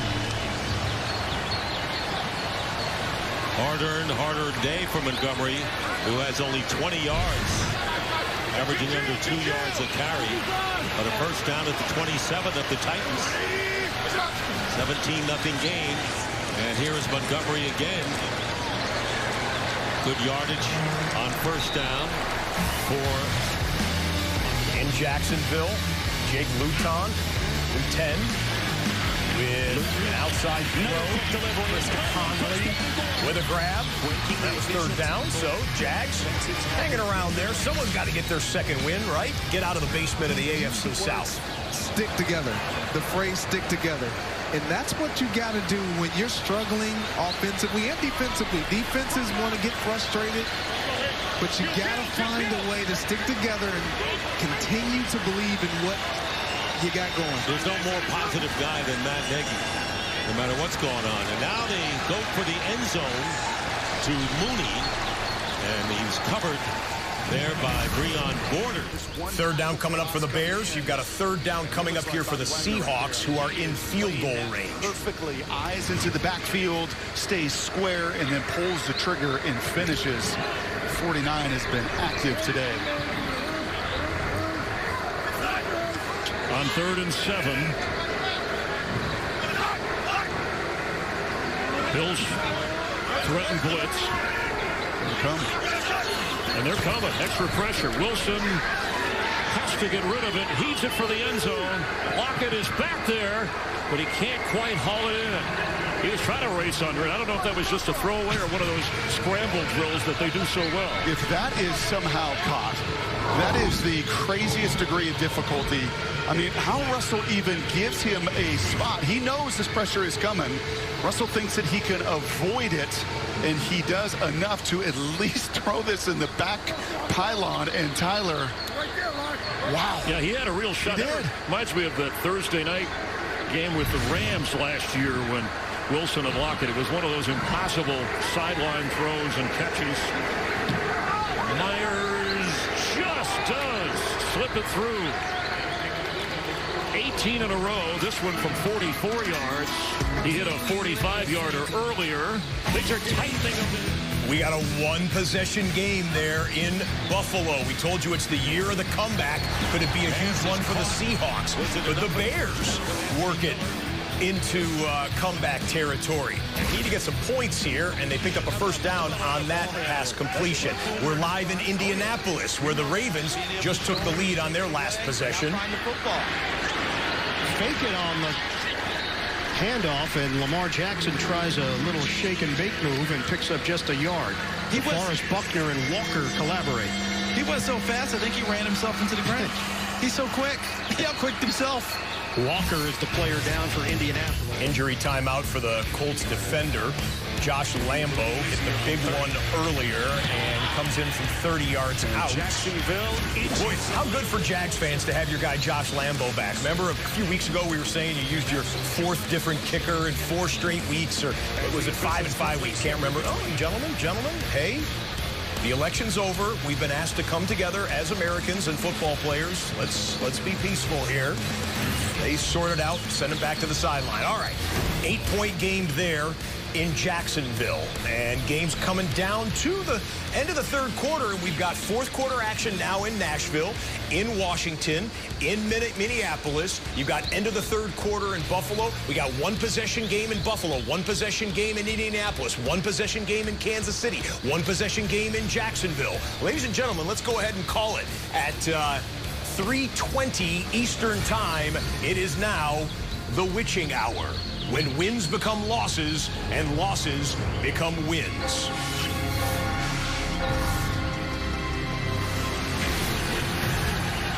Live to Indy. 1:25 to play in the 3rd. Snead, the motion man. Shotgun for Jackson on a 3rd and 4. In the pocket. Jackson emerges. Can't get to the line to gain. He gets chopped down after the gain of 2.5. Autry and Muhammad combined. Appeared to me that they went spyless on that play with Lamar Jackson and used the front 4 to close down the pass, the running lanes for Lamar Jackson, constrict them and bring him down here on 4th down. But how many times have we seen John Harbaugh go for it in these types of situations? Last year, I think 24 times they went for it on 4th down. Not a surprise that the offense is still out there. And no man's land here for Baltimore. Tucker, we know, is an all-pro level kicker. Play clock is down to 1. And Baltimore will use a timeout. Timeout. Baltimore, their first. This will be a 30-second timeout. End of the 3rd quarter coming up there in Indy. Start of the 4th quarter here in Nashville. Bears got to get a score on this possession. 15 minutes to go, and the pass thrown underneath, and it's caught to 11-yard line to Ridley. Carissa Thompson, update. Thank you, Dick. Chiefs trailing 17-13 against Panthers, following a 44. In between plays, let's show you Drew Lock throwing to his rookie, Jerry Jeudy, making the grab. Denver, they're coming up on the end of the 3rd quarter here, and it's time to forego the field goals. They need touchdowns there, like the Bears do here. To Mooney, and Mooney out of bounds at around the 5-yard line by Byard, so it'll be 1st and goal for Chicago. Just see the Bears just getting the ball into the hands of their playmakers as quickly as they possibly can. This is the only chance that they have of being effective offensively, eliminating the woes up front, not making excuses for themselves, and saying, let's get the ball in the hands of our playmakers regardless. 1st and goal at the 4.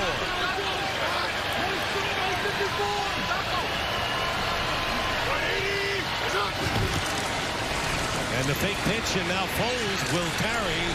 And you wonder if there was a miscommunication there, Greg, on the play. And they did actually line up for it after the timeout, and they did go for it. And J.K. Dobbins, it was a good fake inside by Lamar Jackson, froze the defender on the edge just momentarily, where Dobbins, the rookie, can get outside, move the sticks for Baltimore. The gamble pays off for John Harbaugh. And that's, when you have a makeshift offensive line, it's a lot easier to blow it up, as you say. 2nd and goal from the 4.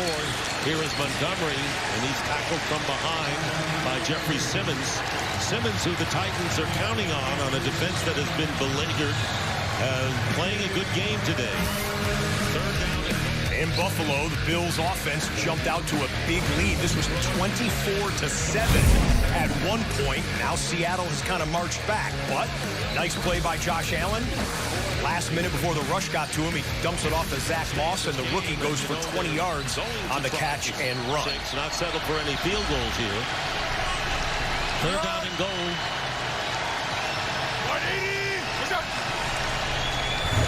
Bowles' pass is tipped and intercepted. The Titans get it back. The ball was tipped at the line by Simmons, who makes the catch. He didn't tip it, but he got the ball. Ruling on the field is that the pass hit the ground. It's incomplete. Fourth down. Now they say it's an incompleted pass. But it was deflected by Landry first. Man, when you're a defensive lineman and you have a chance to make a play like that. Went through his hands, went through his arms. It's you get a little excited. And that's not an easy catch, but it's one that when they get in that film room and they watch it back, he's going to be, Well, Cairo Santos is going to come on, and you got to get on the scoreboard first before you worry about getting to win the game. 17-0. This will be a 22-yard field goal. Santos has connected on 11 consecutive field goal tries and now has 12. Down 14 for Daniel. We're going to go to the Detroit Lions. This is not Matthew Stafford anymore. Matthew Stafford is on the sideline, and we're just cutting to this live. We're seeing it as you see it. Chase Daniel is in at quarterback. We don't know. We've seen Matthew Stafford throw a couple of interceptions in this game. And again, Stafford had no practice this week, being on the COVID list, completely isolated away from the team. So now Chase Daniel, who's been basically a career backup for several different franchises. You see 7 different teams. We're apparently hearing that Matthew Stafford was injured on a previous play. Normally the starter takes most of the reps. Here comes Harris, and there goes Smith. Harrison Smith coming up the middle, and Daniel's throw is incomplete. The heavy pressure by the Pro Bowler. All right, the crack NFL Red Zone staff has rewound it. Earlier in the drive, we think this was it here. Stafford sacked and goes down. Didn't look like a ton right there. Couple of Vikings get to him.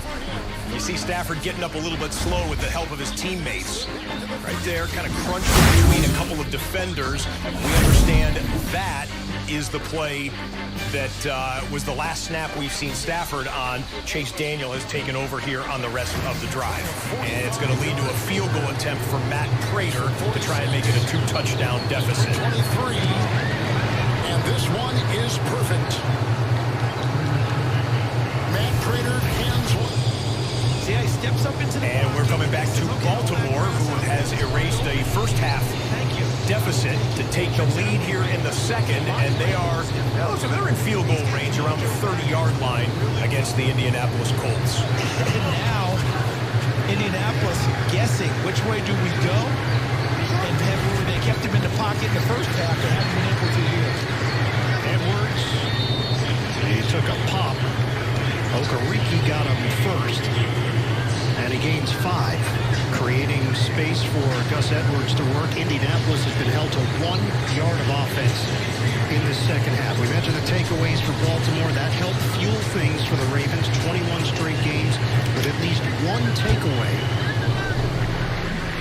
Ravens actually had 28 games with at least 1 takeaway from 1999 to 2001. That fantastic defense, a lot of records. I think they're still taking it away from people. 11th play of the drive. High snap. Jackson on the move. Underneath.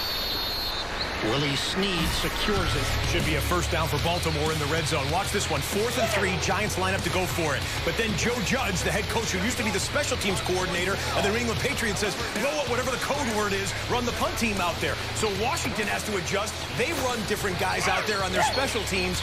A bunch of shenanigans there. It didn't lead to anything, hugely consequential. We just thought it was kind of cool when we saw it, so we wanted to show it to you, and you judge for yourself. See what necessary. Today, everything's been on point, the proper arm angles, the right slots. He's throwing with confidence here in the second half. SCD has hit on his last 12 pass attempts. Running play, Dobbins hit from the side and brought down at the 10-yard line. That's an 8-yard gain for J.K. Dobbins. He's starting to wear out this Indianapolis front. First half rushing yards, 18 for this Baltimore team. And so far here in the second half, 68. Talk about the running backs getting involved. They are fully engaged here. And Charles Walker is back in for Indianapolis. They need the extra tackler. Second from the 10. Early in the fourth quarter, Ravens lead it 14-10. 13th play of the drive. Dobbins, great spin. Forward progress will get him right to the mark. And we've got the Denver Broncos right at the red zone here on the 20.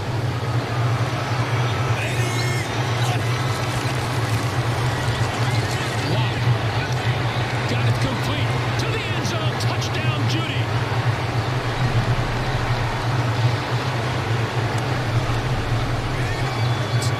Sometimes in critical situations, you'd be thinking about all these plays. You should be thinking about players. And this guy is a good one. And this is a really nice route. He's going to put his foot, puts his hand up like selling the go route, puts his foot right in the offensive lineman.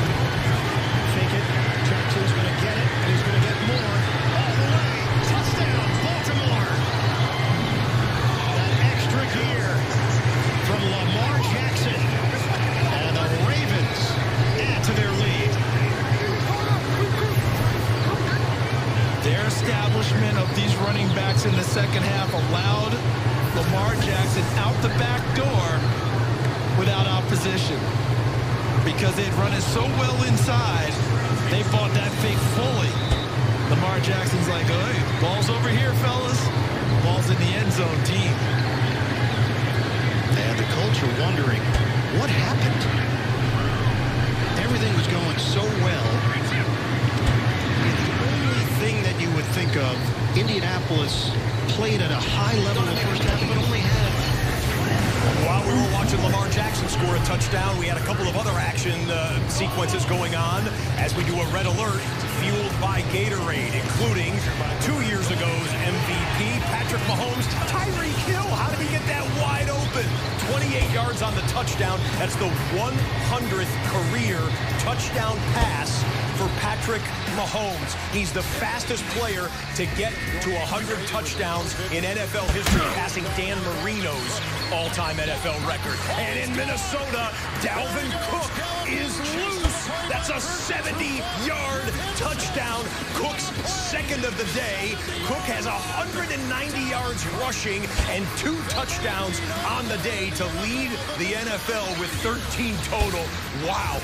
Cook missed some time with the injury, but since he's come back, he is challenging for arguably the best back in the league with Derrick Henry and Alvin Kamara and those type of guys. And while that was going on, Terry McLaurin catches the pass from Alex Smith. A couple of Giants collided there. I thought he was going to get tackled, but he breaks loose, and that one goes for a long touchdown. So we have action, ladies and gentlemen, as we're into the fourth quarter in all 8 games, and suddenly it's a one-possession game there in that NFC East matchup. Here in an interconference matchup, you've got a one-possession game with the Seahawks down by 7, trying to get the football back from the Bills. But you see Buffalo has got it inside of the 5-yard line. It's going to be first and goal from the 2. Let's listen in. It's the guy they call Smoke. Nearly finds the end zone. 8th catch of the game for Brown. That was a 33-yard pickup for the end zone. Diggs, here comes a flag. He wanted it, he got it. Against Dunbar. You live by the blitz, you can die by the blitz. Defense, number 22. Foul occurred in the end zone. Will be placed at the 1-yard line. First down. 2 big penalties on this drive against the Seattle defense. And it's been a tough one, but Pete Carroll, through his years in football, has not been a blitz-heavy guy because he knows big plays come, and this one is obvious. Dunbar on Diggs, and just so much grabbing and contact and not letting Diggs go get it. But that blitz has gotten home for 7 sacks, but it does leave you vulnerable in situations, and we have seen that as Dunbar's on the side. 7-point game in the 4th. Extra lineman, Zach Moss, powers forward. That's a touchdown, Buffalo. Bills extend to a 2-possession lead once more. Tennessee is trying to put away the Bears, and that might have done it. Jonnu Smith. Big 30. He gets the little 2, and it's a touchdown for the Titans. And they come down the field smartly after that Bears field goal. is all set up because of the effectiveness of Derrick Henry. You get everyone to soak up to the run. You leak your tight end out. You got an easy touchdown reception, Jonnu Smith. And that was about as sleek as the Titans offense has been all day on that drive.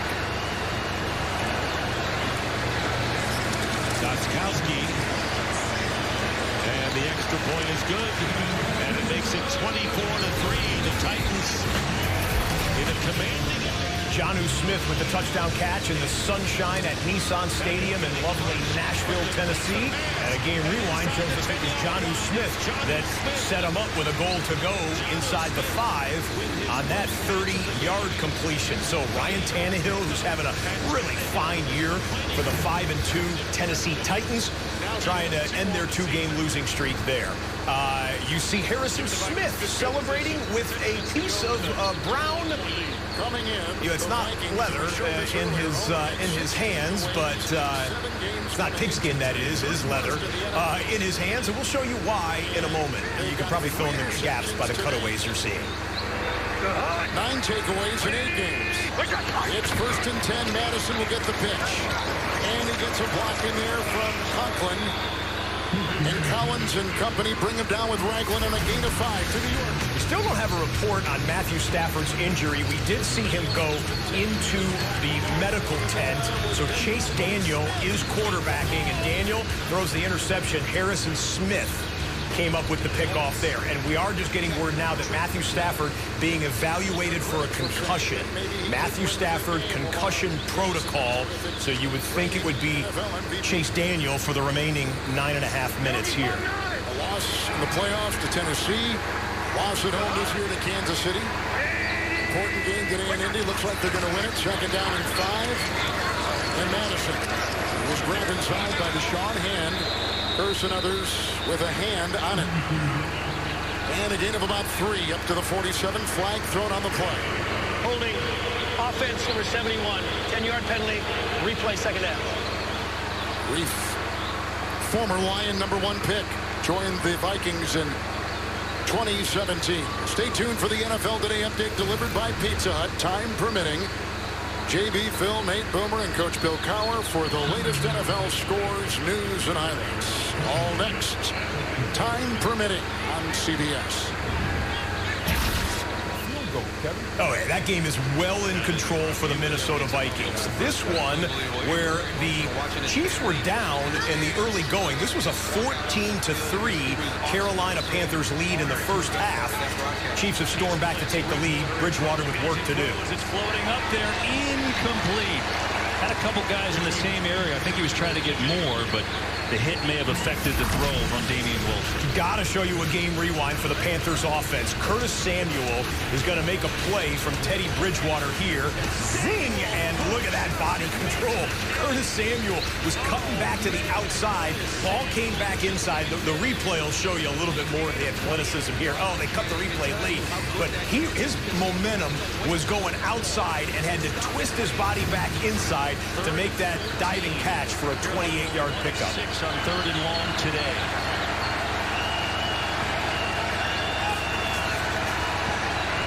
Bridgewater just kind of slings it for Davis, incomplete. He saw Chris Jones coming right in his face. And now a 4th and 14. You know, one of the only one-possession games we have 2 of them. And one is this 8-point lead here for Houston. Jacksonville needs to get the ball back to their guy, and that might help a little bit. Sack, Deshaun Watson goes down, and Jags will get the football back after the punt. I know the Chiefs are explosive, but I might want to try the field position game here right now. See if we can, punt the ball, cover well, maybe get Kansas City backed up inside the 5.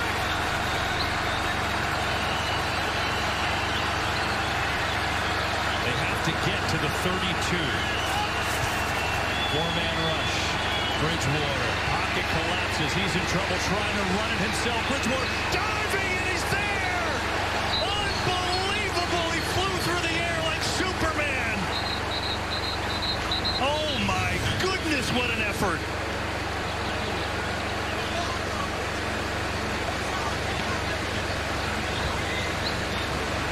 That is awesome. I mean, you're talking about giving everything you've got.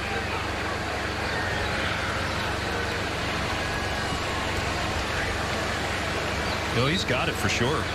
Without a doubt. I mean, that is just unbelievable. What a great effort. And you know, we saw the play calling of Coach Rule in the first half. You know, going for it on the fourth down, running the fake punt. You know, that gets everybody excited. If as a team and as an offense, that effort right there by Teddy Bridgewater doesn't create a spark, then you shouldn't be playing this game. Dennis Daly got hurt on that play, so a new left tackle, Greg Little, number 74, is in there. Daly limped off. Here's Bridgewater. That was a 4th and 14. Going deep, McCaffrey! And he makes an unbelievable catch, and he walks in. And they're going to say that he was down.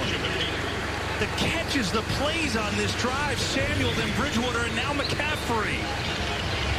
I mean, doesn't that look almost identical to Curtis Samuel's play earlier in this drive? So, you know, we always say it comes down to making plays. Again, you're running that crossing route, it's throwing back behind you, and to be able to stop your momentum and turn and make that catch and continue all the way to the ground with it. And Curtis Samuel and Christian McCaffrey, two of the nicest catches I've seen this year on this drive. Remarkable. And now 1st and goal.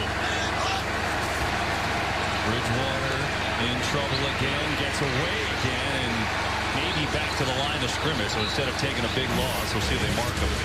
The Buffalo Bills have a 2-touchdown lead. Seattle needs to get it down the field. Russell Wilson loads, fires, and picked off. Tre'Davious White was underneath the route, and White picks it off, takes it back inside the 5-yard line. Instant 1st and goal for the Buffalo Bills, who are looking for a signature win here in 2020. He's played here in the second half.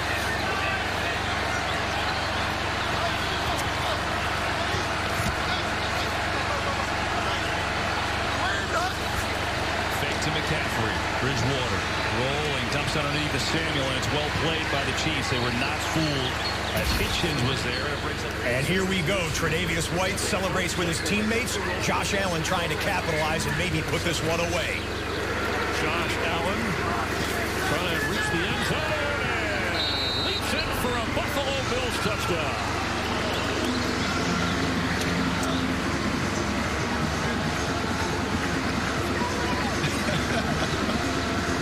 Grateful for the opportunity, and now a 20-point lead. And this is what he's capable of.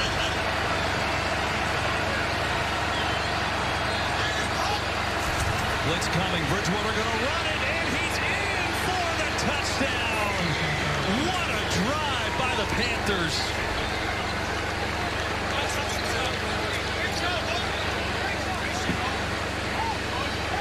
Well, I tell you, the look before is kind of scary because here's Daniel Sorensen right here. That's right where the draw is going to go. And you're thinking he's going to be there with coverage, possibly even on a blitz. And he drops back into the end zone. And Teddy Bridgewater runs right into the space that he vacated. The 2nd rushing touchdown of the year for Bridgewater, but the 4th and 14 conversion will be remembered for a long time. We have to do another red alert, ladies and gentlemen. A lot of action going on in the 4th quarter of these games. Drew Lock's got to get touchdowns now. Lock just sings it from his back foot there. Bad choice as Ricardo Allen picks him off from his safety position. Allen, couple of nifty moves, and that's an instant red zone possession. A few plays later, Todd Gurley follows the blocks. TG3 into the end zone. And the Falcons look like they're on their way to their 3rd victory of the year. They're up 34-13. Detroit Lions in scramble mode here. And TJ Hawkinson catches it from Chase Daniel. That makes it a 14-point game again, 34-20. Indianapolis and Baltimore continuing to fight. Colts now need as that was 4th down. That was 4th down. We got a little late. I wasn't prepared for it immediately.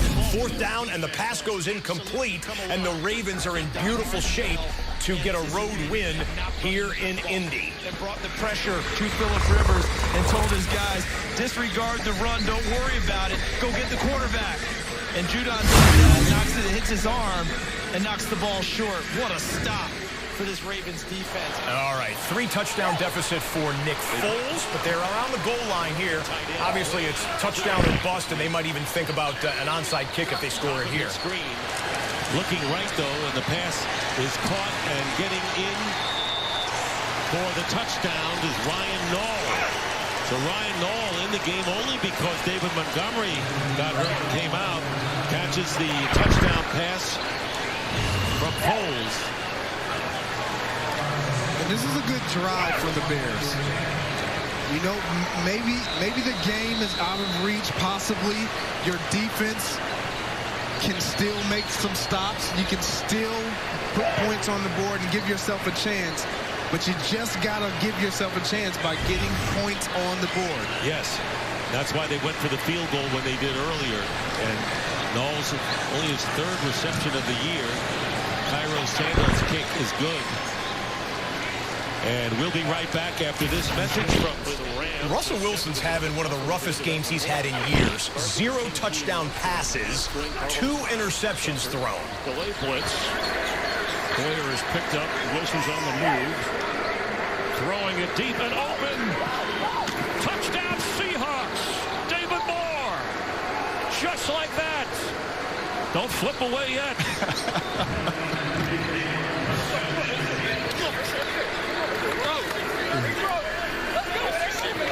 Well, that deserved a wow. 55 yards. Yeah, that was a rocket. Look at Russell just buying time, and look at David Moore here, right? And watches Russell scrambles to have the awareness. I promise you, as he looks here, he can't believe there is no help deep, as he just sends it 60 yards in the air for his first touchdown pass of the day. Yeah, and that skyscraper throw that Josh Allen warned us about, and everybody watches, they marvel at the deep ball. Russell's not going to situation yet. It's a 14-point deficit once more. Bills want to get a few first downs, work some clock there in the midway point of the 4th quarter. So 5 minutes left here. Minnesota is in great position to get their 3rd win of the year. Dalvin Cook is having himself a day. I mean, yeah, you know, buff his visor, shine his shoes, and fluff his pillow tonight because he has done work against the Detroit defense. Little outside pitch there. That one put him over 200 scrimmage yards on the day. He was over 200 scrimmage yards last week with the 4 touchdowns. He's the first Viking to go over 200 scrimmage yards in back-to-back games since Chuck Foreman in 1976. I mean, this is stuff that Adrian Peterson didn't even do when he was sporting the purple jersey. And now you got Alexander Madison, the backup running back in, and he's working against what's been a tired Detroit Lions defense. Madison in the game, as I mentioned right there. Looks like they could be tapping out Dalvin for the day. Yeah, a couple of high fives there, like, hey. And, well, the old classic Minnesota Vikings running back Adrian Peterson, now Detroit Lion, kind of just nods as he sees Dalvin Cook having himself a day. Daniel taking the place of Stafford, who is in the locker room and is in concussion protocol.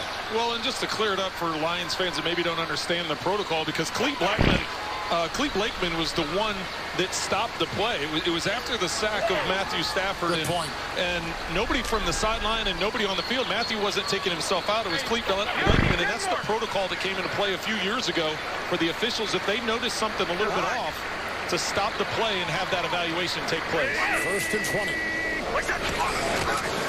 Madison goes, he broke away from Shelton, squirmed by him, hit by Trufant, and drives that ball down to the 21 with an 18-yard pickup.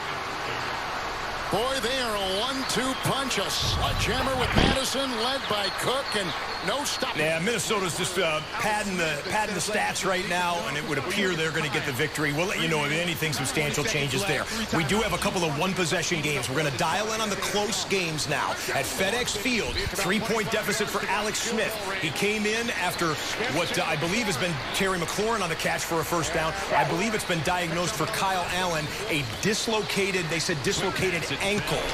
Dislocated ankle for Kyle Allen and a gruesome-looking injury in the first quarter. So Alex Smith has to be the hero here today for the Washington football team. And we dipped in on Kansas City there, a 2-point game at Arrowhead. Chiefs had the lead and the football with 10 minutes remaining to go in KC.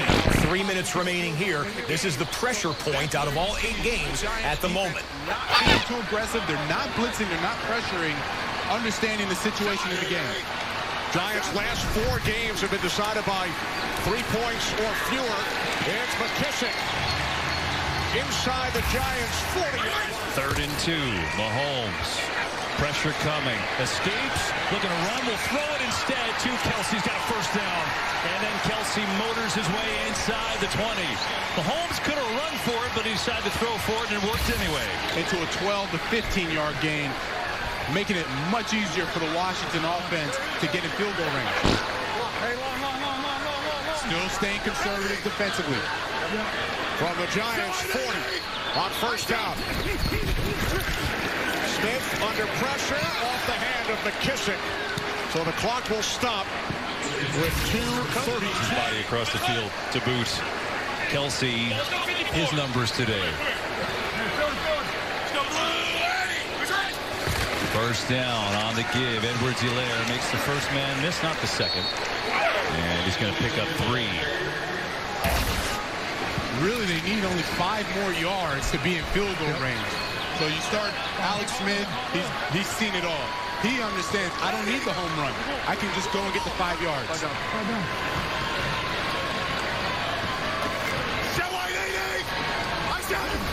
Second down and 10. Smith checks. He throws. And a good defensive play. Oh, my goodness.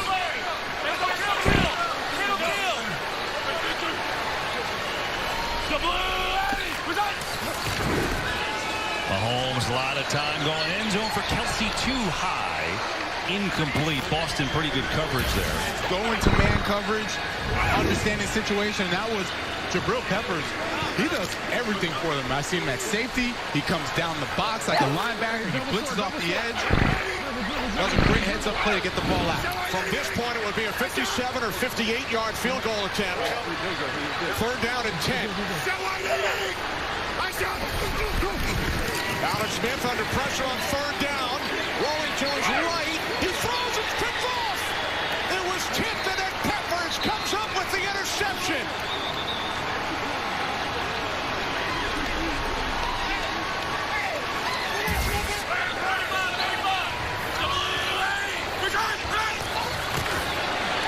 Flag flies. Panthers may have jumped. Mahomes sees it and incomplete. He was trying to get it to Marcus Robinson. So let's see if the Panthers jumped. It looked like that's going to be an offsides call against the Carolina Panthers, I believe. We'll check it in a moment. He had a 4th down for the Colts, and whoa, receivers ran into each other. Some contact. Philip Rivers like, give me a flag. That was 4th down, incomplete pass. Baltimore is going to work some clock, and an 11-point lead might be too much to overcome for Indianapolis. And it was a free shot for Patrick Mahomes because it was an offside penalty against Carolina, setting up this 3rd and 2. He's mature beyond his age to play this position in the NFL. On the fake, Mahomes looking, another penalty flies. Mahomes going to run. And he's down inside the 5, but multiple penalty flags on this one.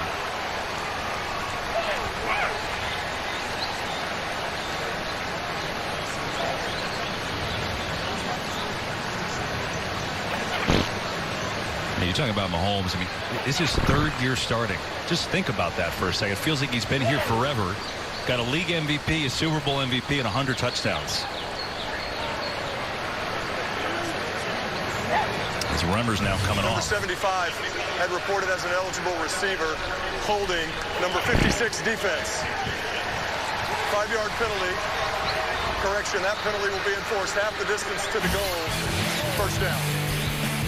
In Jacksonville, this is a 1-possession game here. 8-point difference with the rookie quarterback. But look out, 99 is now number 100.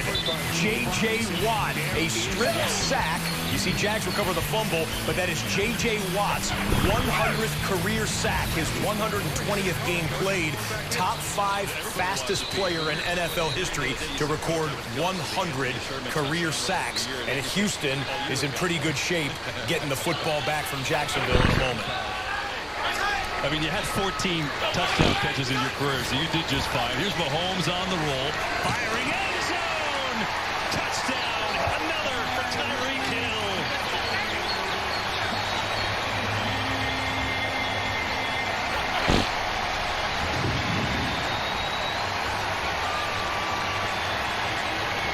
His speed creates such issues with other things you can do. Watch, you're going to think back shoulder for the back pylon fade right here because of the speed. The little look right there, and then in and out of that break, and a great pass by Patrick Mahomes.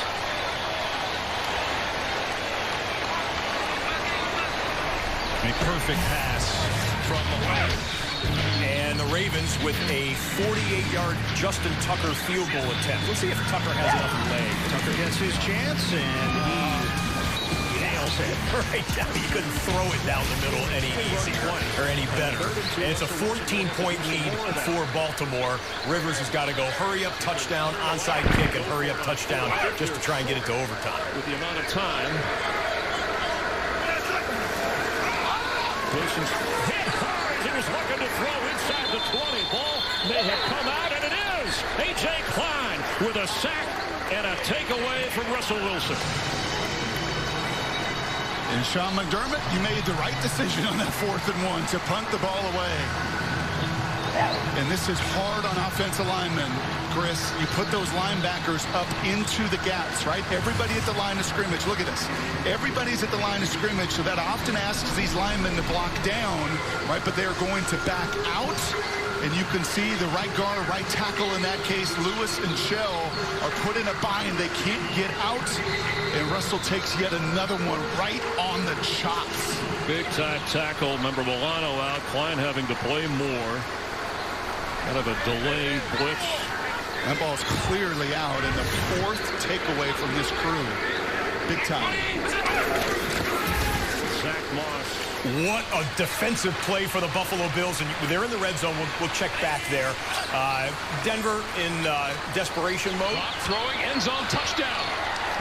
Tim Patrick.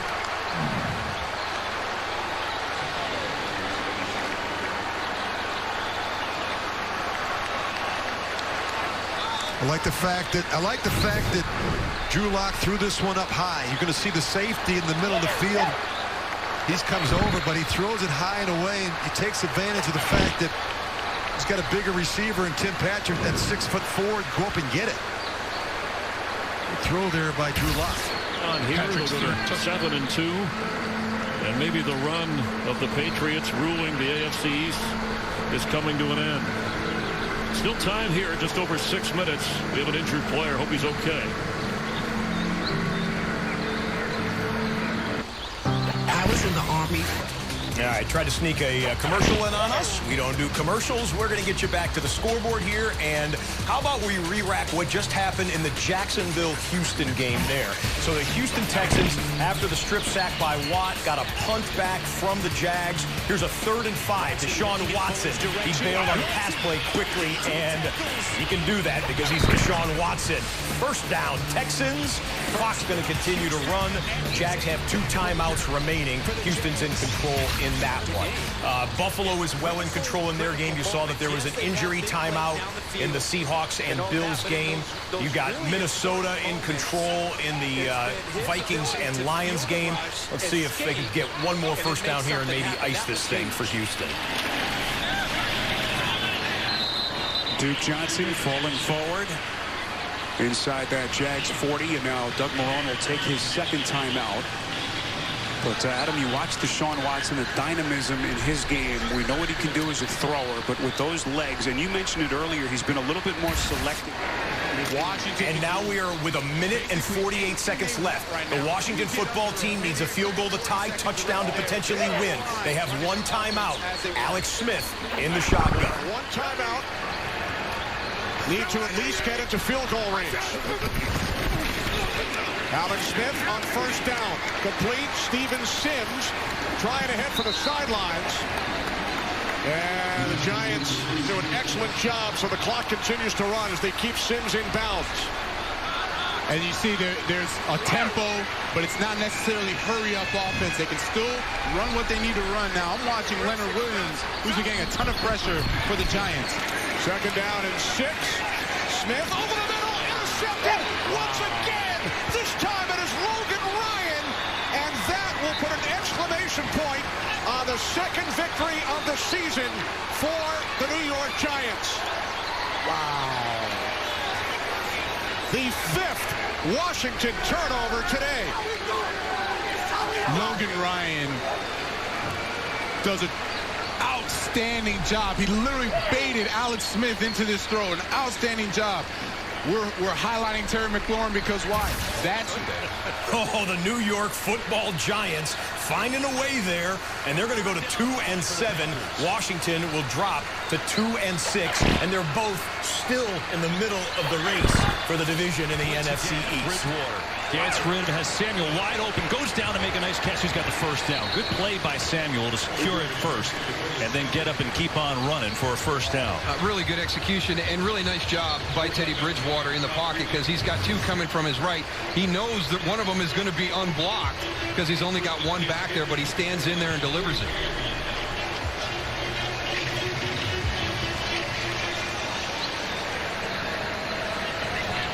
And so Samuel picked up 11.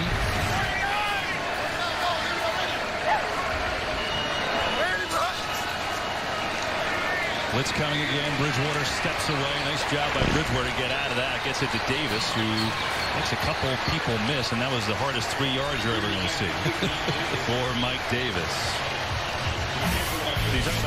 In Jacksonville, 3rd and 6. A first down here would allow the Texans to burn most of the clock away. Brandon Cooks jumped for it. Ball goes to the ground, though. So the Jags defense did its job.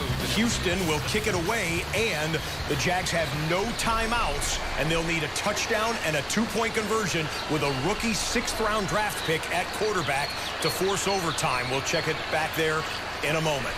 Another blitz. Spags really dialing up the blitzes right now. And McCaffrey spins away. Good move. McCaffrey searches forward for a first down. All effort by Christian McCaffrey and another Carolina first down. Well, you think about in Buffalo, looking for the finishing touches here.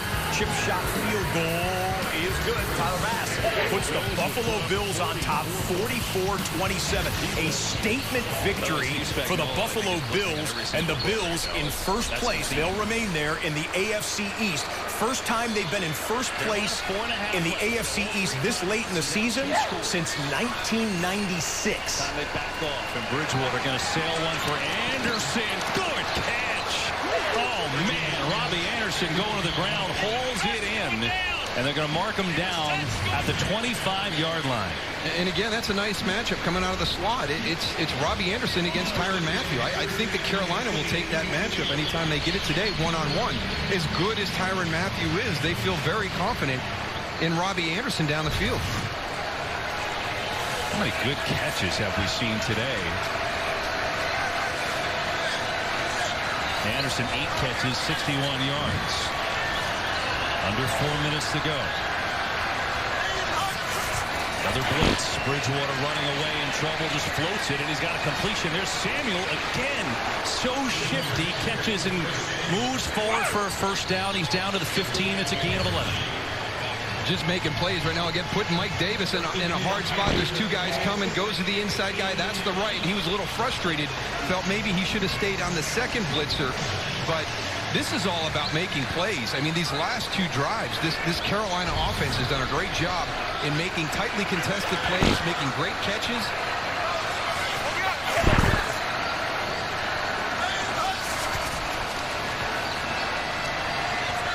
Bridgewater finds Davis, breaks the tackle down to 10, and that's where he will be stopped. Under 3 minutes to go. I'd like to welcome those of you who watched the Giants hold on to beat Washington 23-20 today here in Arrowhead in Kansas City. Along with Pam Oliver, Daryl Johnson, I'm Kevin Burkhardt. Our entire Here's the situation in Jacksonville. You've got Jake Luton, the 6th-round pick out of Oregon State. He's got to go the length of the field, get a touchdown and a 2-point conversion, no timeouts, less than 3 minutes remaining. Shoots it outside there to Conley. That's a first down for the Jags. This time it's Anderson. And he's going to be shy of the first down by 2 yards. So 3rd and short. And Bridgewater, we talk about Mahomes. Bridgewater's played a heck of a game. He really has. And you can see right there, this whole drive, he has had blitzers coming at him. Steve Spagnuolo, defensive coordinator for the Chiefs, really dialing up the pressure right now. But, yeah, Teddy Bridgewater, 31 of 42 for 263 and 2 touchdowns. So has done a really nice job in the pocket. Trying to get the play off for the 2-minute warning on 3rd down to McCaffrey. He's got the first down, fighting for the end zone, diving for the pylon. I think they're going to say he stepped out, and they will. But it'll be a 1st and goal, and it will be the 2-minute warning. We'll see. Did he go out? Christian McCaffrey is just picking up right where he left off. They called him out. 2-minute warning timeout there. We'll get you back to the Carolina drive. Luton over the middle, completes. And they're now inside Houston territory. Eifert on the catch. A pickup of a dozen. And another fresh set of downs for the Jags. Houston cannot afford to play soft in 2 minutes like they did against Tennessee. Luton on first down, steps up in the pocket, and completes. Chark down to the 25-yard line. A pickup of 21 as Luton drops a dime. 2-minute warning as that drama starts to... 2-minute warning timeout there. Let's rewind it. Luton made a little dump off here to Thompson. Chris Thompson on the dump off. Got a first down. So the 2-minute warning timeout there. You know what? We're not really seeing some really tense finishes here. Most teams with the lead have a 2-touchdown lead at this point. 2-touchdown lead here for Tennessee. 2-touchdown lead for Minnesota. That game has gone final. 2-touchdown lead for the Baltimore Ravens. They're going to win that game. The Giants game's already gone final. It's a 2-touchdown lead for the Atlanta Falcons against the Denver Broncos. And the Chiefs have a 2-possession lead against, it's a 2-possession lead against the Carolina Panthers. So not a lot of drama to find right here. We will get you back to Jacksonville in a moment. I can guarantee you Dane was thinking, this is coming my way. I'm the new corner in the game. The ball's going to find me. And when you're tackling a Mack truck like DK, you've got to be the one to initiate it and go get it. That's well done.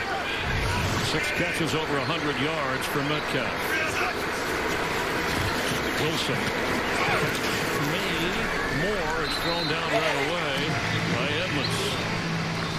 And we have reached the 2-minute warning. Seahawks have all 3 of their timeouts.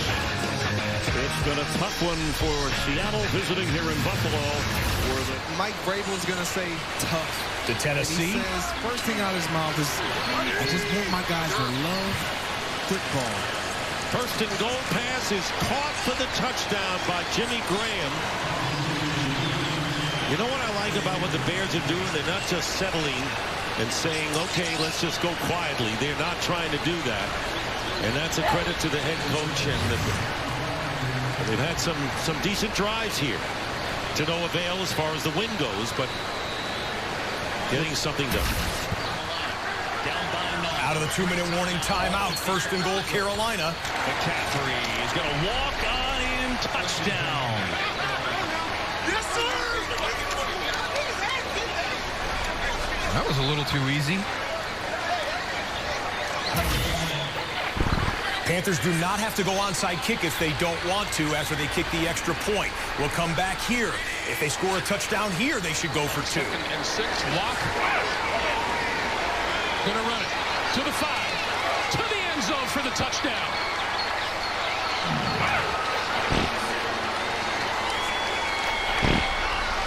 Well, the one thing that you keep hearing from people like Vic Fangio and Pat Shurmur, they talk a lot about Drew Lock's positive attitude. And we're going to bring in Jacksonville in a moment because Jacksonville is scrambling out of the 2-minute warning timeout to try and get a game-tying touchdown. Neither one of the teams that scored a touchdown went for 2. Denver did not go for 2, and then you had Tennessee in that game The Bears did not go for 2, so they've got to go onside kick. Either way, the analytics play would have been to go for 2 on that one. The Bears have. And here's the onside kick. And the Titans covered up at the 49-yard line. Let's check in quickly with Carissa Thompson. Quickly, I'll tell you. And here's the situation. Luton has brought the Jags down the field into the red zone. No timeouts remaining. You're in scoring position with 1:38 left. Luton flushed out. They give chase. Luton still going. Inside the 5, but he spins in for the touchdown. Magical.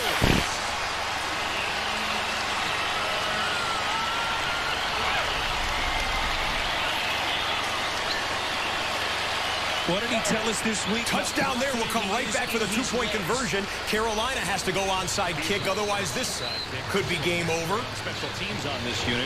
It's a little squibber, and it's recovered by the Chiefs. Well, that's the way to attack it. Daniel Sorensen wasted no time, jumped on it, and the Chiefs have it now in great field position. I like the decision, not to kick it away and try and play defense. Even if you play it really well, you're not going to have a whole lot of time. Can you get down the field again? Joey Sly's got a big leg.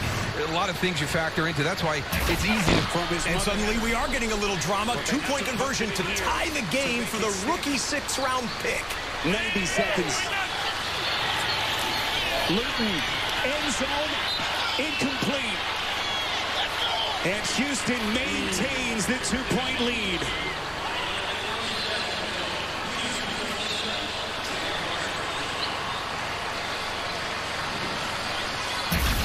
Has been brilliant. And we'll check back in with really the entire career Carolina-Kansas City game. Chiefs with it and a 2-point lead. A first down will win the game for the Kansas City Chiefs. A couple of those today. 1 and 2. Mahomes has 4 from only 9 the last 2 weeks. Not bad. Not a bad couple of weeks. I mean, that's crazy numbers right there, and that's the beauty of this offense. If you choose to kind of play back deep and the onside kick, they called timeout before the onside kick with Jacksonville, obviously missing the 2-point conversion. They had to go onside kick, so they'll reload it there. Kansas City trying to put it away with a first down. They're going to defeat that. 2nd and 10. Le'Veon Bell in there. Mahomes on the keeper, and he is buried. Brian Burns was not fooled on the ARK. Buffalo. Seattle worked it back into the red zone here, needing a few touchdowns. It's 4th and 5 for Wilson. The pass is caught and into the end zone. DK Metcalf. His first touchdown catch today, his 8th of the season. Kick just last season, late November. And here comes your onside kick, last gasp. So he has done this before. For Doug Marone's guys. Their special teams coach, Joe DeCamillis, so respected around the NFL.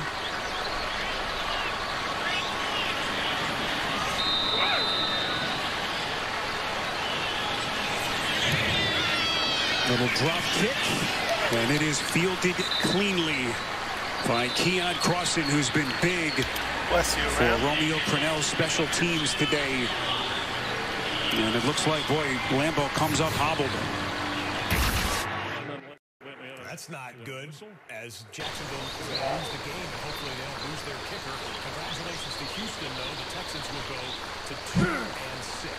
We've got a timeout here before they went onside. We can pick up Patrick Mahomes again. First down wins the game. This is 3rd and 16. And set screen.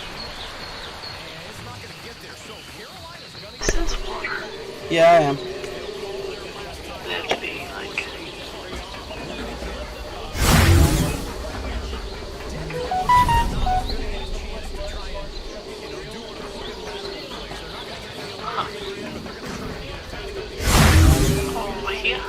Where are you going?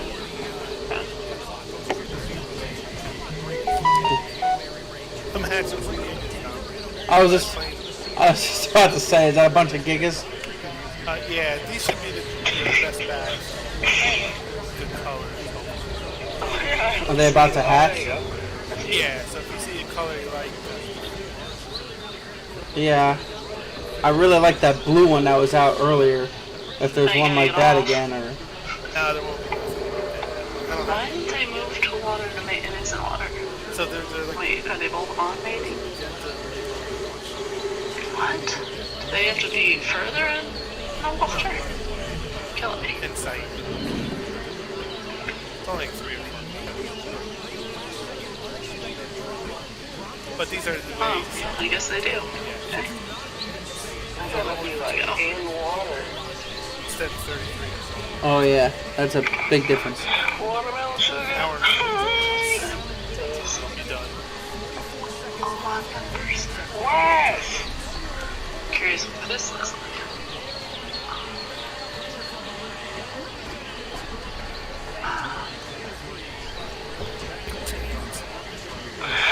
Cement with intent.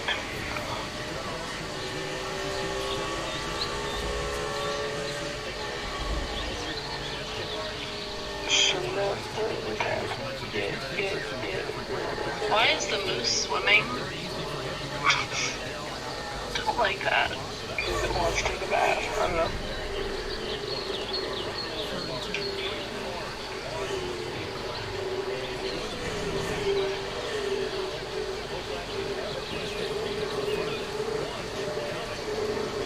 %.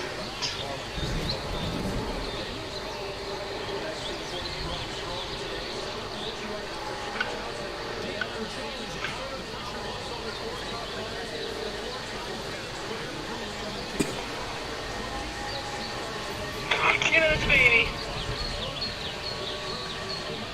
Jerboa. Wait, come here. I can't even see which one it is.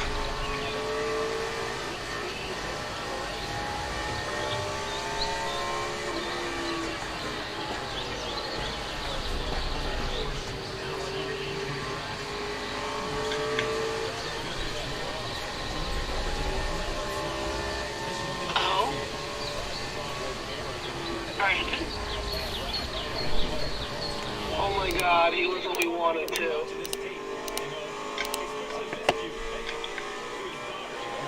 Literally was what we wanted. Oh my god! 24 raw prime meat.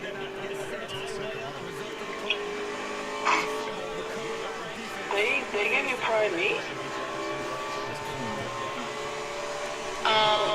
Why? That has to be it. Where's this baby frog? Because I'm not seeing it. Is there one? What? No. It finished, but it's not. Oh, wait, what? Did it get out of range somehow? Because now it's going again. Now let's start over. Hold on. I don't know how it moved to begin with.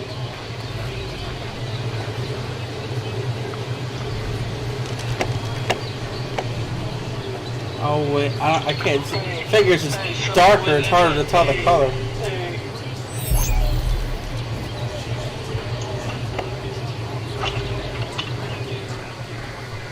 Is Weston still here? Yeah, he's been doing that all day. I never know if he's here or not. Take it as no. Oh my god, if she's below this wind, I'm walking out of this room.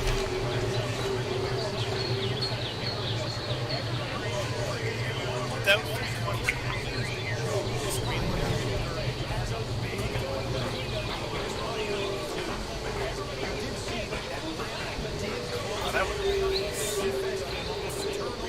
What, for this one?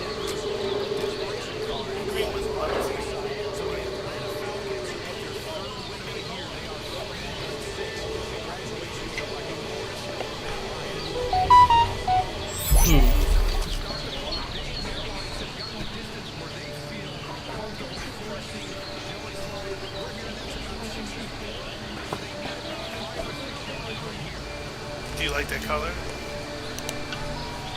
Yeah. You can do this one, but it might be. It's done. 321.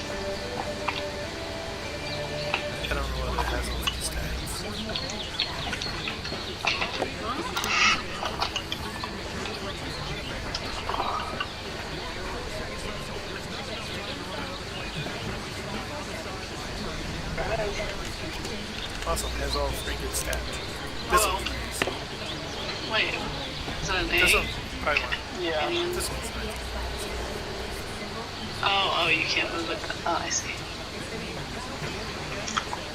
Incubating 18 minutes. Okay, well, let me move these guys back inside then.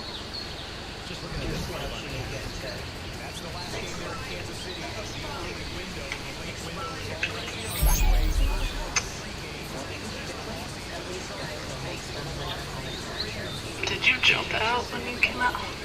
Yeah. Oh, you can't fit through there. Never mind. So no, you did not. I jumped in and out. You can jump in and out. Over here. I have a better idea. I'm in. There we go.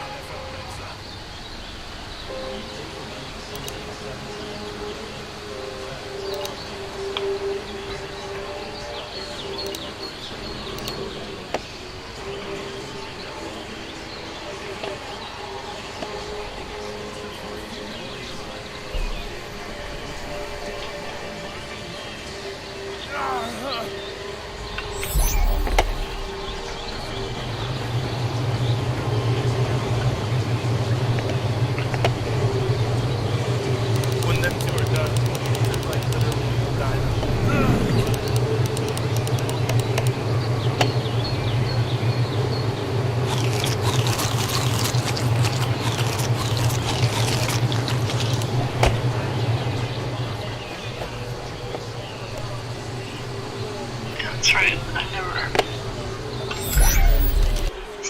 restart the game. I wonder if I should try and start another broadcast yet again. It's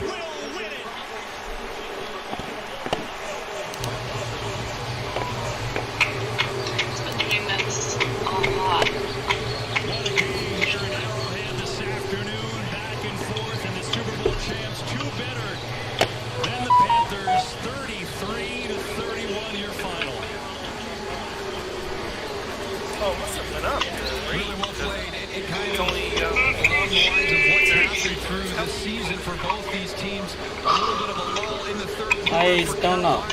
They fell behind as Kansas City had a great third quarter. And when you play the Kansas City Chiefs, you got to play 60 minutes. You got to be able to defend the run, defend the pass. They match up so well with you. And again, the one thing that I've noticed this week getting ready for this game is how much they enjoy playing. These guys love it.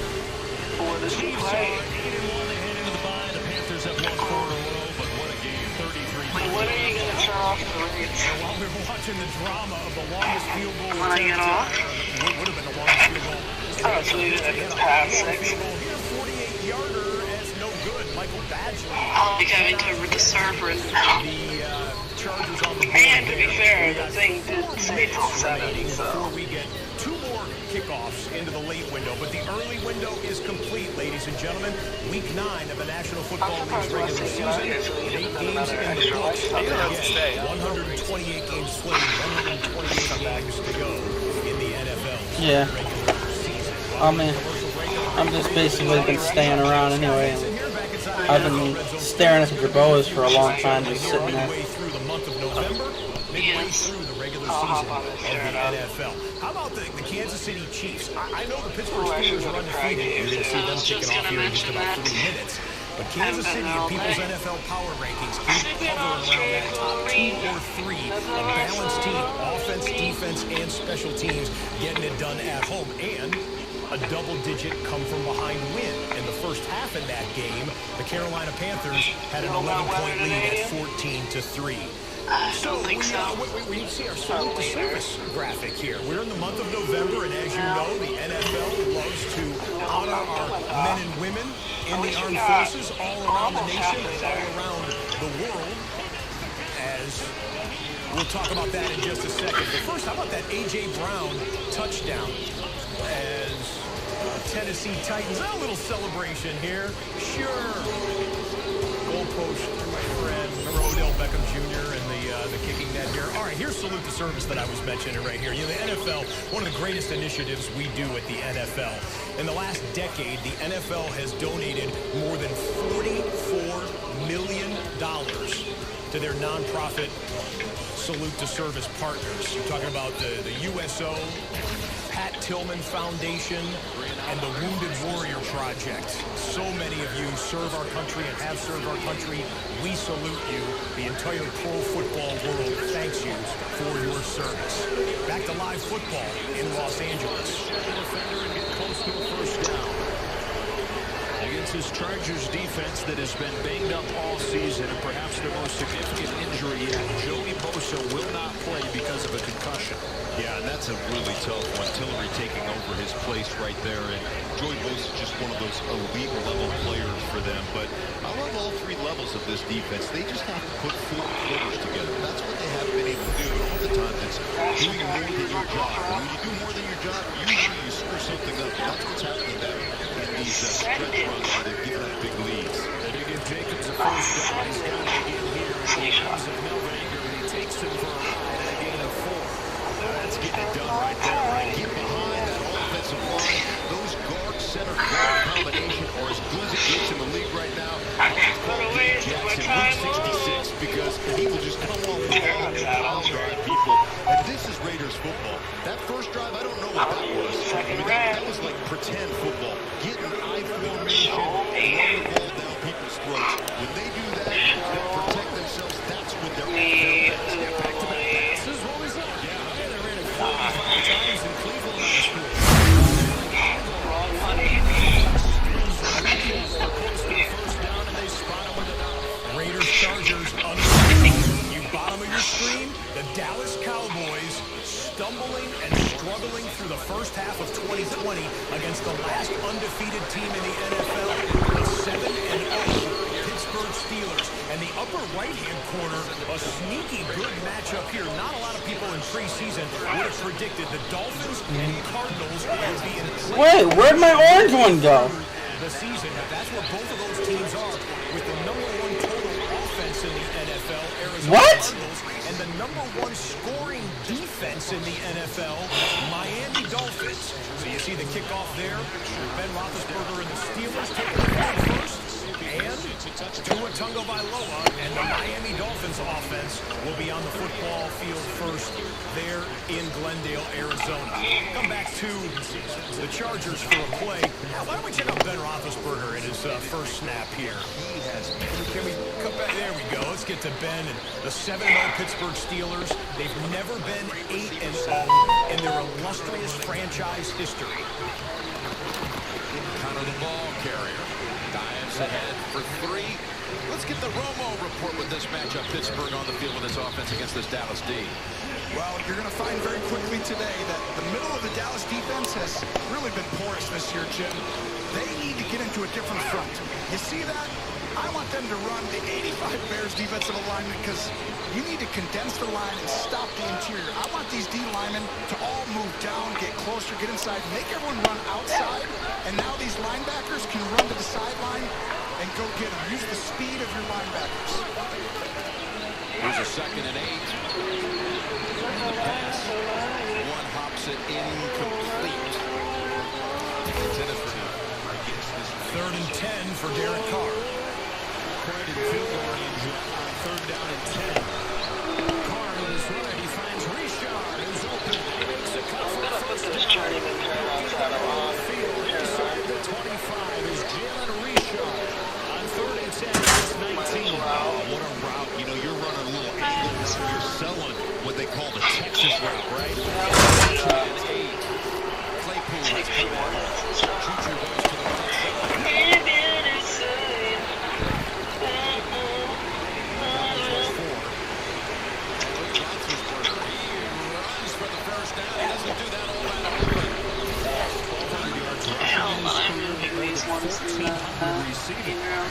What the? Where'd it go? Wait, were we like for white top? It's not really big. Devontae Booker untouched from 23. It was all orange with purple. Where'd it go? It was right here. You can run a play and nobody actually touches you. We're going to pull the ball to the guard. We're going to pull the center out there. Get the mollies out of the defense. Okay, should I hand it off here? Great. He starts changing the cadence, then he'll get into a different play. It's Connor wiggling near the line of scrimmage and then taking what's left. On the Pittsburgh drive here, but a 3rd and short in Miami. How'd he get here? Possession. 3rd down and 2.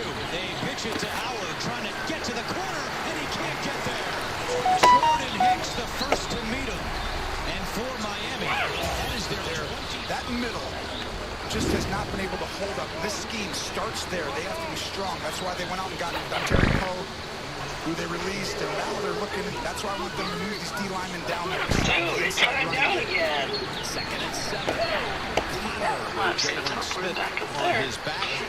He'll stop him about a foot short. I wonder why The it's Buffalo defense was a little more promising at Philadelphia last Oh, Sunday. these are coming from the right side, which is where the takeaways, but still lost.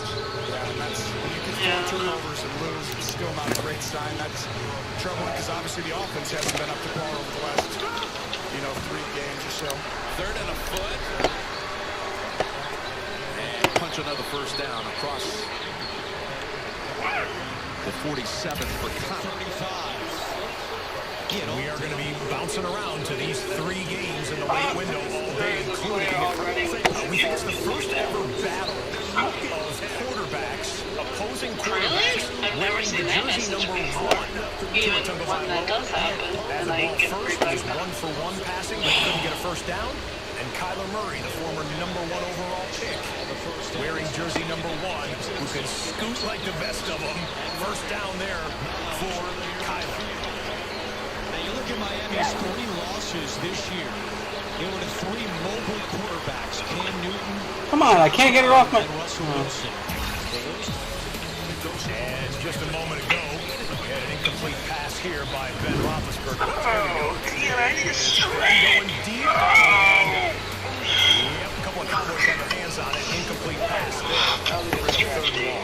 Chase Edmonds with his first carry of the day. He pushes into Miami territory. Again! Okay! Oh, my back on that one. But he'll just learn the little Oh, my back on that one. On 2nd and 10, Snell's first handle. Oh!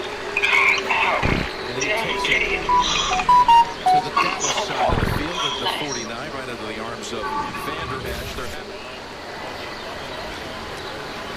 Murray looking to the no, see, local baby, Murray gets away. Fauci just said when we return to normalcy,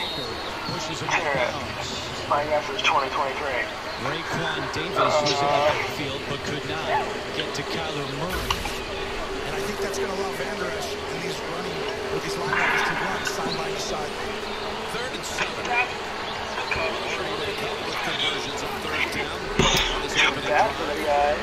And then only use like the worst possible cover photo. It looks like he was just mid-sentence and they're like, that's the one. Like, who looked at that photo and said like, yeah, that's the one. Wow. Clock at 1. Murray sees it just in time and calls it timeout with 10:48 to go in the first quarter. Cool for Pittsburgh, 2 outstanding rookie receivers that are going to be around for a long time. Big time talents on each side. And now Jordan Perry, as the drive breaks down near midfield. Little end over end pooch punt, and Wilson makes the catch at about the 50, 34-yard punt. He thinks the 4th quarter of 2021. Both he and Kyler Murray called timeout at the same time, so it's great when year from now. And your head coach are on the same page, and they're looking at the same thing, even though one is standing on the sideline and the other one's standing. I mean, I just wonder who's going to be the first, like, and to announce the tour. A 77-yard increase in yards per game from last year. Kingsbury's first. So this is 2nd season. All right, out of the timeout, 3rd down and 3. And you detach everybody. This is a lot of people up there in the box. They're going to drop out. Everybody's not going to come after Murray. Murray feeling the pressure. He's in trouble. Loses the football. It's scooped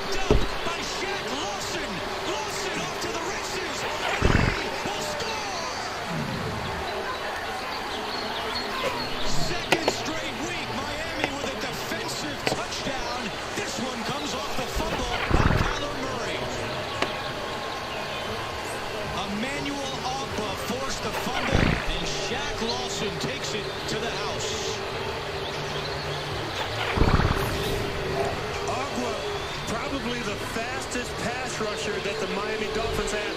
He's able to track Murray down most of the time. Kyler Murray can sidestep, take one step, burst away from somebody. But Agua got that ball out, and Kyler Murray's thinking, I can't cost my team like that. I can't have turnovers and expect to win big ball games. 14th, the Miami Dolphins have forced a turnover in 14 straight games. Every game this year, they're going back to last year as well. Brian Flores has his guys over 500 and playing their best football in the last couple of years. And that's nice when you got a rookie quarterback, maybe still with the training wheels on with Tua Tagovailoa. Rookie quarterback with the training wheels well into the door is Justin Herbert.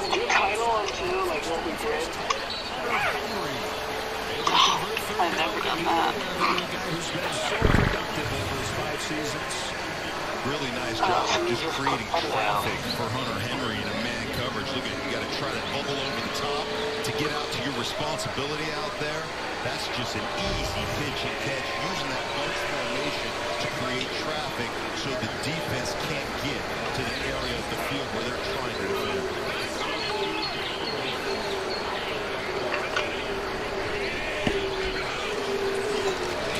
Let's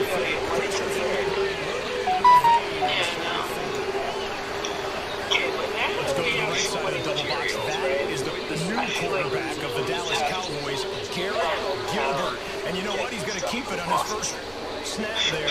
Garrett Gilbert, 29 years old, playing in his first NFL start.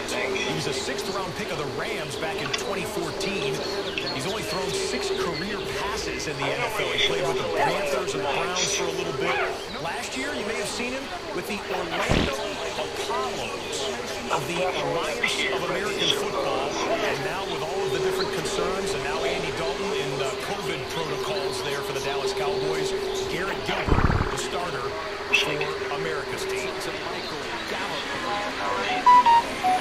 And that's his first completion in almost 700 days. He's been the Patriots, the Raiders, the Browns. He's been around. Here's the Cowboy starters, and Joe Looney's actually getting the nod here at the start because Tyler Biotish, with a hamstring injury in warm-ups. So Looney, former starter, is back in there. There's Biotish. On this drive. 1st and 10 of the 45 of the Raiders. Here comes Joshua Kelly. Sticks the nose down, gets a few. Kelly had a fumble in back-to-back games in late September, which kind of put an end to an impressive start. And they think mentally he's still kind of trying to move on from that. And just a moment ago, 3rd and 2, empty backfield. Gilbert got a throw. Gilbert got a throw. Gilbert got a guy. That's Amari Cooper. That's a nice ball. And it's ball by Garrett Gilbert. It's a 32-yard pickup. Move the sticks. Seasons for the Boomers. It's a really good run, good fire again.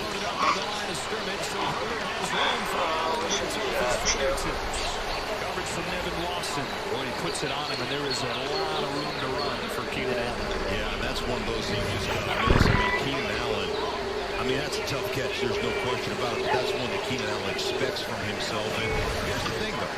3rd down, when we're talking about 3rd down football, this is where Justin Herbert has been almost at his best. He's been exceptional on 3rd down. And one of the reasons because Keenan Allen's that guy in 3rd downs that just does so much work for his quarterback. There's a couple things he's kind of beating the odds on, Herbert, as a rookie. Really good on 3rd down, really good against the blitz. So he's the 4-man rush here. Finds Allen, who's going to run for a 1st down.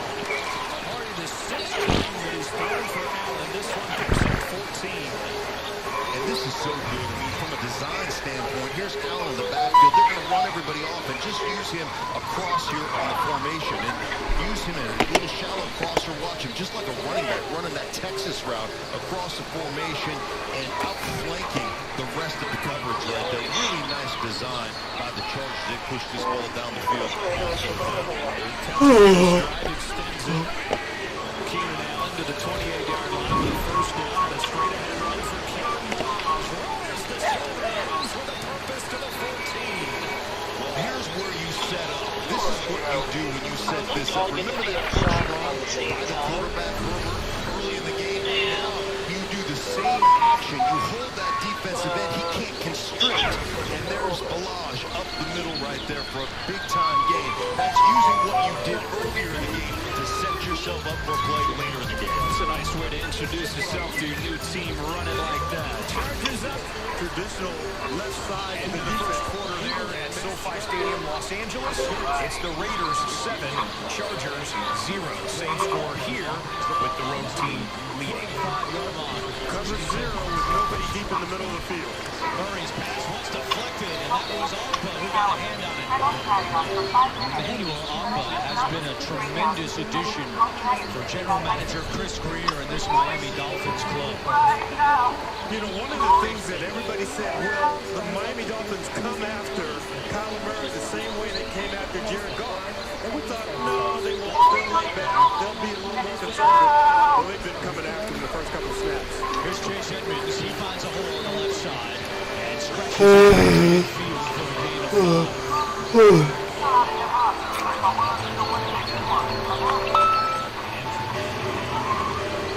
Like you said on the last third down, Andrew, how well the Miami Dolphins have done on third down the entire season. And a lot of it is about matching up against personnel. Contact right there. How difficult this pass is on the bottom of the racetrack. Chase going to try to slide him a little bit. Slides up in front of him. Can Joey cross him over? New leader in Phoenix. Oh. See how difficult this pass is. Little contact right there. How difficult. Aaron Jones had the coverage. That's a huge early completion because you do have DeAndre. Slides up in front of him. Can Joey cross him over? Well, they were covered. You got the third guy, Christian Kirk. He makes a tough catch against the top DB. Murray quick pass, and that is a catch again by Kirk. And Christian Kirk with a gain of 11 in Arizona going no huddle. No team goes no huddle more than the Cardinals, and it's not even close. More than twice as many as the team next on the list, which is the Dallas Cowboys. And you see the official holding it right now so that Miami can substitute because the Cardinals substituted even though they didn't huddle. And now we have a stoppage. Three tight end sets. I don't think you're going to consistently beat this team playing this. It's okay to sprinkle it in. The third straight run for Elliott. This one yields a first down. It was a competition, Tony, this week. They didn't name Garrett Gilbert till yesterday as the starter. They were splitting reps in practice this week with Cooper Rush, who 3 years was a backup here for Prescott. And start of the second quarter here in Los Angeles. Beautiful $5 billion stadium, and unfortunately, fans not allowed inside, but the home team threatening to get their first points here. Chargers have it first and 10 to the 14-yard line. Herbert steps up, and he gets rid of it as he's getting hit. That's incomplete off the ball.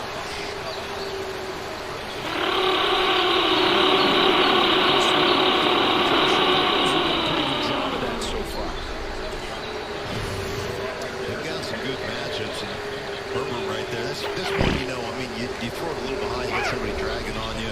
You got to catch that if you're Balaj, but that's one where you look back and go, maybe just scramble for 5 or 6 yards and put us in a, you know, in a second down and short situation. There was actually Collins with the pressure right away when he got there as the ball did. Handed off to Rush. Rush is forward for 6. Third down. That's good old-fashioned mosh pit running it. Balaj, I mean, this is a guy that they just got up, said, hey, man, you're going to get your play today, and you know, it's 2:30. I mean, that's just power running. And the thing I like about it, right, just get behind there. You're hard to see. Just get in that pit and just keep. We have 3 games going on, and all 3 are in the red zone at the same time. Upper left-hand corner, we could get the snap here from Justin Herbert. Kyler Murray's in the shotgun inside the 20-yard line. Herbert takes the snap. He's going to run for it. 3rd and 4. He's going to be short. Kyler Murray hands it off, trying to bounce it outside as Chase Edmonds, and he'll go down hard. Bottom of the screen, you've got Garrett Gilbert trying to get the first touchdown for the Dallas Cowboys in 3 games. Nowhere to go. This team that the Steeler defense that leads the league in tackles for loss has one there. Well, they got 2 guys, right? They're tied. TJ Watt and Vince Williams, 98 right now. It's just has complete disregard for his own health. I mean, that's how he plays this game. Love it. Going to go for it on 4th down and 1. They bring Balaj back in and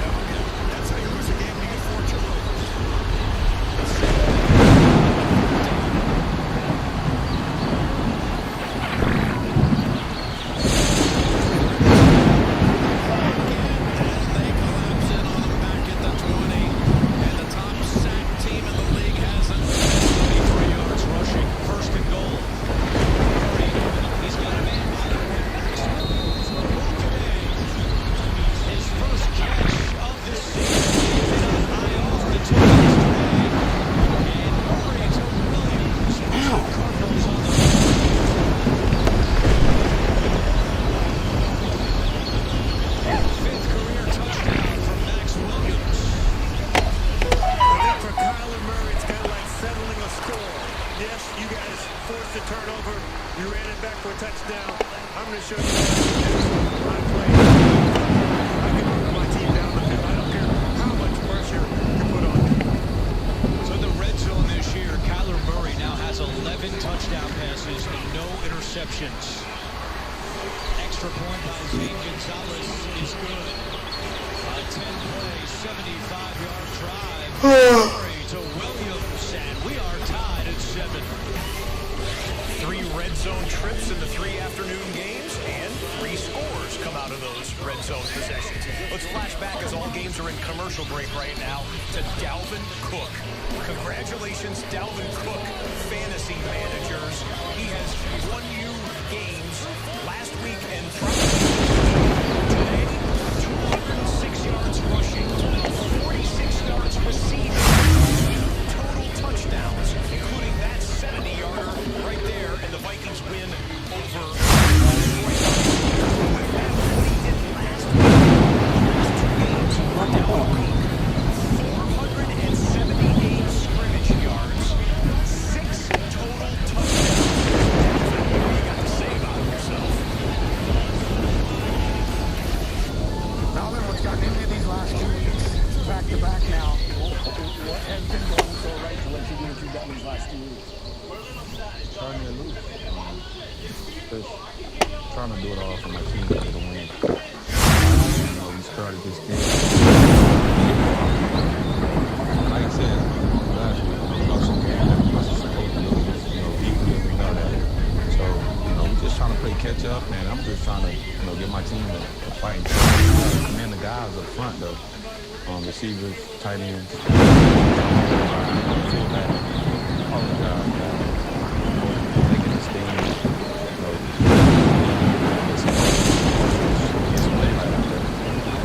Don't talk about hitting holes at 70-yard touchdown. You don't need much data, but your O-line says that. What did you see on that?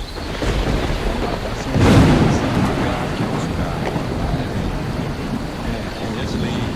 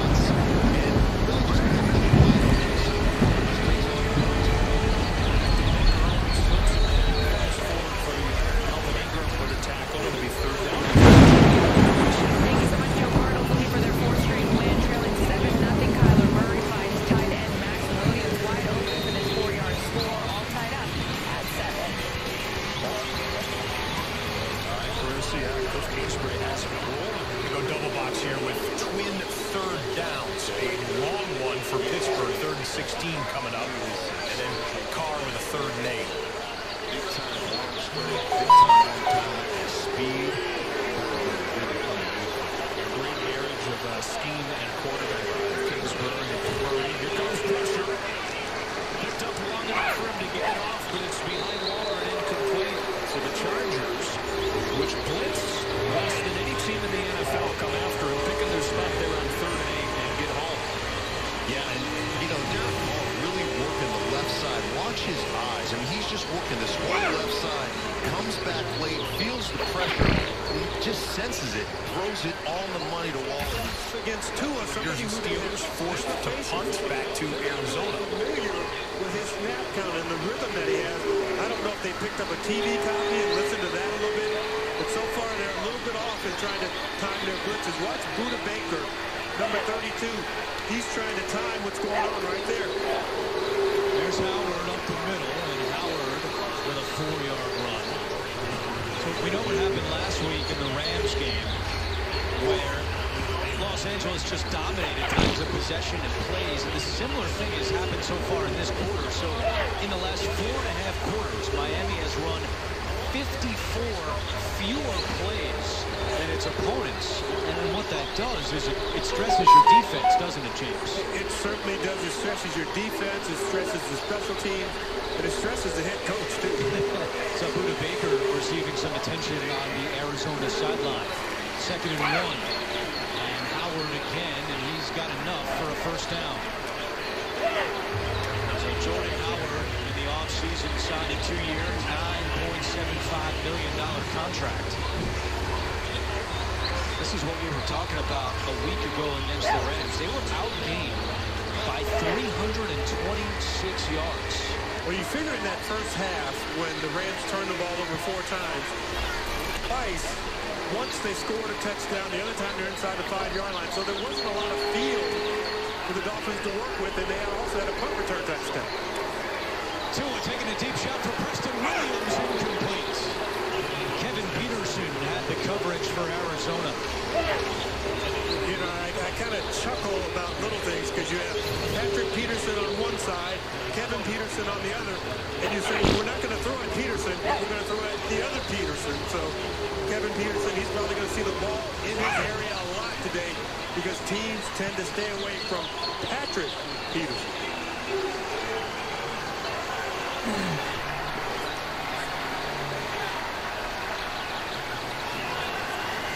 Durham Smythe goes in motion on 2nd and 10. Tua pump fakes. He's in a bit of trouble. There's a flag down. Tua on the run will just throw it away.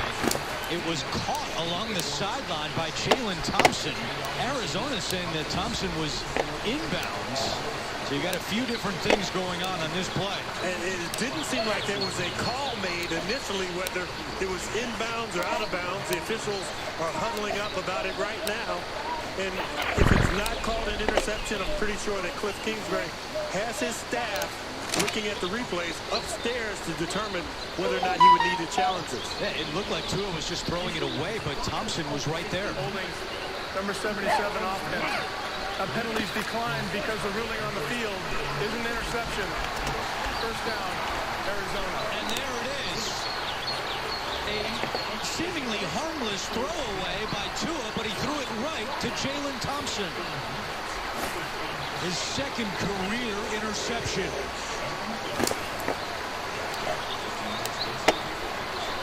I think a stunning moment there in the Miami sideline. Again, it looked like Tua was just throwing it away. But he didn't do a good enough job to throw it away. Clearly, they will take another look at that one. Well, Smythe is there in his tight end, and he kind of backs away from it, figuring that Tua is going to throw it away. They'll take a look in replay, but for the moment, it's Arizona ball. Boy, and if that's true, if it holds up, and it's going to be close, I think, but if it holds up, Tua, that is way too careless of a play for the rookie quarterback. A little more emphatically that it was incomplete, as Witkowski said, why not, just in case. And that's something they do. They'll run some games in here. They'll try to create some pressure, attack protection. So when you can figure out where the slide is, when you know what's going on with that offensive line up front, you can attack that offensive line. Get yourself to one-on-ones. Use some games to create pressure. There you saw an inside game that put the pressure on him right off the bat. 3rd down 6. Raiders showing pressure. And they bring it. Trouble and sacked back at the 6-yard line. That was Nassib that got home one play after he deflected the pass. The veteran from Penn State gets in and brings Herbert. While we were watching that, as the Chargers are going to be forced to punt, it was 3rd and short. They give it to Zeke inside, and you see his body is swallowed up there.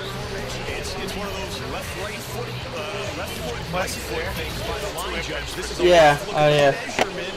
Dallas, no sir, no first down, 4th and inches. They're going to wind the clock here as well, so I think we're going to hit the end of the first quarter. You're a couple of touchdown underdog. It's at your own 31. That's a tough one this early in the game. Well, they could take the quarter to think about it, too. Right? So, in a lot of ways, you'll stay right there and be like, stay out there so we can talk for a little longer.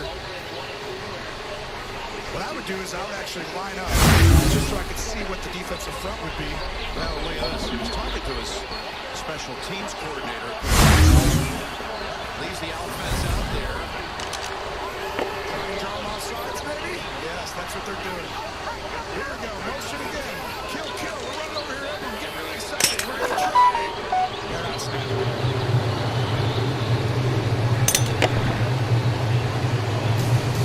All right, Cowboys have the upper hand after one. 3-0 Cowboys. You're watching the NFL on CBS. All right, end of the quarter there. We'll bookmark that. I don't think they're going to come out of the commercial break and actually have the offense on the field on their own territory at 4th and short. We're going to go back live to Glendale right now where they're reviewing what was called an interception on the field. Both feet, which makes this ball out of bounds right away. Remember now they have a hold on the play. It looks like they took that foul for holding now with the ruling of incomplete.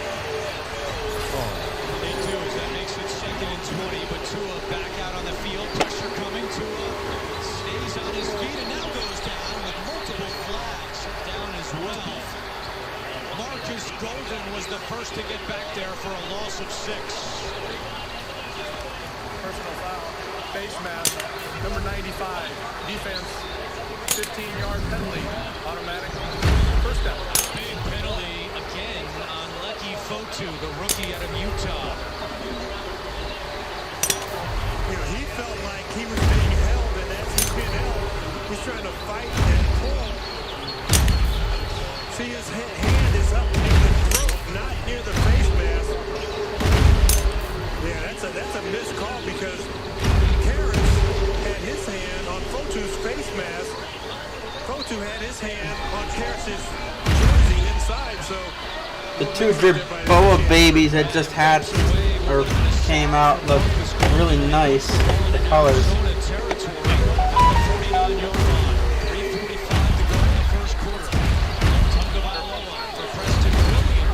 What?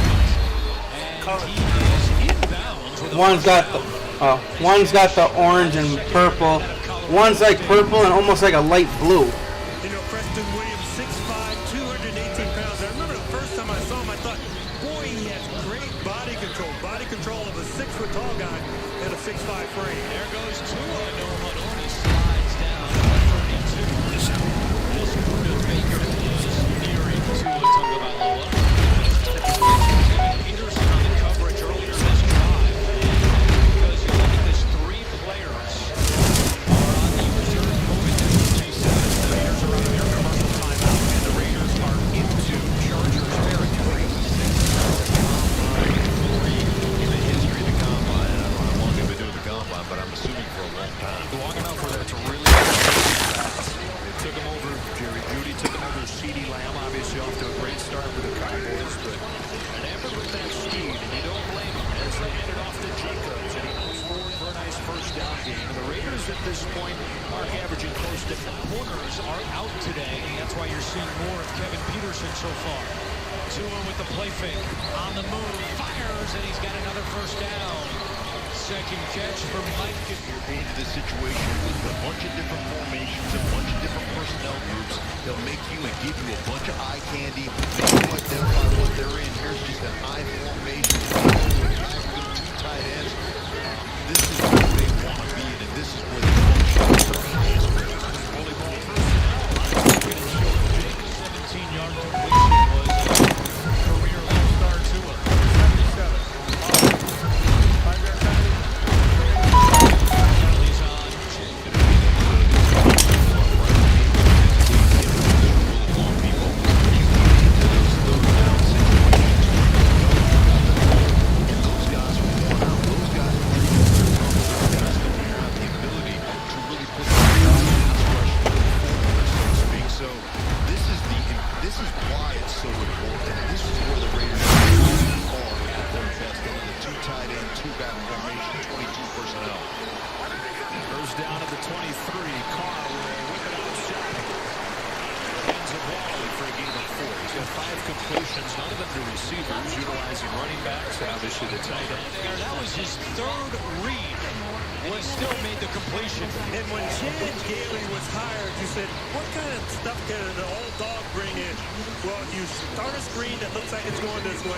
Another screen that looks like it's going this way, and then you end up running a screen right in the middle of the field.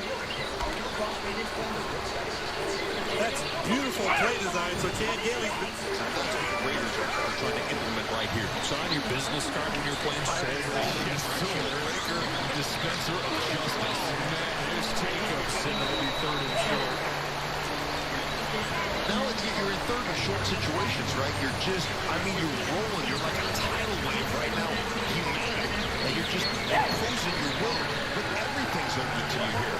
You know, hey, we want to go on fourth down. We can do that because we can bully you. If we want to take a shot to the end zone, we can do that. I would fully expect them to get an eye formation and just crank the second down. Let Chan Gailey call the next play and see what he comes up with. Arizona's stingy red zone defense, second best in the NFL. Got that fullback in position. Here's Howard. Howard reaches over and he is in for a Miami touchdown. And what a drive by Tua and the Dolphins.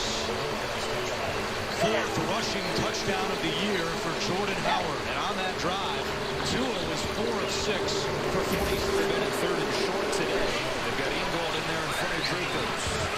He's leading the way. Jacobs off the right side. Behind an Ingold block. Will Stefan rushing for the pylon. And in for the Raider touchdown. Big smile from Carr as Jacobs finds the end zone from 14. Can happen. Now, James, the fullback, Chandler Cox, is 8 pounds heavier than Jordan Howard. I'm calling that one out. Injured players like Ingold to deliver one of the key blocks on that play. So take a break.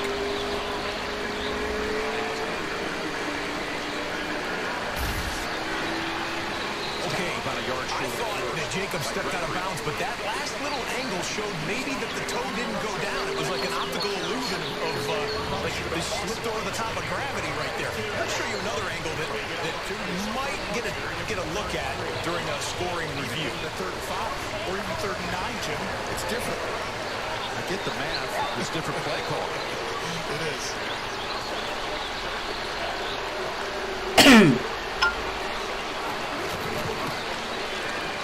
That carry he gets. I don't see it. All right, let's see what the Steelers elect to do on 4th down, but watch the replays here. Again, ruling on the field for Jacobs is a touchdown. Right there, his foot certainly goes over the top. Now that looked like he would be out of bounds, but then he breaks the plane. Watch the other reverse angle. I think this one, watch here. It's going to look like his cleat goes down out of bounds. And right there, but the other angle showed that it never touched. I think it was an optical illusion. I think that was a good call by the officials that he broke the plane and got into the pylon 4-6. Mike Tomlin. And the Steelers will talk it over. 3-0 Dallas early second. All right, all all three games going to a TV timeout. I think that's going to be a quick timeout for the Pittsburgh Steelers as they're just talking about what they want to do on fourth down. And how about these Pittsburgh Steelers? Check and see if they've got a sack yet, because that's the first threshold that we've got. They did get Garrett Gilbert already in the first quarter. The Pittsburgh Steelers have that 4-year sack streak still alive. Now, including today, 65 straight games for the Pittsburgh Steelers with one or more sacks. The all-time NFL record is 69 straight games by the Tampa Bay Buccaneers. The Warren Sapp, Derek Brooks, John Lynch, Tony Dungy, maybe even bleeding into the Gruden years, Tampa Bay Buccaneers. And the Steelers are threatening that one, perhaps, in the back half of the season. One of the great records of all time. Of course, Dallas and Pittsburgh, two teams that are matched up in Super Bowls before. Cowboys and Steelers, Super Bowl 10, Super Bowl 13, both of those won by the Pittsburgh Steelers. Super Bowl 30, the Cowboys victorious in that one. The Steelers and Cowboys, two teams that have made multiple Super Bowl appearances, 8 for each team. All right, let's see what they decide on the replay review. Anyhow, he reaches out. Jacobs does a great job reaching out and finding the end zone right there for the touchdown. 6-play drive, 5 of those plays on the ground, covering 40 of the 44 yards. Jacobs' 6th touchdown of the season. Ingold. Salute to Service is the NFL's year-round effort to honor the power and connect with our nation's service members, veterans, and their families through great partnerships that support our military community. The NFL, its clubs, and players thank all of our armed forces serving in the U.S. and around the world. Join the NFL in our salute to service by visiting NFL.com/salute. Cliff Kingsbury's father, Tim, received a Purple Heart for his service in the Vietnam War while serving in the Marines. Cliff told us that nugget is the most prideful thing in his life. Murray to Fitzgerald for a first down. Murray took a hit at the end of that throw, but still completes it for 16 yards. Inside 1 minute to go, and again the Cardinals race to the line to go no huddle. Fourth down, Pittsburgh's lining up to go for it. They give it to Snell. The Cowboys crash in on him for no gain. It's Randy Gregory making another tackle.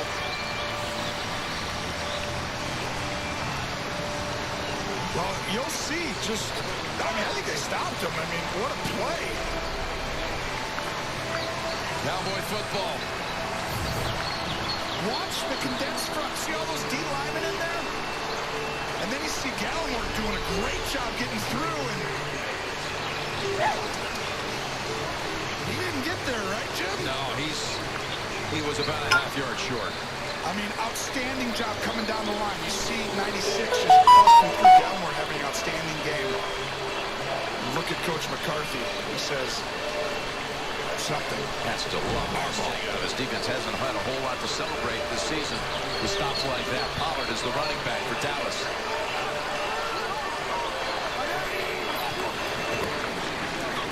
Action.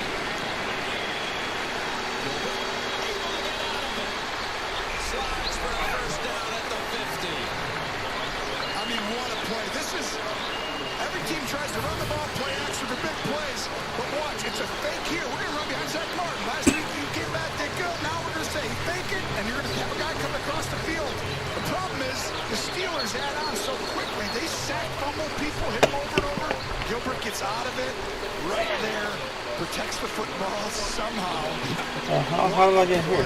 Mondu looked like he had him. Picks up 15.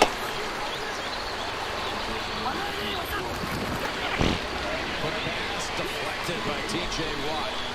And they run after it, but it was a pull-up. Back in Los Angeles, Chargers on a 1st and 10. They're going to try and throw for it. Herbert fakes the run, drops back, and gets dropped. Max Crosby, the edge rusher for Las Vegas, coming in, getting himself sacked. So whenever he's around the ball, anybody with the ball, Well, he leads the league in quarterback pressure. That wasn't a pressure. That was just a great knockdown. Has such a good sixth sense of knowing what the quarterback's going to do. Well, and look at how good he is. Look, he's right here. Now he's going to go ahead and reroute this guy and then play some sort of coverage out here, talking to the corner. 2nd and 10. Keeping it again. And another first down off a scramble. That's 26 yards on 2 running plays by Garrett Gilbert for first downs. And all their best plays are about spread formation. No running back. Moments ago in the Charger game, 3rd and 7. And it's another obvious pass here. Pass rush doesn't get home this time as Herbert sneaks one into his tight end, Hunter Henry. 10-yard gain, first down Bolts. He's now run it 3 times total for 28 yards. He's got more rushing yards than the Steelers do, 24 for Pittsburgh. Go figure. Nothing opens up. Dupree, Watt, Mondu all there. Well, Watt right there, you see next-gen stats. The fastest guy off the ball, TJ Watt, 0.67 seconds. Fastest. Watch how quick he gets off the ball, Jim. It's the fastest in the NFL. So, the next-gen stats powered by AWS. Here you go again. Pass rush not having a great job slowing that ball straight. Here's a little play action. Herbert finds an opening for Mike Williams. First catch of the day across the 40, as it often is with Williams. Get it 10. Making the line. Fires in. Complete. It's Dalton Schultz again. He was left alone in the middle of the field before Hayden tackles him. Pick up a 15 and another first. This is outstanding. Because he's one of those guys that can flat, just pick him up and put him down, runs with the wind at his heels, and you see Mike Williams just find the open spot. First down, and Perry's driven down by Kwiatkowski. Here are the 2-minute warning. Outstanding so far, Jim. No question. Gilbert is able to handle it, too. Execute. Zeke is back in. Headed the football. He's to about the 20. Gilbert was effusive about how he was been able to get up to speed and understand this playbook in such a short time frame since coming from Cleveland. Again, in mid-October, crediting Kevin Walker, Scott Tolzien, Seneca Wallace, all of them getting him up to speed here in a short amount of time. As the Cowboys again. You saw the 2-minute warning there in the Chargers-Raiders game. Will bookmark the Los Angeles drive in Las Vegas territory. Watch the Cowboys here. Start against Pittsburgh. And he won that contest. 2nd and 7. That was intended for Gallup. On the coverage was Highsmith. Get you ready for 3rd and 7 after we check in on a 3rd and 7 for Kyler Murray. Well, when you look at it, that would be a great race. Murray against Jackson. Murray has got elite quickness. How about his deep ball? Looking for Kirk. He's done! Touchdown! 56-yard strike.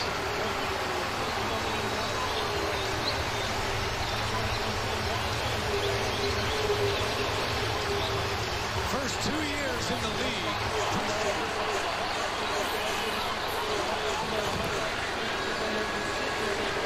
Sliding. Throwing. Touchdown, Dallas. C.D. Lamb.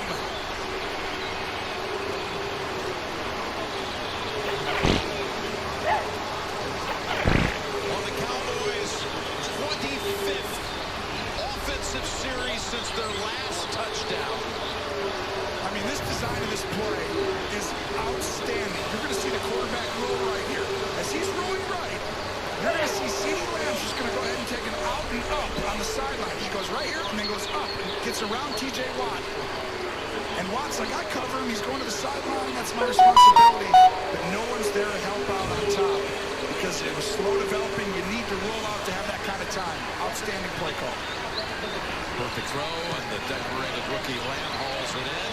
And the Cowboys lead 10-0. Well, there's another Garrett in Dallas making some news. Just when you think it's just going to be end of the... By halftime, Pittsburgh's going to have the backups in and whatnot. The Dallas Cowboys playing some inspired football there in the midway point of the second quarter. 10-0 over the last unbeaten team in the NFL. Something to ponder as we roll through the next couple of hours on NFL Red Zone. So defenses can really key on where you have to run the football. So right there, they would have known to run right if that's what he did. One-on-one shot down the sideline, and Jalen Guyton goes up to get it with a flag down. It's incomplete. Isaiah Johnson the coverage. Well, Isaiah Johnson is in phase the whole way down the football field, making contact with Guyton. Just a little too much there.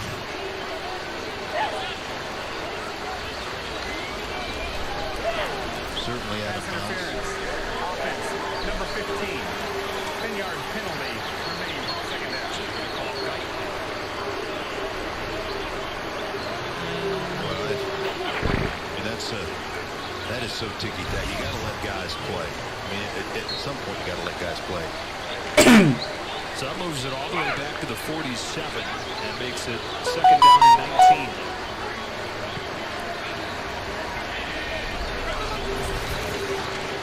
Trying to get a little bit of it back here with Joshua Kelly. Steps out of one tackle and pays the price.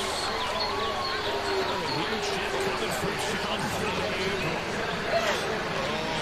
What I tell you, that guy will shorten your neck. I mean, he just flies around, blatant disregard for his own body. He just flat doesn't care, and I'm telling you what, I mean, that is, look at him. I mean, this is called being triggered right here. Boom! Just lower your shoulder. Remember, he only played about 30 minutes last year, had a hit like that, tore a labrum in his shoulder, tore his rotator cuff. Does he care? He doesn't care at all. He's just going to keep playing that way. We're right back after this message from Progressive.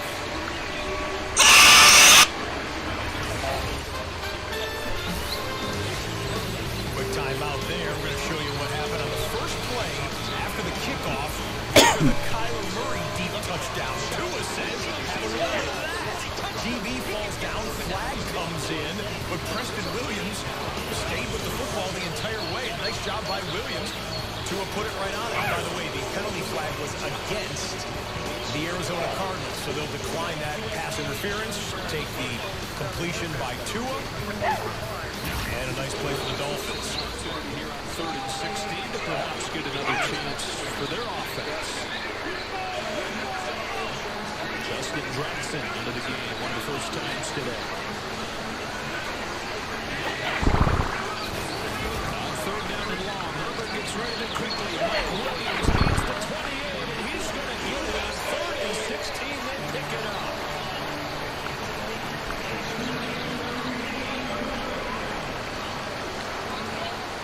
Well, I'm surprised they didn't get a pick right there by Hunter Henry. I'm surprised they got away with that because he did not face the quarterback. He did not even look, and got away with one there as Mike Williams gets the first down. But it's only a penalty if it gets called, Joe. Yep, that's right. That's how I operate. First down to the 28-yard line. Who has the touchdown for the Chargers, gets just one here. Inside 1 minute left in this half. Still all 3 timeouts for the Chargers, and the 2nd and 9 coming up. Yeah, watch the Hunter Henry. I mean, he is a crafty veteran getting this thing done. You see Anthony Lynn right there with the tightly shorn beard. I like the white stubble. Very nice for Anthony Lynn. But people pay for that. Touch of gray, just for that touch of gray. I think he's probably got a good set of clippers. So. Winding down to 30 seconds. Using a lot of time here. Still just at the 27. Herbert steps up into the pocket. Lets it go to wide open Allen. Touchdown, Los Angeles. He came loose in the middle of that secondary. A 27-yard touchdown and an extra point for the tie game. Well, they turn him loose in the zone. Here he is, right here. Oh, excuse me, right here at the point. They turn him loose in the zone, and I tell you what, right there, busted, on the coverage. You jump the post route, and Keenan Allen makes you pay coming underneath. Beautifully thrown ball. And exactly how you respond to a touchdown drive. Longest play of the day for either team. 27-yard touchdown for Allen. His fourth of the season. Extra point ties the game at 14. Justin Herbert, he has 4 straight games with 3 or more touchdowns. It's the longest rookie streak since Deshaun Watson did it. And there is the first of the day for Justin Herbert. We'll check back. Here's Perry. He pitches it to Ahmed. All right, so Shane Gailey going to the bag of tricks. Back in the Pittsburgh-Dallas game, hard shadows with the sun poking through the window there. Barry, 57-yard punt the last time. This one another good one. Caught over the shoulder back in the 6 by Wilson. Throws it back across the field where it's then juggled for a moment. And now the Cowboys are making a special teams play. Hurtling past then all the way down to about the 10-yard line. It's a good one. Has a little hole in the middle. Bounces it to the outside. Down the sideline and pushed out of bounds just shy of the 10. What a play call. Aggressive. During the return of the kick, illegal block on the back. Receiving team number 23. 10-yard penalty. First down. It's called on Darian Thompson. How about Wilson throwing it across the field? We mentioned Wilson defense doesn't even keep up with the speed. The challenge for Shane Gailey was with Gaskin and Breida, they use the outside a lot. That's not Jordan Howard's game.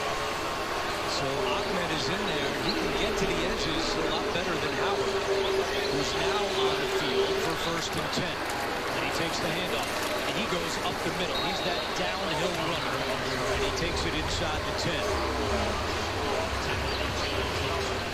Okay, we're at the double box here with one more look at what could have been a huge play for the Dallas Cowboys. Very, very inventive, and they still get good field position out of it, within a whisker of maybe being a touchdown as well.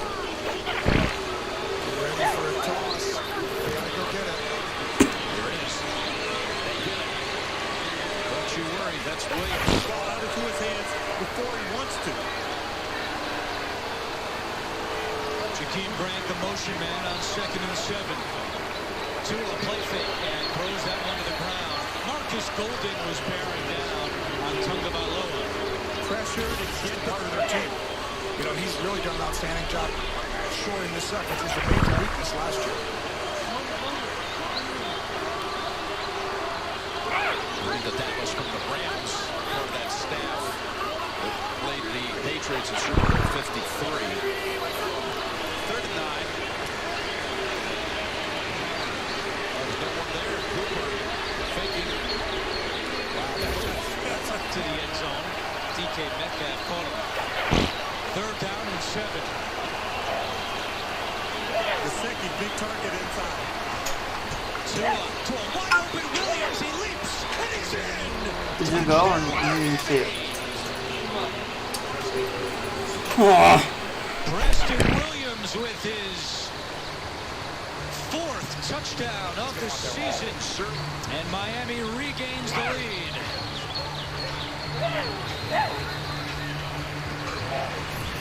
Already having made one from 38 in the opening quarter. And that kick is good. He's now 15 out of 18 on the season. To be on target, it's on target, and gets in the end zone. Now Williams a little shaken up as he goes back to the Miami sideline. Last week, Tua had 93 yards passing. Already today, in the first half, he's got 105 as Sanders makes the extra point. And what a game we have so far. Look at what just happened right before the half. Look at the game clock. 12 seconds remaining in the half. The Raiders are throwing from their own end. Carr gets stripped. It's Jarrett Tillery at the bottom of it, and this is live. Maybe well, it's not the final play, but Michael Badgley comes in and gets 3 points that were given right there. The Los Angeles Chargers capitalize on what may have been a play calling error there by the Las Vegas Raiders, who were attempting to throw with 12 seconds left from their own 25-yard line and gave the ball. Wow. And I'm also a little bit surprised that the Los Angeles Chargers they had 8 seconds. They didn't have to kick a on first down.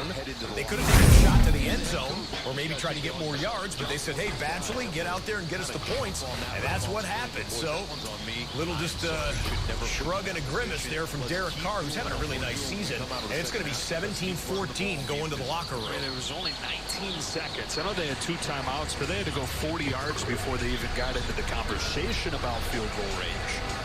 With 19 seconds. A lot of times you run that first play, see what you get, and then decide, but they only got like 6. I just am impressed that you did all that math in your head right there, like on the field position. Like that's why they paying you the big bucks. I could never come up with that math. Not my strong suit. Inside my brain, it looks like the Zach Galifianakis gif where he's looking up at all the numbers, or the X's and the Y's and all that crazy math stuff. A line drive kick. Richard waits on it to bounce his way. He's got it, brings it back from inside the 5. Takes one-man miss. And then goes down to bring this first half to a close. What a huge turn of events in the closing seconds as Jerry Tillery knocks it out of Carr's hands and sets up the go-ahead field goal. Play of the first half brought to you by State Farm. The touchdown to Keenan Allen. That even the score at 14 after a big 4th down and long pickup. Chargers felt good about going into the break tied. Did even better than that with Tillery knocking it away and then Badgley knocking it through. So 17-14 and the 89 yards and a touchdown. Back to Arlington, Texas, as the Los Angeles Chargers with a halftime lead. Chargers trying to snap an 8-game losing streak in the AFC West. That goes down, by the way, as a 73-yard punt return by Goodwin officially. And how are your hamstring? How's your hamstring feeling? Because I say it because watch this. You're not kidding. Goodwin, the guy's going to run. He's like, oh, no, I'm out, guys. I'm out. Let me just run down here. I'm doing nothing. Nothing to look over here. And now he's so excited. He's got to catch it. Might have helped him, actually, because he get a little bit of a leverage right there. And then he's out on the races. And then at the end, he gets tackled by a guy reaching up and blowing on his feet. Boy, that hamstring healed in a hurry, didn't it? Yeah, it did. I mean, it looked like the old Music City Miracle throwback play. The Arlington Magic Act. First and 10. Smith-Schuster for 8. Well, this is an important drive for the Steelers, but really the Cowboys, well, you know the Steelers most likely are getting back in this. They played outstanding on defense. Ben's going to go ahead. A little bit of 2-minute call of plays, get the ball out of his hand. But right now, if Pittsburgh goes down and scores 13-7, it's not the same feeling when you go into that locker room. You know this team's going to probably come back at some point here. There's Claypool. Brown wraps him up, and we're going to wrap it up so we can go to JP and Boomer in New York. Boomer, what's happening in the desert? Shootout in the desert, Kyler Murray. He is 7-9, 150 yards. Out of 1st and 10, Kyler Murray. Murray makes the handoff to Chase Edmonds, who picked up the blitz afterwards. Kind of had no choice. He got bowled over. And there's a completion for the first down. For the update, the Steelers here have just picked up their 5th first down of the game. That's it.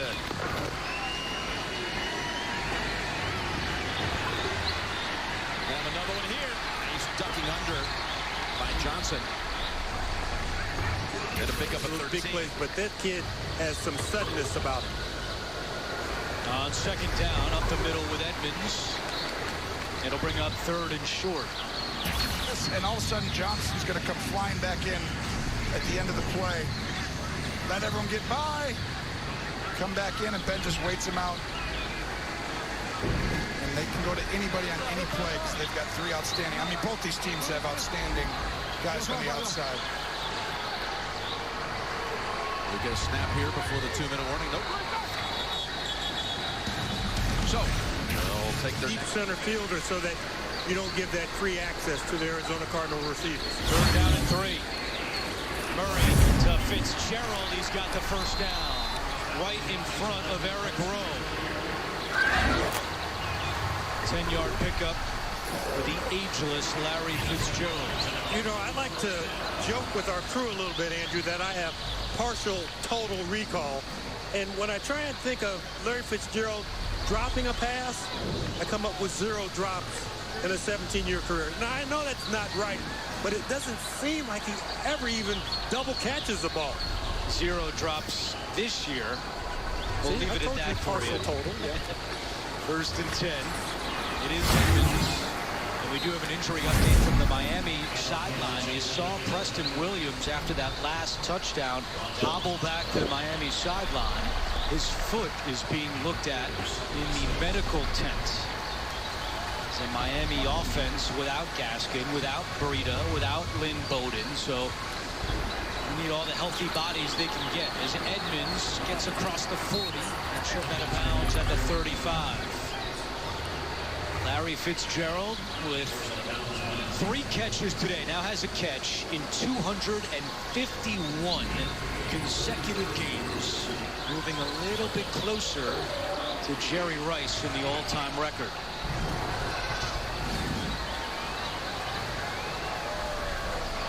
Third down and 2.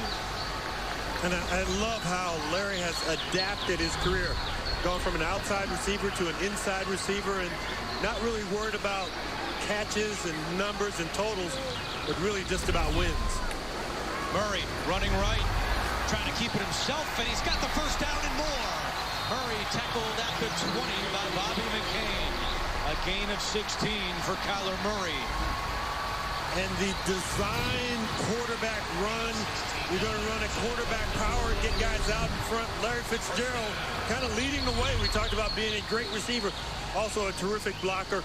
And Kyler Murray, just that burst to step on the accelerator to go from 2nd gear all the way to 4th gear in just an instant. Bad sign there as Preston Williams, we just told you about his injury, being carted back to the Miami locker room. Edmonds bounces away from tacklers and takes it down to the 13.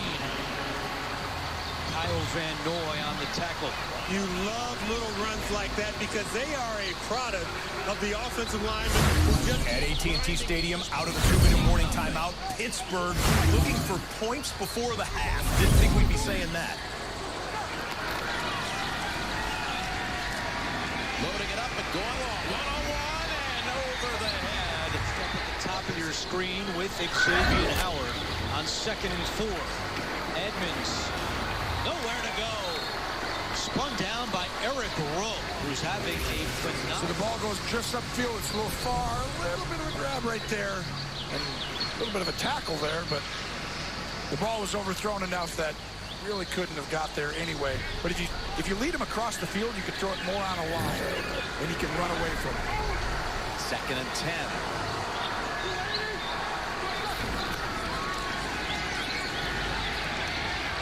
Dumps it off. Johnson. Jalen Smith will not... For DeAndre Hopkins to work in, and there's a safety moving over in that direction right now. On this drive, Arizona is 2 for 2 on 3rd down. 3rd and 10. Murray dancing, chased by Van Noy, now throws and throws it away. Good coverage down. Being bounced right into DeMarcus Lawrence, and a timeout's called by Pittsburgh.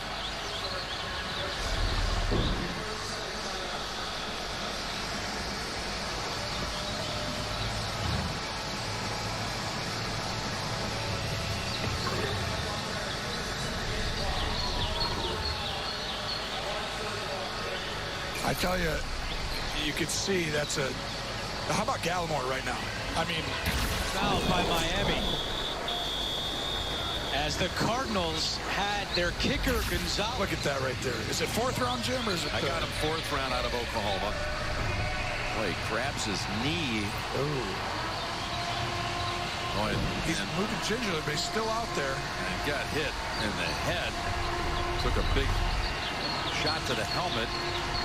Just on the bounce back off the contact from Gallimore into Lawrence, and they're somewhat staggered into the shotgun formation on 3rd and 7.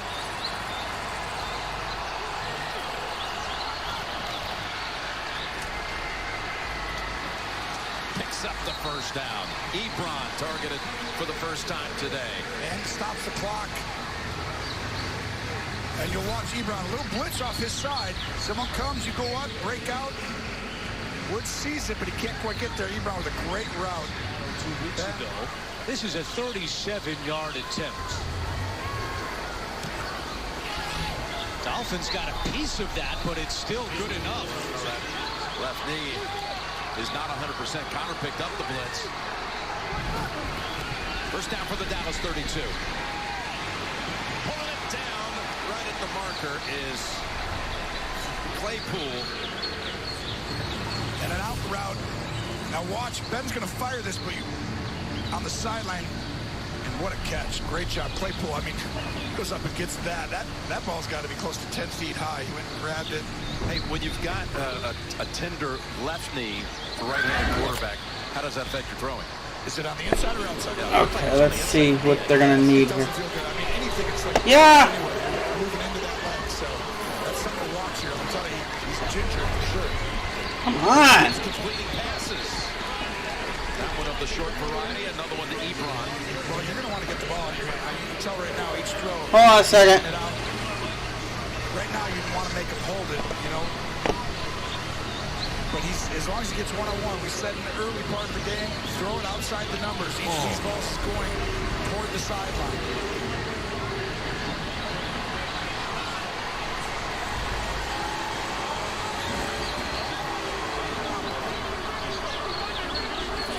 Second and 5. I love the cuddle one. It's so much easier.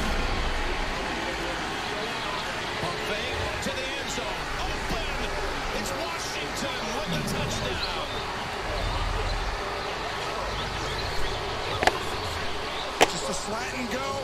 Anthony Brown gets caught looking into the backfield. Easy throw and catch. What a rock. James Washington, great double move.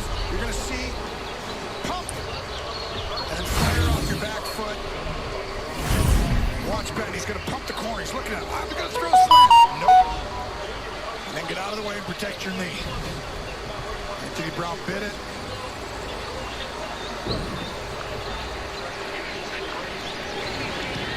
Extra point is wide of the mark. Boswell's second miss of the season. Roethlisberger's going in. We have seen this movie before with Ben Roethlisberger. Gets injured, plays through pain, figures out a way to get it done, and just like that, the Steelers are back on the scoreboard and into a one-possession game. But still a surprising score as we are heading towards the halftime there. All right, we're in halftime there in the Charger and Raider game, but we are back to live action in Glendale, Arizona. Let's go back right now to State Farm Stadium. It'll be Miami football at the 25. Tonight on 60 Minutes, can legal challenges change how votes have been counted in key states? Plus, inside Operation Warp Speed, the U.S. military's plan to deliver COVID vaccines to America. That's tonight on CBS.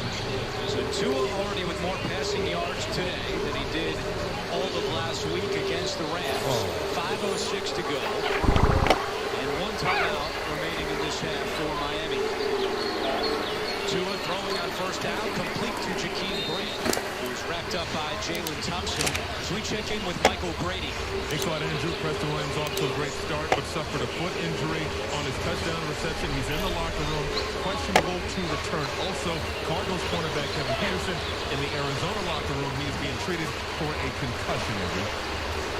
All right, Michael, thank you very much. And those are two key injuries because they come at positions where each team is short-handed. Lynn Bowden out today for Miami, along with the two running backs. And we mentioned the Cardinals' defensive shortcomings in the secondary with Byron Murphy out today, along with Drake Kirkpatrick.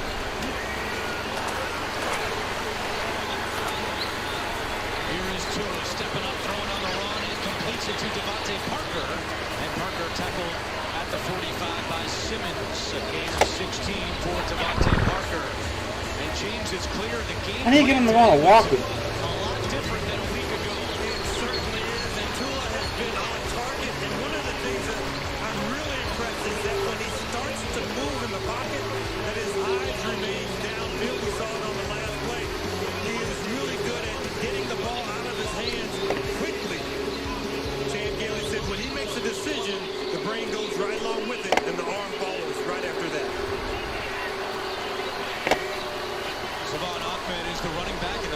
fake. Tua going back to the air, throws that one down. He actually hit his right tackle, Robert Hunt, on that throw. Incomplete. Coming up, Verizon halftime report. JB, Phil, Nate Boomer, Coach Cower. All the latest NFL scores and highlights coming up on the Verizon halftime report. Now a flag has been thrown for grounding. Well, I think you hit an ineligible receiver with the ball, too. Offense. 10-yard penalty. Lost it down. Second down. So that's the second time today. Tua's been a little careless when he's just trying to throw the ball away. Well, and also there is not an eligible receiver in the area because he hits, like you said, he hits his right tackle, Robert Hunt. Robert Hunt is thinking, yes, I was open, but I wasn't the designated receiver on that play. Brian Flores is trying to explain that, hey, we had a receiver about 10 yards away, but that ball was 10 yards short of that receiver that was 10 yards away. See the numbers for Tua last week and so far today, 10 out of 14, a $125 and a touchdown. 2nd and 20 following the penalty. Tua, the pocket collapses and down he goes.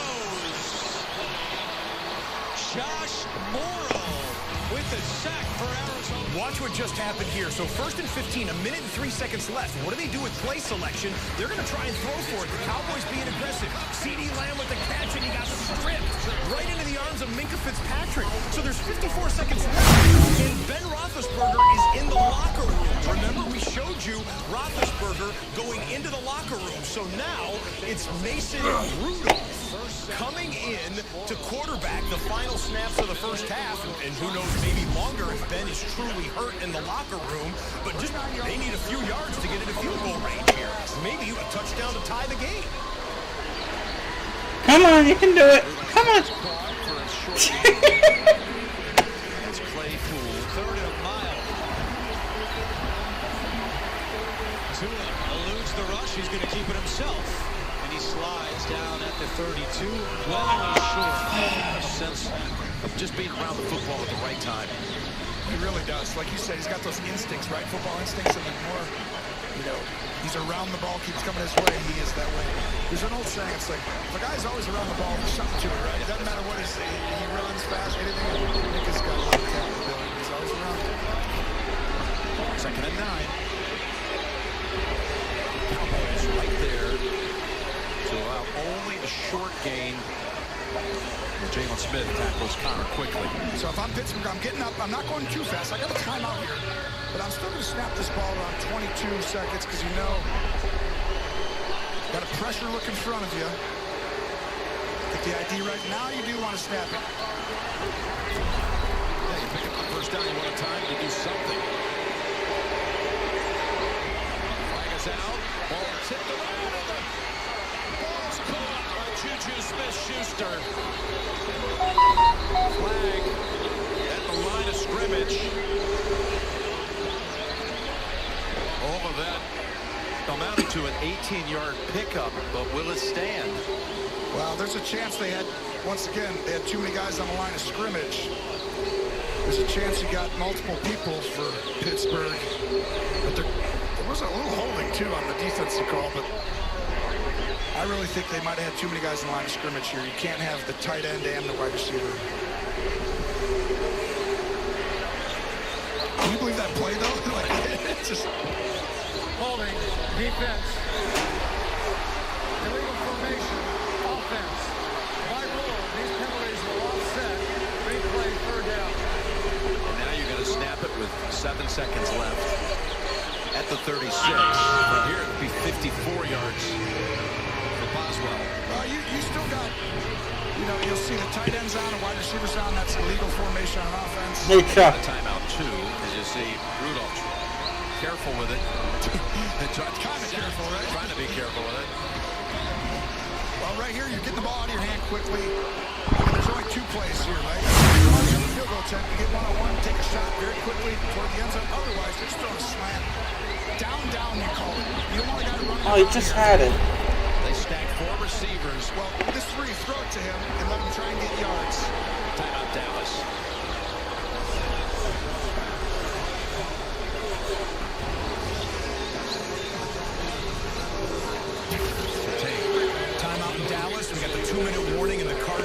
Dolphins game. Let's go back to third quarter action.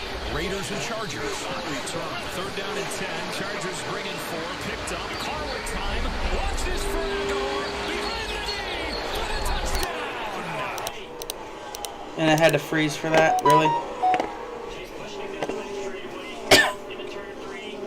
Jump right back in front. Oh.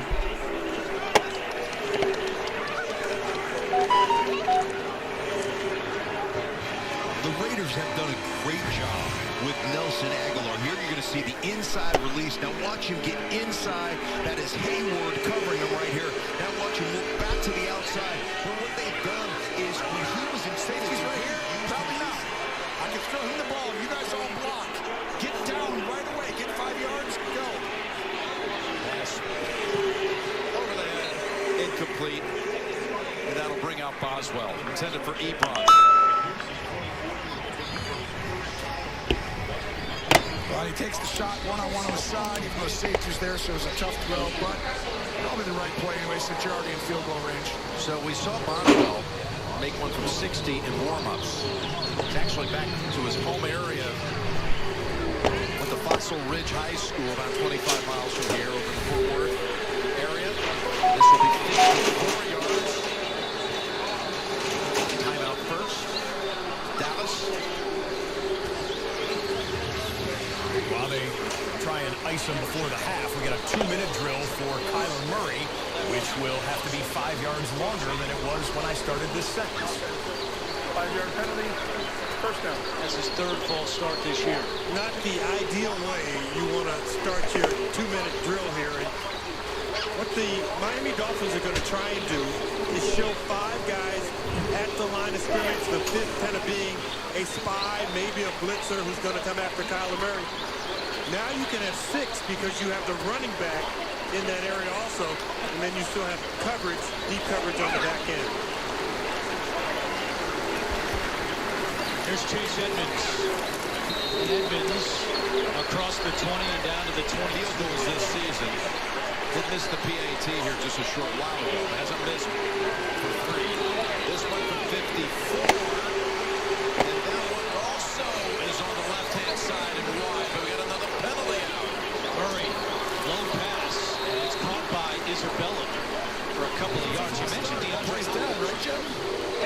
Should be a whistle on dead play. Dallas wouldn't be happy with that. False start. Offense, number 97. 5-yard penalty. Remains fourth down. Murray over the middle, caught by Isabella, and he went the wrong way. He took a step back towards the line of scrimmage, and that may have cost him the first down. 2 seconds. 2 seconds. Thank you. And now the likes of Amari Cooper are going to watch it off a monitor. Not that he was needed on this play. Well, Lawrence coming running back in. He just ran 40 yards and come back. But what they don't realize is you could decline a penalty, right? They're thinking it's a holding or something. They're like, no, decline halftime. No, false start. Dead play. Do it again. And he missed it, too. That's the other part. If you're a Cowboy fan, you're like, you got to be kidding me. So it's going to be timeout call first. Ball by Pittsburgh. And the reason the false start happened. But they've taken a look at it, and they've ruled it 4th and 1. And Kingsbury stops the clock for Miami because he thought it was a first down. Well, he looked at where the ball was caught, and he knew that Isabella should have had it just by the depth of his route. And now you've got the dangerous Jakeem Grant back deep to receive the punt from Andy Lee. Grant moves up to the 26. He took one to the house last week, and he's tackled at the 36-yard line with 46 So seconds. Dallas literally has to feel great about this. Great job, McCarthy getting his team ready, but Pittsburgh getting back in this. You know, they were getting out. Everyone knew they would, but they got back quicker than we thought. Both teams got to feel at least okay going into halftime either way after this kick. Here's the boot. Is it there? Yes, it is. It's good. Crawford right in front does a great job. I thought he was going to block it, Jim. He jumps right over the center and guard, And somehow Boswell gets the ball. Well, it took 5 minutes to play the last 30 seconds there, but an eventful turn of events for the Pittsburgh Steelers, who go into the locker room in a game that the Cowboys had really managed the first half well. It's just a 4-point deficit between the Cowboys and the Steelers at the half. Tackle to the 25. Raiders back on offense. Good start to the second half for them as they try to move to 5-3. All right, all 3 games go to commercial break simultaneously. Welcome back inside the studio, everybody. Fun early window here. And we have some action brewing late here with the quarterbacks dealing and then the Cowboys hanging and having the lead at the half with the last remaining undefeated team in football. By the way, the last 2 years, the last undefeated team in the last 2 years and the last 3 of the last 5 years, the last undefeated team ended up in the Super Bowl. So Pittsburgh Steelers fans just kind of file that one away. I know you guys want to stack wins as quick as you can here to end the first half of the season. Earlier, we saw a number of games that ended up surprisingly coming down to the wire. And I was going to tell you a story, but they just told me in my ear, we are back to live action in Glendale, Arizona. Final, 46 seconds here between the Dolphins and Cards. On first down, Tua fires left, caught by Jakeem Grant. And Grant with a nice move, and he still gets out of bounds. He cut it back to the inside of the field, and then got to the outside in Arizona territory. A gain of 16. You know, you got Preston Williams down, but Jakeem Grant, when he ran that punt back a week ago, that signaled to me, he probably kept walking by Chan Gailey going, you saw what I did with that ball, didn't you? You saw what I can do with the ball in my hands. Give me a chance on offense. And Kingsbury knows him well, as Jakeem Grant played for Kingsbury at Texas Tech.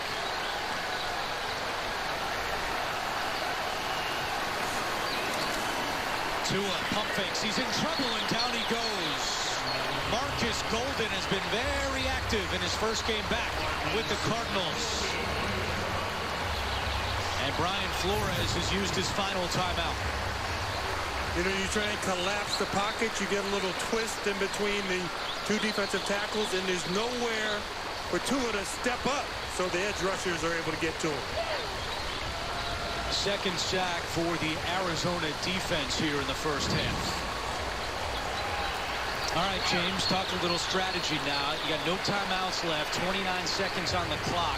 What's the approach here if you're Miami? Well, I'm going to go back to the brilliant move that Cliff Kingsbury made by letting those 30 seconds burn off the clock.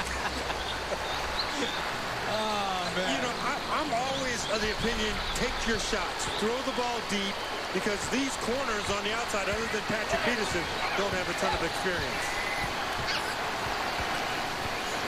Here comes the blitz. Tua sees it, dumps it down to Laird. Patrick Laird down the sideline and out of bounds. He's got a Miami first down at the 38-yard line. A gain of 17. And that's a nice job by Patrick Laird. Understanding the situation, get as much as you can, be as close to the boundary so that if you do get tackled, you're going to fall out of bounds. It was Budda Baker who was coming free. Tua saw it, and he connects with Laird for his 4th catch of the season. Now 21 seconds on the clock. No timeouts for Miami. You have a chance to throw the ball over the middle to get up, spike it, and save time for Jason Sanders. Ooh, almost bobbled their handoff, and now they got to hurry. Laird was able to hold on, but the clock is ticking. They can't decide what they want to do because they're not in field goal range right now. Tua is saying, let's settle down. We're just going to spike it. And he does just that with 3 seconds to go. They're down in 4. They bring Jalen Richard, the fantastic pass-catching running back in. He leaks out. His car scrambles to his right. Launches the ball down the field. Behind the knee, it's Renfro. What a throw on the move from Carr. Renfro pulls it in. And on 3rd and 4, they get 53. How about Derek Carr? I mean, I thought he was just going to scramble for the first down as he leaks out here on the edge. But watch him. Watch his hand signals, right? Like, go deep, right here. Go, go, go, go, go. Sanders, it would be a new career long. 54 is his current career long. Sanders is good from 56. And that is his 19th consecutive field between the swing sets and go deep. 1st and 10. Jacobs in trouble and brought down. Loss of 1. Denzel Perryman the tackle. 2nd down. One thing that John Gruden talked to us about in meetings was he said, hey, one thing I love about Josh Jacobs, no negative runs. I mean, that's the first one we've had today, but at the end of the day, that guy's going to finish at the line of scrimmage or beyond the line of scrimmage. He's powerful. He understands the game. He understands about positive yardage, and he understands that the toll that running the football and leaning on people takes, and he takes that very seriously. He does not do a lot of dancing that creates negative yardage runs, and that's one of the things that's been really impressive about the young running back. Carried it 31 times last week, tied for the most by any running back in a game this year. Carr in rhythm, delivers incomplete, looking for Waller. Coverage from Davis, 3rd down.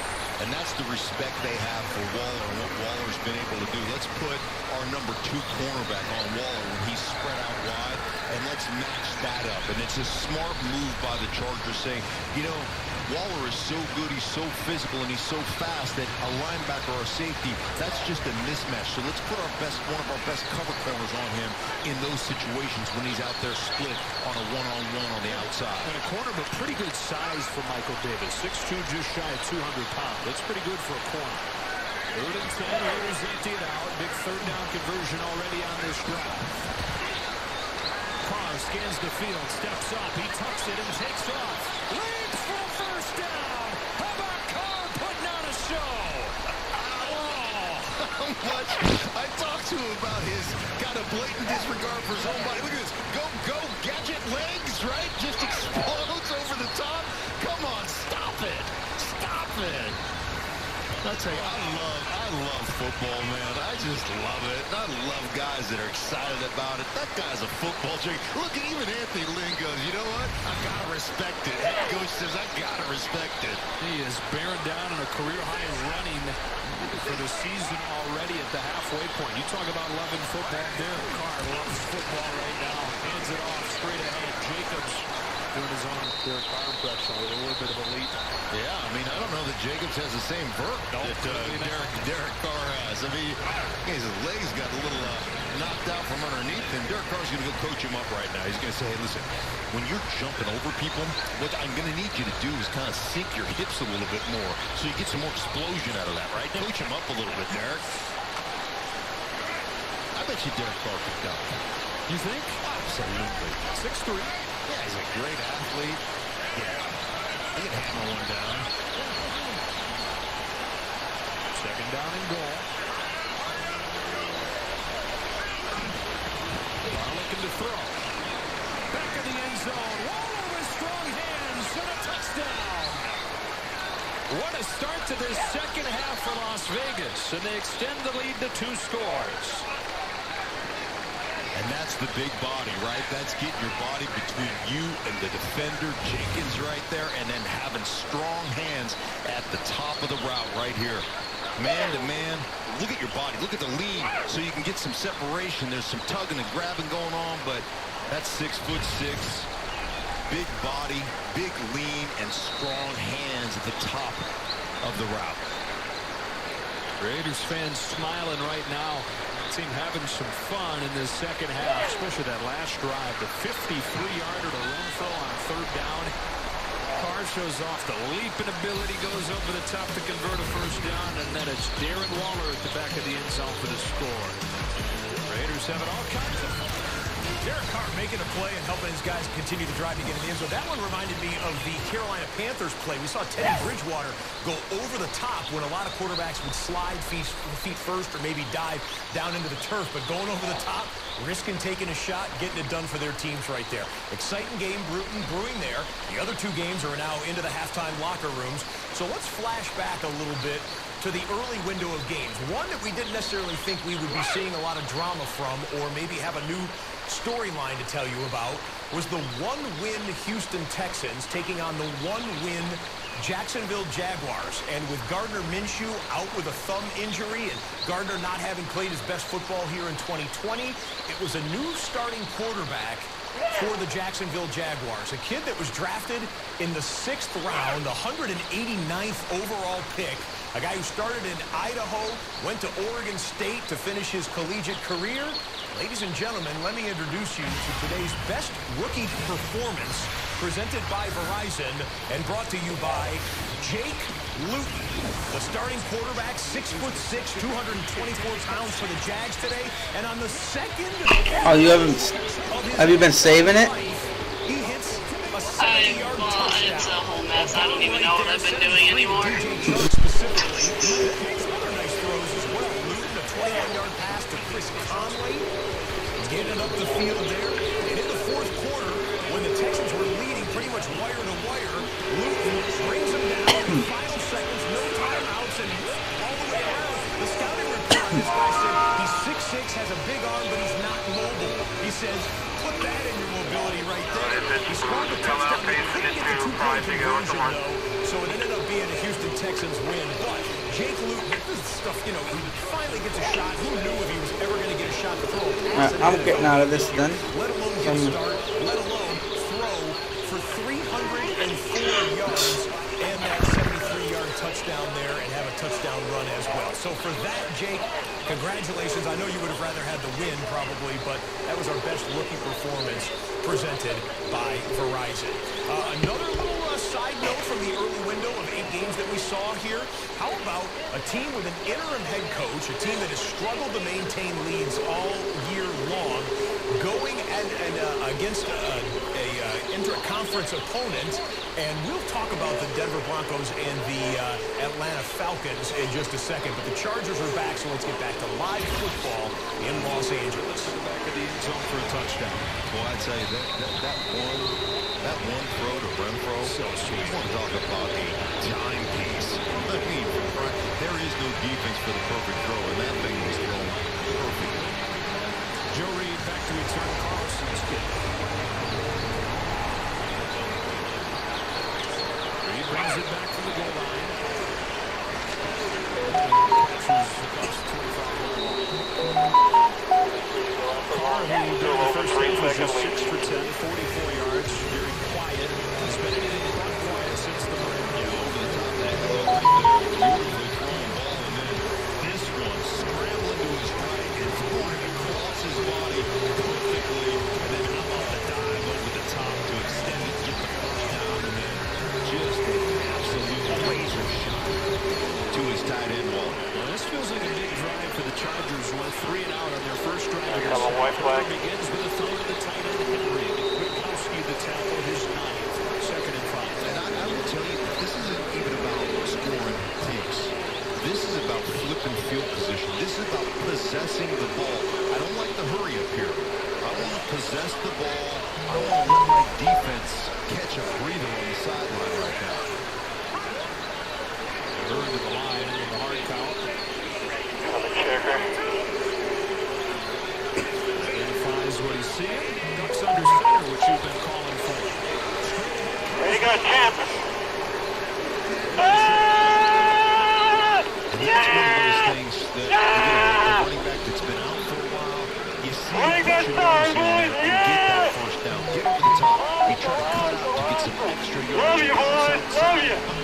Get us first downs. Let's move these chains a little bit and make sure that we wear this time out and we wear this defense down and we give our defense a chance to catch their breath on the sideline right now. Your turnover is at all. I'm saying you're 6'2", 230, dude. Put your nose in there and get us that first down. Don't jump cut to the outside. It's not about... We are underway in the second half at AT&T Stadium. The Cowboys with the ball first here. Ben Roethlisberger is out of the locker room, and it appears like he should be good to go when the Steelers get the football, but we'll be watching it for you as the Cowboys begin the third quarter with a 4-point lead. 9 carries for 19 yards. Yeah, we knew coming in it'd be tough to run the ball on these guys, but you do it just here and there. But Gilbert really is. I think he played a perfect half, really, Jim. I mean, fumble by CeeDee Lamb. Other than that, I mean, they've been going up and down the field. He had to work on 1 or 2 plays.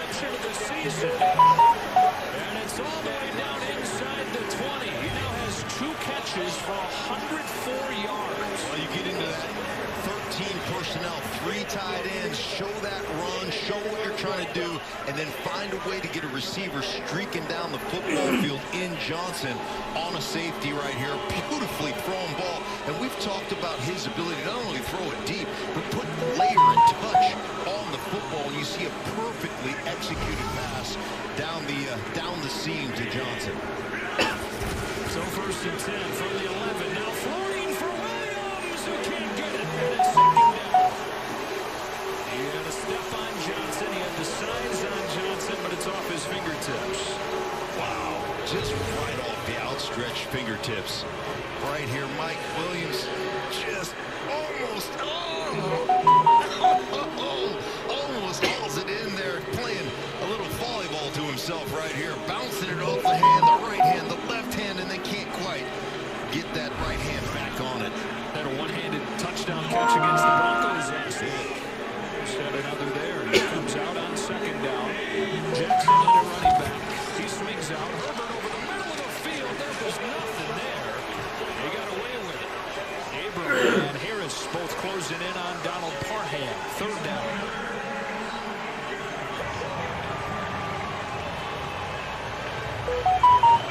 Little collision there. Raider on Raider crime. Breaking up the pass. Abram, Harris. I mean, you got to look out if you're a Raider and you know that crazy man's back there. There's going to be some Raider. That guy will not discriminate who he hits. He'll hit anybody. 3rd down and 10. They can get a 1st down. Stick at the 1-yard line. Herbert lofting, corner of the end zone. Henry can't get it, and it's 4th down.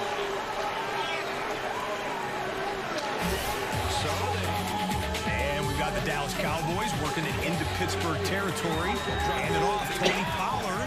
We thought Tony Pollard was going to be the man today because Ezekiel Elliott was dealing with an injury. Zeke fought through whatever pain he had in pregame and was able to play today. Pollard, though, on that carry, picks up 20. Makes right, goes left. There is nowhere to go. And a loss of 3 or 4. That pass to Blake in play action out of 13 personnel. Right, show him the run, throw it over the top, stick with what's working. Don't just all of a sudden get in the red zone and go to spread. Badgley from 29, but they do flip the field, and they do get the 3, and it's 20-20. Really impressed with the play calling, Kellen Moore, keeping in spread formations. You'll see it over and over again. 2nd and 13.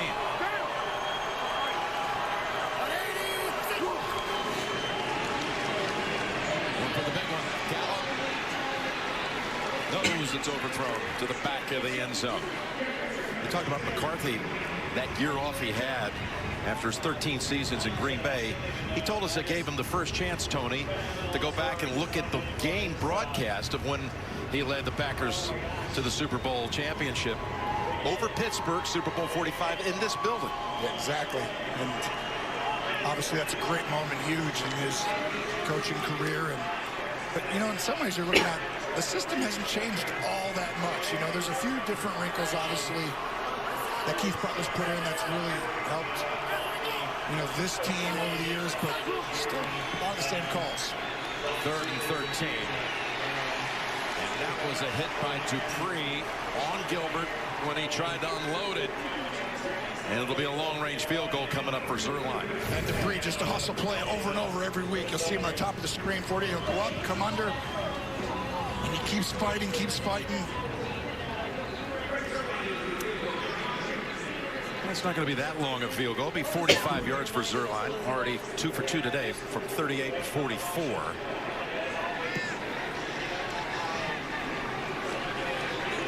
He's had a key hand in the 2 Cowboy wins. That amazing onside kick against Atlanta and the winning field goal against the Giants. And he's 3 for 3 today. Makes the margin 7. We'll see what Big Ben. And back to Glendale.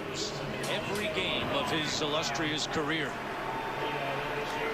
And if you can go fast-paced, no huddle, what that tends to do is really slow down pass rush of the defensive line. And those guys are the guys who are trying to chase Kyler Murray around the field.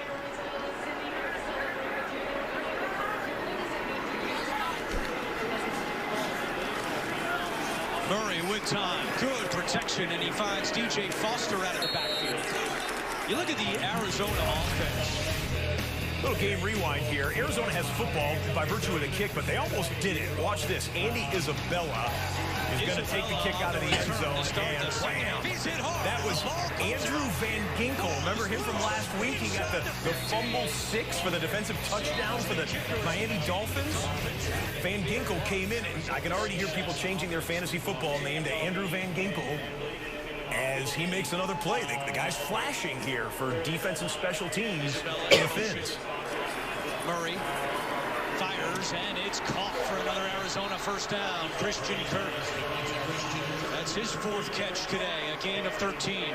Boy, that's a textbook route. You run a 18-yard curl route, you plant the right outside foot, and then you drive back to the football. You don't wait on it to come, because if you wait on it, that defensive back is going to come right over your shoulders and swat that ball away. Nice job by Kirk finishing out the route.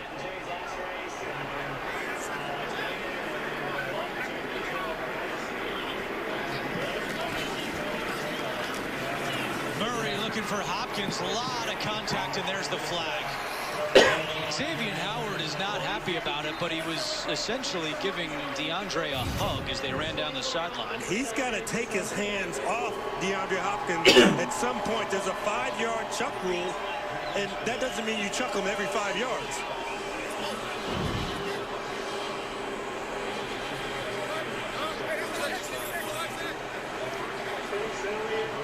And Howard still pleading his case. He wants it to be against Hopkins.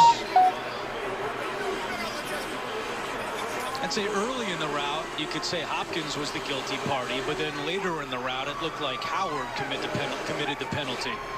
You expect me to agree with you that a receiver could be guilty running around? I tried.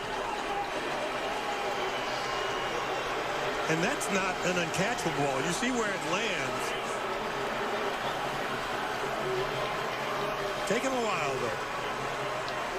Pass interference, number 25, defense. Automatic. First down. So it is called. Mark off the yardage there. Dolphins don't like it, but they have to live with it. The Raiders, it's a 2nd and 3 carry up the middle. And it's a first down. Of DeAndre Hopkins to complete the good coverage.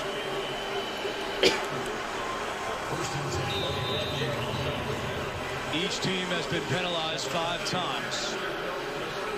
And the penalty makes it 1st and 10 from the 25.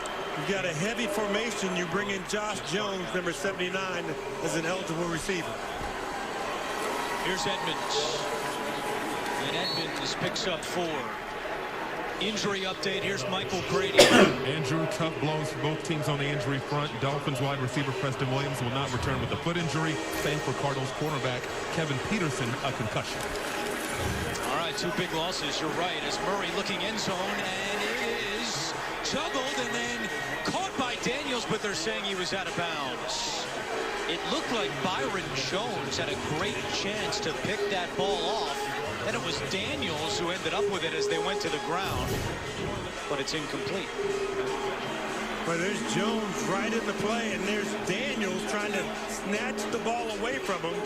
And as they go to the ground, he has it now, completes a catch, finish.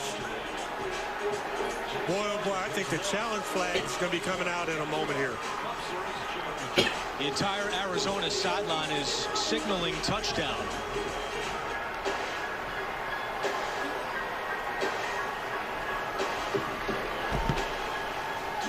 And Daniels is sweating this one out in his downfield ruling is a touchdown. Wow, they've changed it.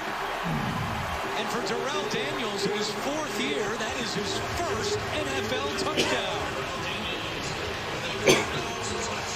He almost needs to share it with Byron Jones, the cornerback who was in coverage, because okay, they talked about it, called it a touchdown, but you know that one is going to get reviewed, and it'll probably take a couple minutes to do it. Right up the middle, Josh Jacobs with a burst here, and that means the Raiders are in plus territory. It was Devontae Booker to carry. Who is, you know, he morphs. He's a ball-catching fullback. He's like a wide receiver / offensive guard, all rolled into one. He does So Booker, isn't that pretty much what every lineman dreams of being? Pass catching, all this stuff. 3rd and 4 for Ben Roethlisberger and the Steelers, and bringing some heat right there as Marcus Lawrence got through and popped. That was actually Randy Gregory who applied the pressure on Ben Roethlisberger, and an incomplete pass will force a Pittsburgh punt. Hide your kids' eyes. Look at those tight, those short shorts right there. That is a bad look, Tommy. A bad look. Who's in then, though? Yeah, was it? I hope it never is in again. They're down 2. Raiders have converted 4 consecutive third down tries. Carr looks to throw forward here, going over the top. It is Ruggs, but out of bounds and incomplete and 4th down to bring this third quarter to a close. Devon Campbell, good coverage for the Chargers. It's an 8-point game as we go. Well, the replay didn't take too long. The Darrell Daniels touchdown as they conferred on the field. Reviewed and upheld, and the extra point ties us up at 24. So we have 3 good games here going on. All 3 one-possession games. All 3 go to commercial break simultaneously. In that Miami and Arizona game, I'm not sure if you've heard this from the game broadcasters yet. We haven't communicated it to you. But about an hour before kickoff, the Miami Dolphins announced they would be without 5 of their coaches on the sidelines today due to COVID protocols. They lost their defensive backs coach, their quarterbacks coach, the outside linebackers coach, defensive line coach, and a quality control coach, kind of a catch-all coach who does a lot of things. Right before kickoff, they announced this here. Not clear if any of those individuals have tested positive, but because of COVID protocols, they were not allowed to be on the sidelines there. And I think they showed a cutaway of the Miami sideline with Tua Tagovailoa and Ryan Fitzpatrick going over the Microsoft Surface tablet, reviewing the plays and whatnot without a coach by their side, because it's 2020, ladies and gentlemen. What else can we say? All right, all 3 games in a TV timeout. I was telling you before about an interim head coach who's trying to get a winning record to earn the job full time with a team that has struggled to close out games. That's the resume of the Atlanta Falcons. Let's take you back to the early window game in Atlanta, Mercedes-Benz Stadium, the site of Raheem Morris going for his 2nd win as the interim head coach of the Falcons against Vic Fangio and the Denver Broncos, who came in with a 3-4 record. Matt Ryan, deep shot. Olamide Zaccheaus with a flag down as well, but he fought him off and still scored the touchdown, 51 yards on the play. Falcons were up to a 10-0 lead. They would extend to a 17-3 lead on the Ryan to Brandon Powell score. Converting there. So a 2-touchdown lead. And it was still 14 points when Matt Ryan goes to Julio Jones. Busted coverage. You know they didn't intend to leave Julio open on the play. 4 yards for the score. Falcons are up 27-6. And then it would be Todd Gurley, 34-13. However, we're not going to have time to show it to y'all. Drew Lock and the guys fought back, scored a touchdown to make it a 7-point game, had an onside kick, didn't get it, still got the football back one more time, but Atlanta closed it out with a late turnover. Congratulations to them. 34-27, they win, and Raheem Morris is now 2-1 as the interim head coach for the Falcons. Back to live action. Interceptions. Last one was October of 2017. Get a great look at that one, but it was Daniels who comes away with it. So we are tied at 24. Back and forth we go. And now it's Tua time for the first time here in the second half. And he gets off to Ahmed. He is hit in the backfield and dropped for a loss. Hassan Reddick making the play. Everybody around the Arizona Cardinals is talking about Hassan Reddick.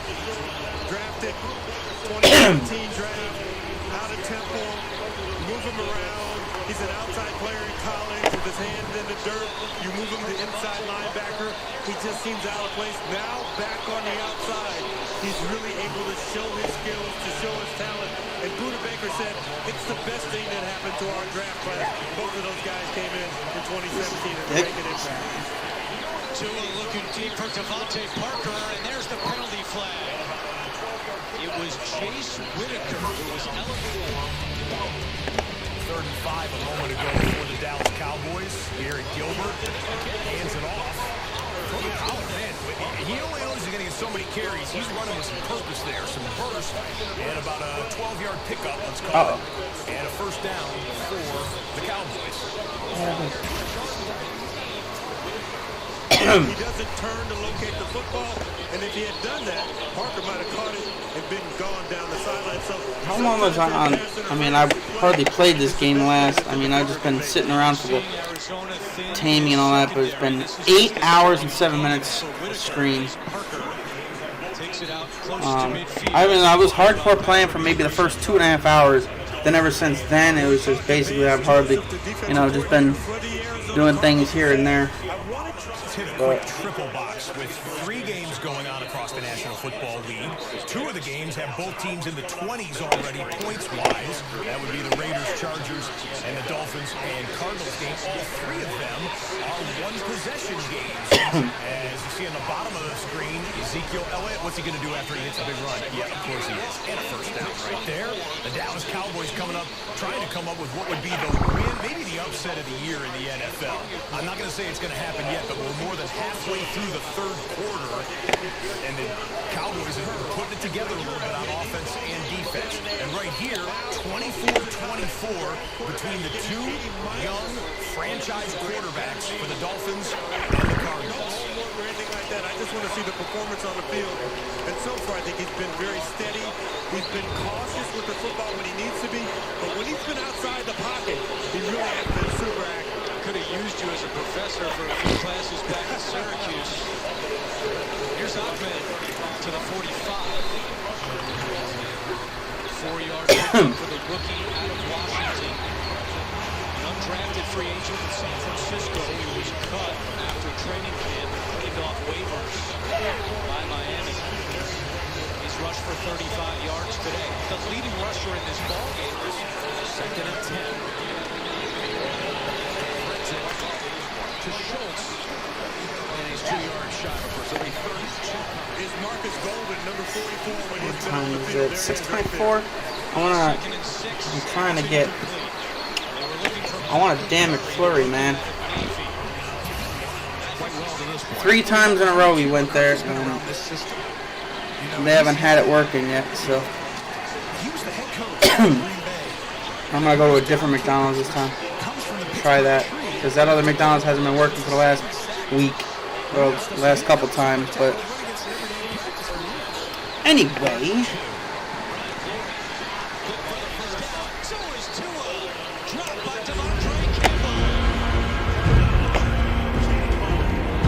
Let's see what the penalty is. If the play stands, it would be the first sack of the season for Campbell.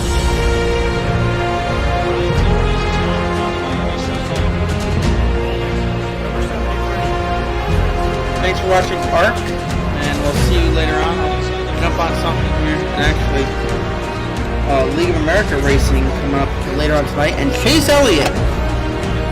I should have said spoiler alert first. Chase Elliott is your 2020 NASCAR champion.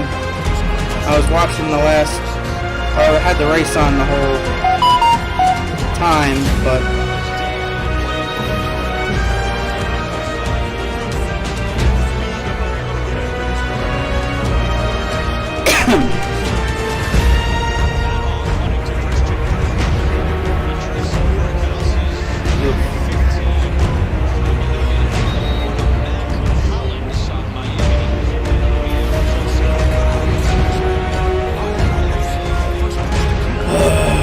fantasy this week too. 2 weeks in a row. But anyway. See you later. Xfinity Series, I believe, tonight for League of America. We just did the cross last week, so I think it's Xfinity is back this week. So I don't remember what track, but we'll find out when the time comes. So thanks for watching. See you later, everyone. I know it's been a rough stream for some of you probably jumping in